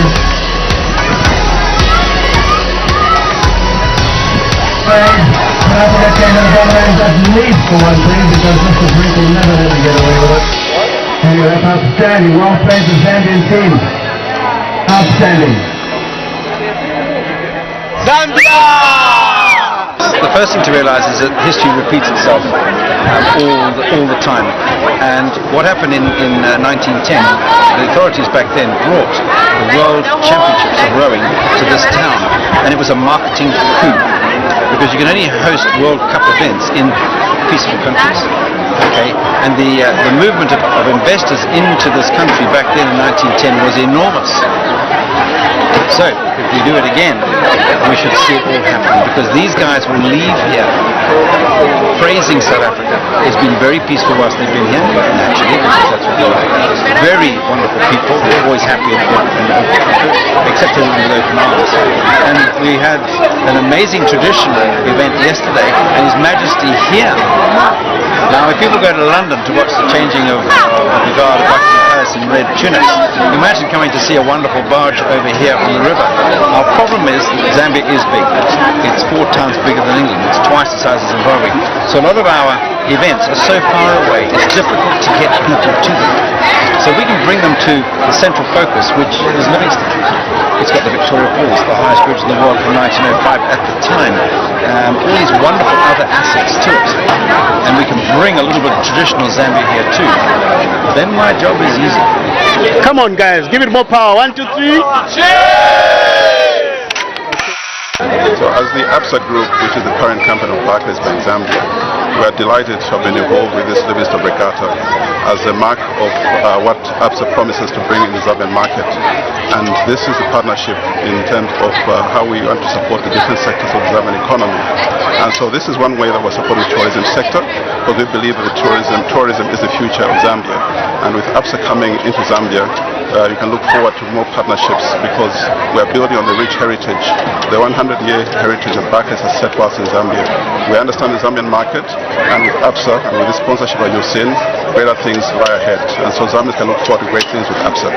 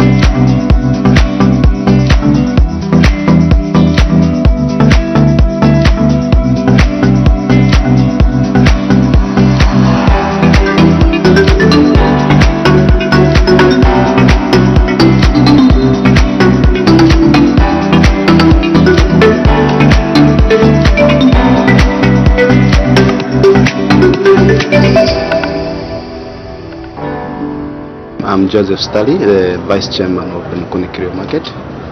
As artists, we're always ready. And we know when we exhibit our products, of course, it will benefit us in one or another. There is a target, especially to us artists, because people, they come from different parts of the country and also of the world. So depend of which country somebody comes from, and also we know what they need. My name's Kaputo Kafuala. I'm the secretary for this market, and a lot of people come at the falls, and what they normally do, they just come to the falls, then they go without supporting us as stereo traders. The main challenge is that they are not given enough time for them to have time to shop. I think that's the only challenge that we face as stereo traders.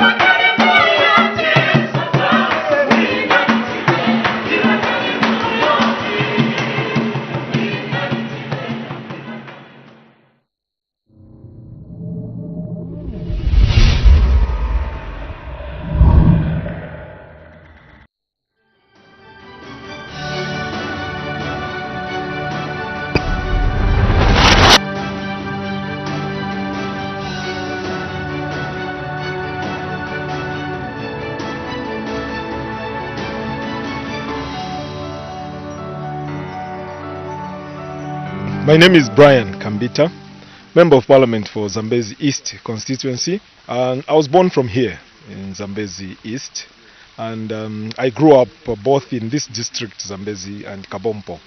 I did most of my primary school in Kabompo, and then thereafter I came to secondary school at Zambezi Boarding Secondary School. So I'm a veteran of this place. After my parents retired, we settled here near in this suburb called Mushona, and therefore I am a child who is brought up from here and very familiar with the culture and activities of this place.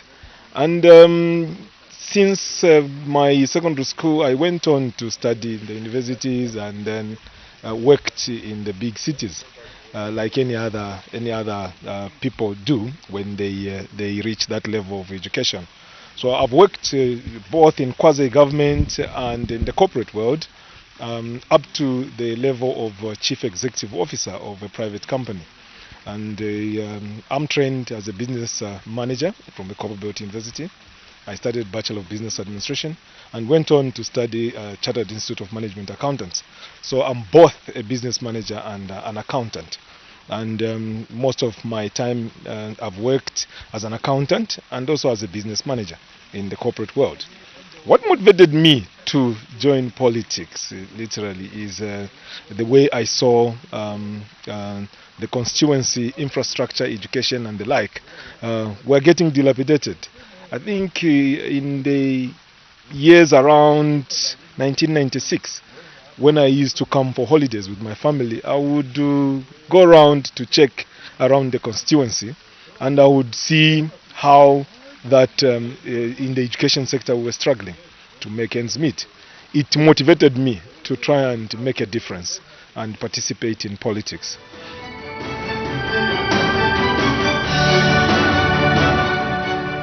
This is Zambezi East. Zambezi district is divided into two constituencies, which are divided by this very big river here, Zambezi River. On the western bank is a constituency called Zambezi West. On the eastern side is the constituency that I represent in Parliament, Zambezi East. Zambezi East has got 10 wards. It's divided into 10 wards: Zambezi Central, Chitokoloki Ward, Mpidi Ward, Luitadilwatembo Ward, Lunkunyi Ward, Nyakulenga Ward, Dipalata Ward. We also have Kasesi Chivweji Ward and Zambezi Central Ward. Those 10 wards make up Zambezi East. Of course, we are looking forward to a delimitation of the constituency because it's quite vast. From here to the end of the other constituency, it takes about it's about 100 kilometers. On the other side is also about 100 kilometers. So you're talking of a distance approximately above 200 kilometers in the length, and in the breadth is also approximately around 150 kilometers. So this is quite a vast constituency, and we are looking forward to a time when it will be maybe divided into two, Zambezi South and Zambezi North. And that will help us actually reach out to most of these places. However, even before that, we feel that it will be very important to delimitate some of the big wards, especially PD ward, which is quite vast. It's almost like a constituency. It's a very vast ward, and we have challenges sometimes reaching out to all the parts of the ward.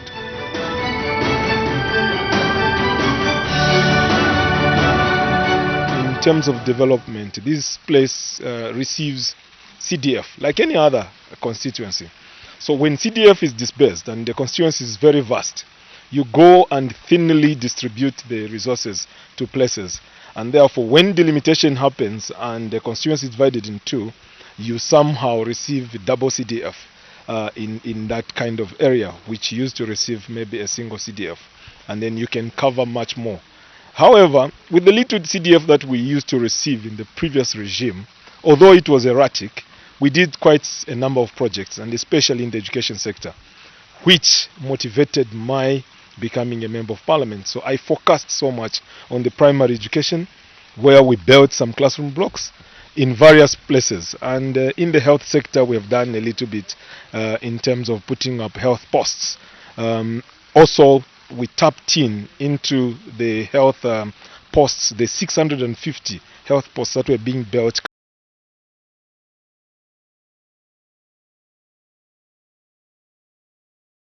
2 are remaining.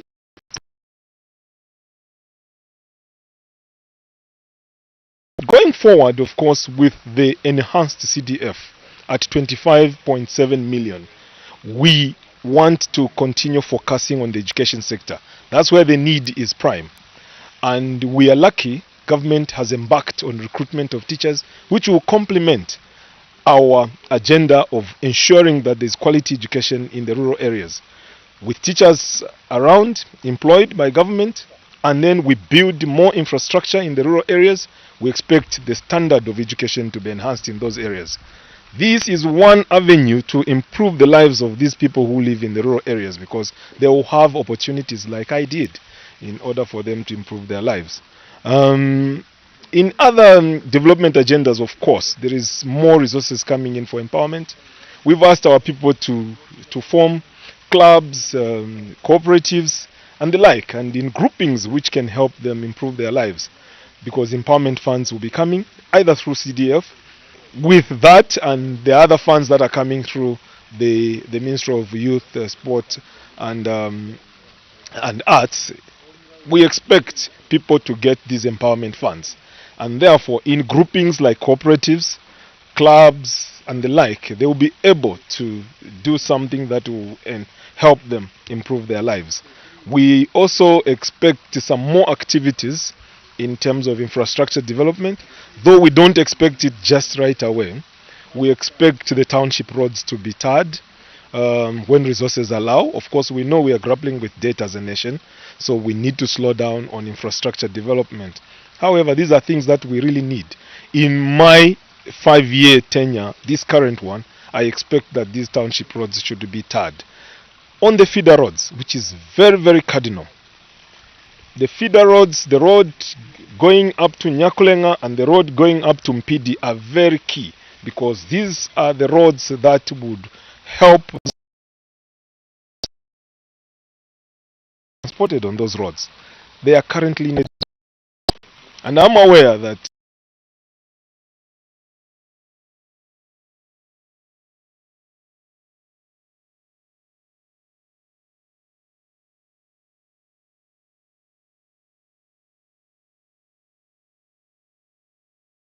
and once it crystallizes, we expect that those very key feeder roads will be rehabilitated. Feeder roads play a very big role in development in our constituency, and on top of that, we expect that the RIA program, which already started, we now have a line going up the route, but we want it to Nyakolenga. We have also a line on the Mpidi route. We want it extended up to Mpidi.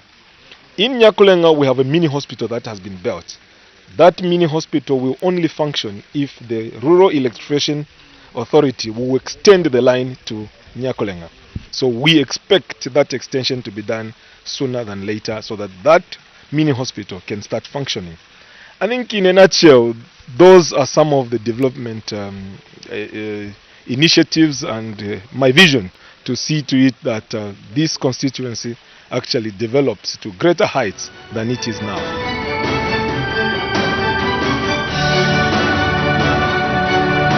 My last words for my constituents is they need to support the current government, because it means well for them. There are several initiatives that are being put in to try and improve their lives in all sectors that matter, be it the health sector, the education sector, and the agricultural sector, which are very important and key economic areas. We need to support the government of the day. We need to work with the traditional rulers in harmony.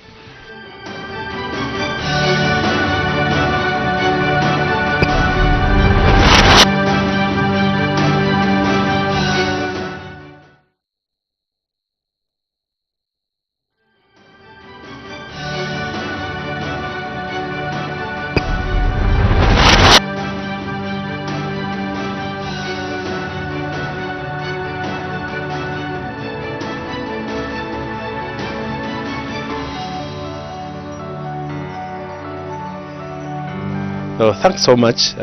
My full names are Mishek Mtetwa Nyambose. I'm from Ezuleni village, Chief Pikamalaza. My father was Mr. Davison Mtetwa Mishek Nyambose.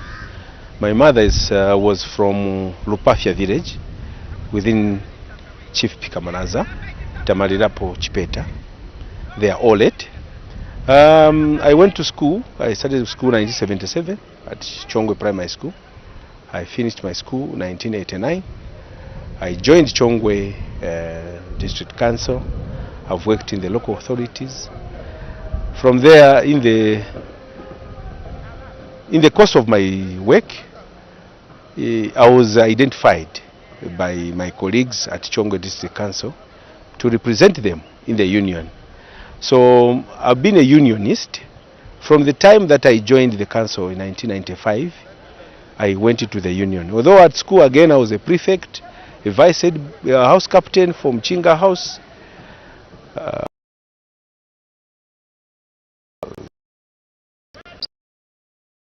At school.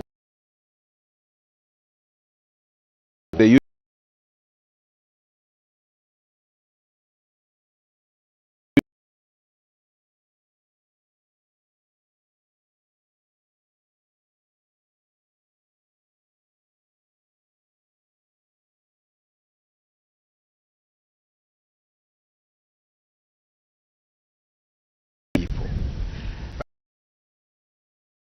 I don't know what happened. The party that I wanted to relate with, they left me out. I went back to my home. I was called. Can you come in the national executive? A nation fighting and uplifting the welfare of the workers in the you come.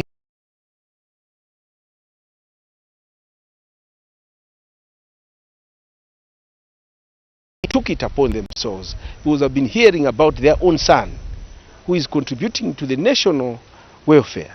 Now he should come to Chasefu. I found some people. We went into contestation. The people picked me. I tried to continue with the party.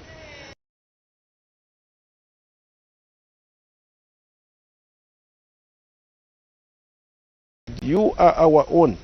We see the potential in you. And we want you to lead us because we have seen. Well, that's what I am. Like the people, especially the ordinary people who cannot have food, who cannot afford to get fertilizer, who cannot afford to get the basic things. So I went in and it was overwhelming.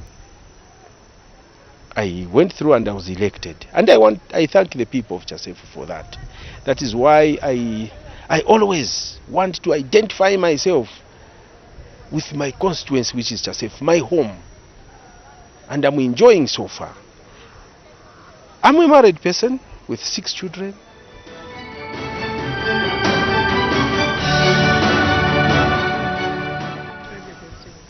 My constituency, Chasefu constituency, is a rural constituency, which was created in 1973, if not mistaken.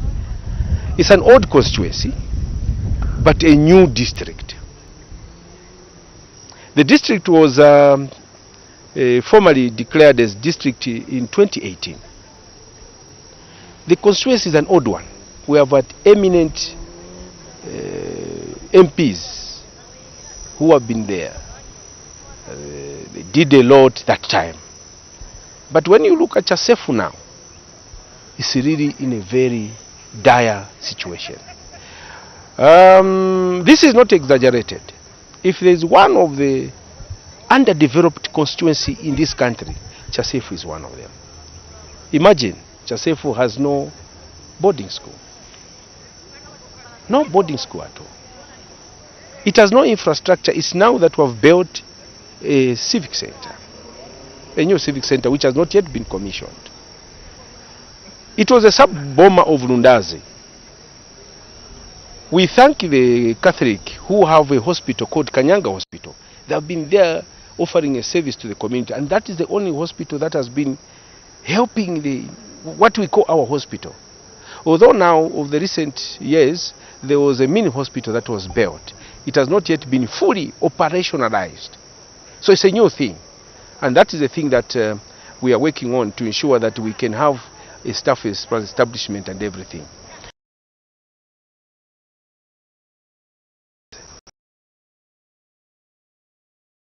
Roads.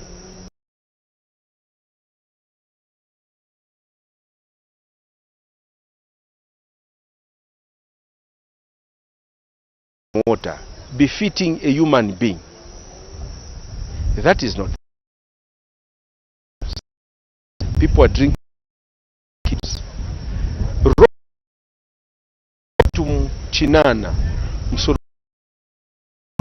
Everywhere the roads are bad. So this is how I can describe my constituency.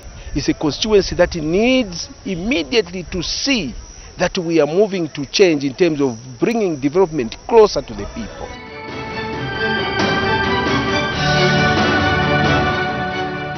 My agenda is to see to it, number one, the Lundazi Chama Road is done.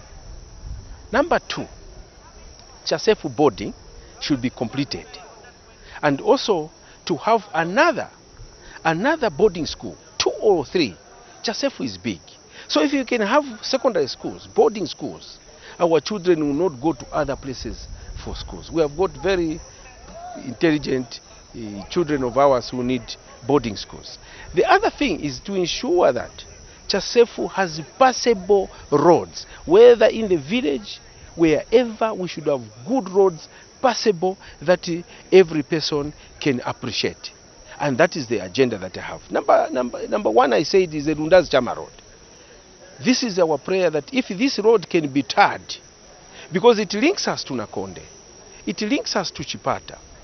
I've said Lundazi Chama, but if this road can be done up to Chipata, coming to Saka, we shall be able, our people want to also to move on good roads, tarmacs, like any other part of the country.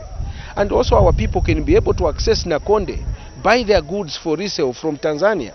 They can access easily to Malawi. They can access easily to Chanida border in Katete. This is the main agenda. The other thing is to ensure that we have good water. For our Emusa sub-boma, we need a water reticulation system, piped water for our CBD. From Egitkeni, Emusa should have piped water. So if this is done, and I want to take this opportunity to say that government, the current New Dawn government, has given us 80 boreholes. And the contractor is already identified. So he should be mobilizing to start drilling these boreholes. Besides these boreholes, we are given a water kiosk for the CBD so that we can have piped water. People should be getting water in our CBD. That's number one. The other issue is we need health care system. For instance, we need the mini hospital to be operationalized so that we can have doctors, and it should be a referral center. We have been given a mortuary unit. We have already sat as a CDF committee to ensure we have our own mortuary. People from Chasefu, they bury, our relative dies now, in the evening they are buried. Because we don't have anywhere to take our beloved ones. We don't give them befitting send-off. If either those who can manage, they take their bodies to Rumezi, because the Lundazi one, as I'm speaking, is also down. So our mortuary unit, we have already decided we are building a mortuary unit so that this machine can be there. So if we have good health centers, health posts, roads, water, Chasefu will not be the same.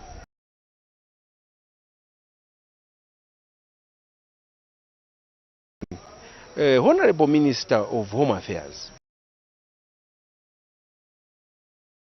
to have our police station in Chasefu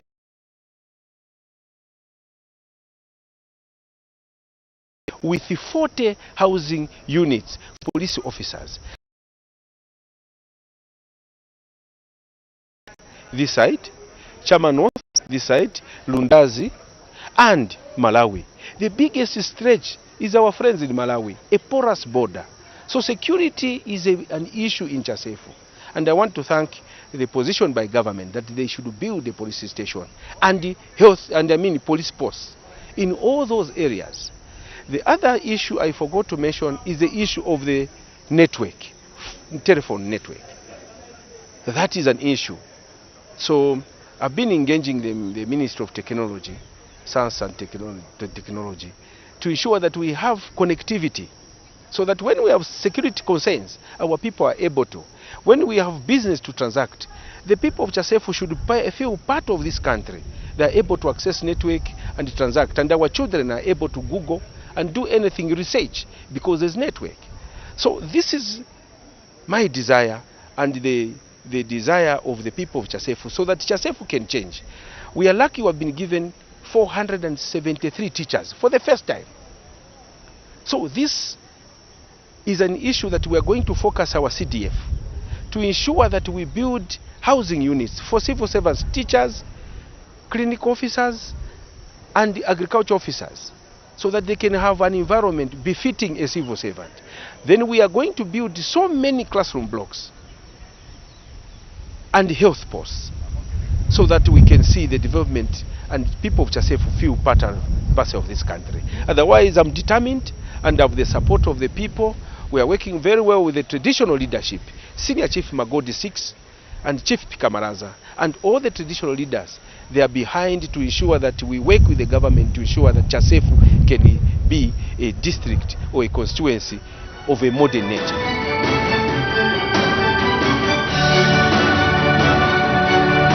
My appeal to the people of Chasefu is that let us continue working together, and please let us love one another and ensure that we develop Chasefu. Let's come together for the purpose of where it's a bottom-up arrangement. The ward development committees, CDF committees or district committees, the council, all the councillors, the council chairperson, the district commissioner and the member of parliament with the president. If we work together, Chasefu will be a changed person. The way they've been supported to transforming Chasefu.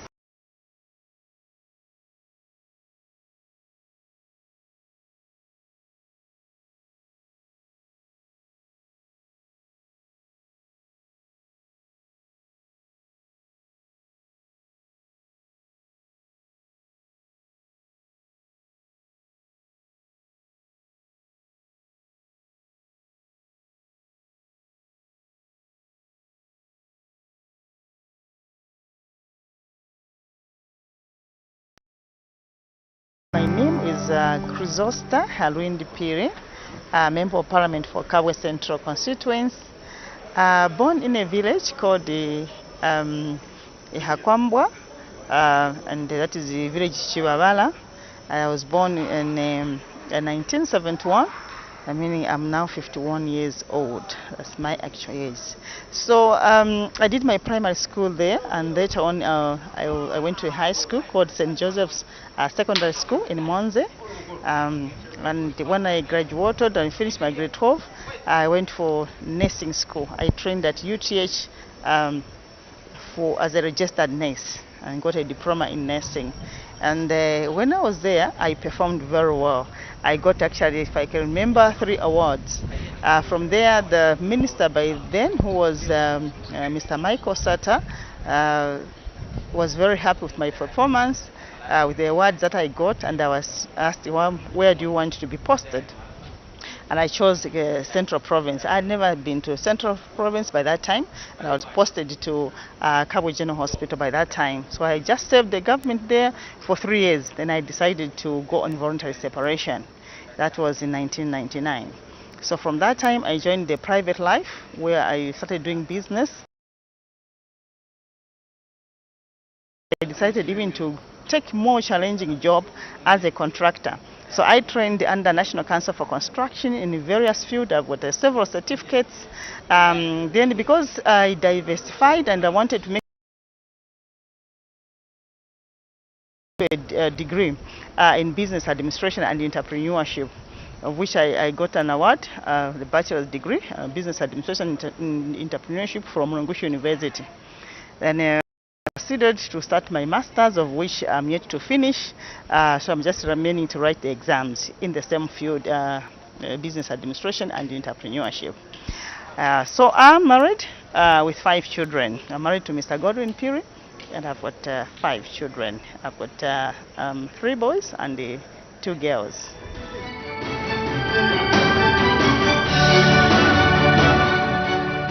My constituency, as I said earlier on, is the Kabwe Central constituency, which is right in town, in Kabwe, and I think say 90% is urban and the 10% is rural. Kabwe Central constituency is a constituency that have been led by male MPs since independence. So I was the first female MP to be voted in, and the 7th female MP. This is the constituency, despite being in town, which is very underdeveloped. And I'm happy to say that on August 12th, 2021, they decided to vote for me. And now I can assure you that at least we have moved a mile for the past 1 year that I've been in office. I've taken a model of inclusiveness, where we work together with our people in the community to make sure that we develop Kabwe Central constituency. And the most unfortunate thing is that Kabwe Central constituency have got no industries. So there's too much unemployment as at now. And this is what we are trying to make sure that we work on employment creation, you know, through even the private sectors, to make sure that our people are empowered, that they are able to make sure that they support on their own, they do their own businesses, even including in agriculture, because we are surrounded by farmers. The land, Kabwe is surrounded by farmers, commercial farmers, subsistence farmers, and that is one sector that we want to develop to make sure that our people find something to do.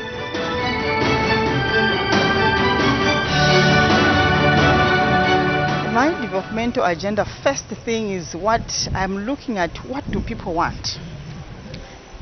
I want to make sure that we do what people want, because this time even the new Dawn government had decentralized.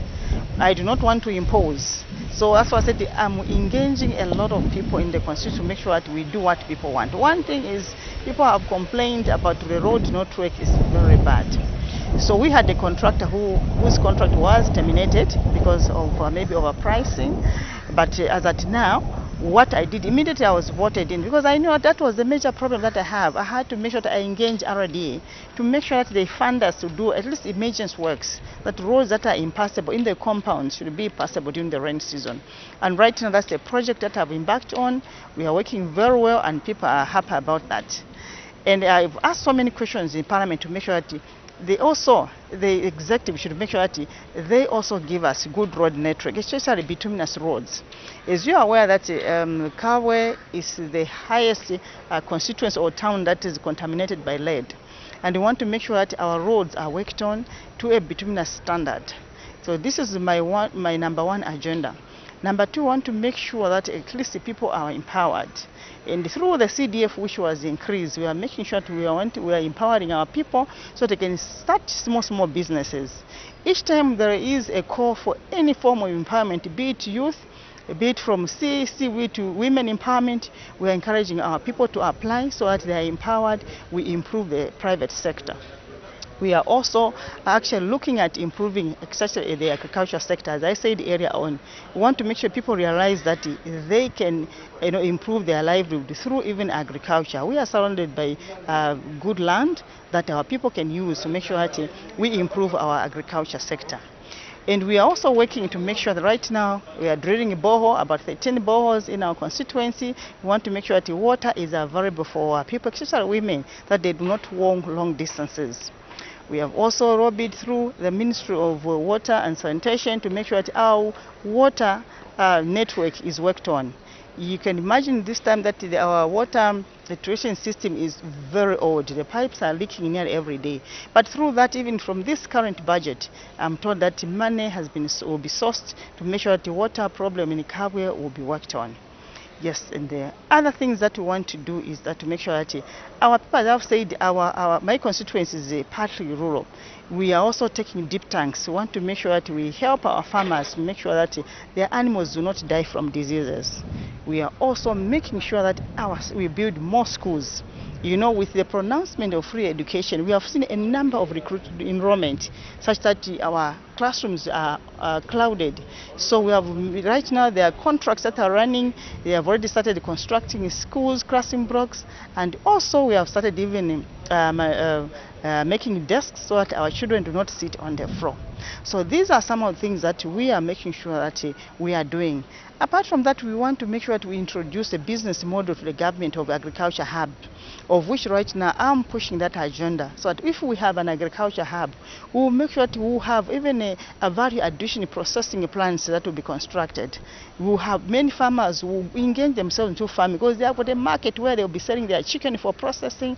They will take their animals for beef will be processed. All sorts of agriculture, tomatoes, they won't go to waste. You know, we'll have somewhere where we can sell. I'm seriously looking into that to make sure that this will be our turnaround in terms of unemployment, because we're going to see a lot of our youth getting employed even in these agriculture hubs. We're going to see a lot of people even being employed in terms of even engaging into agriculture to make sure that our economic status changes in our constituency.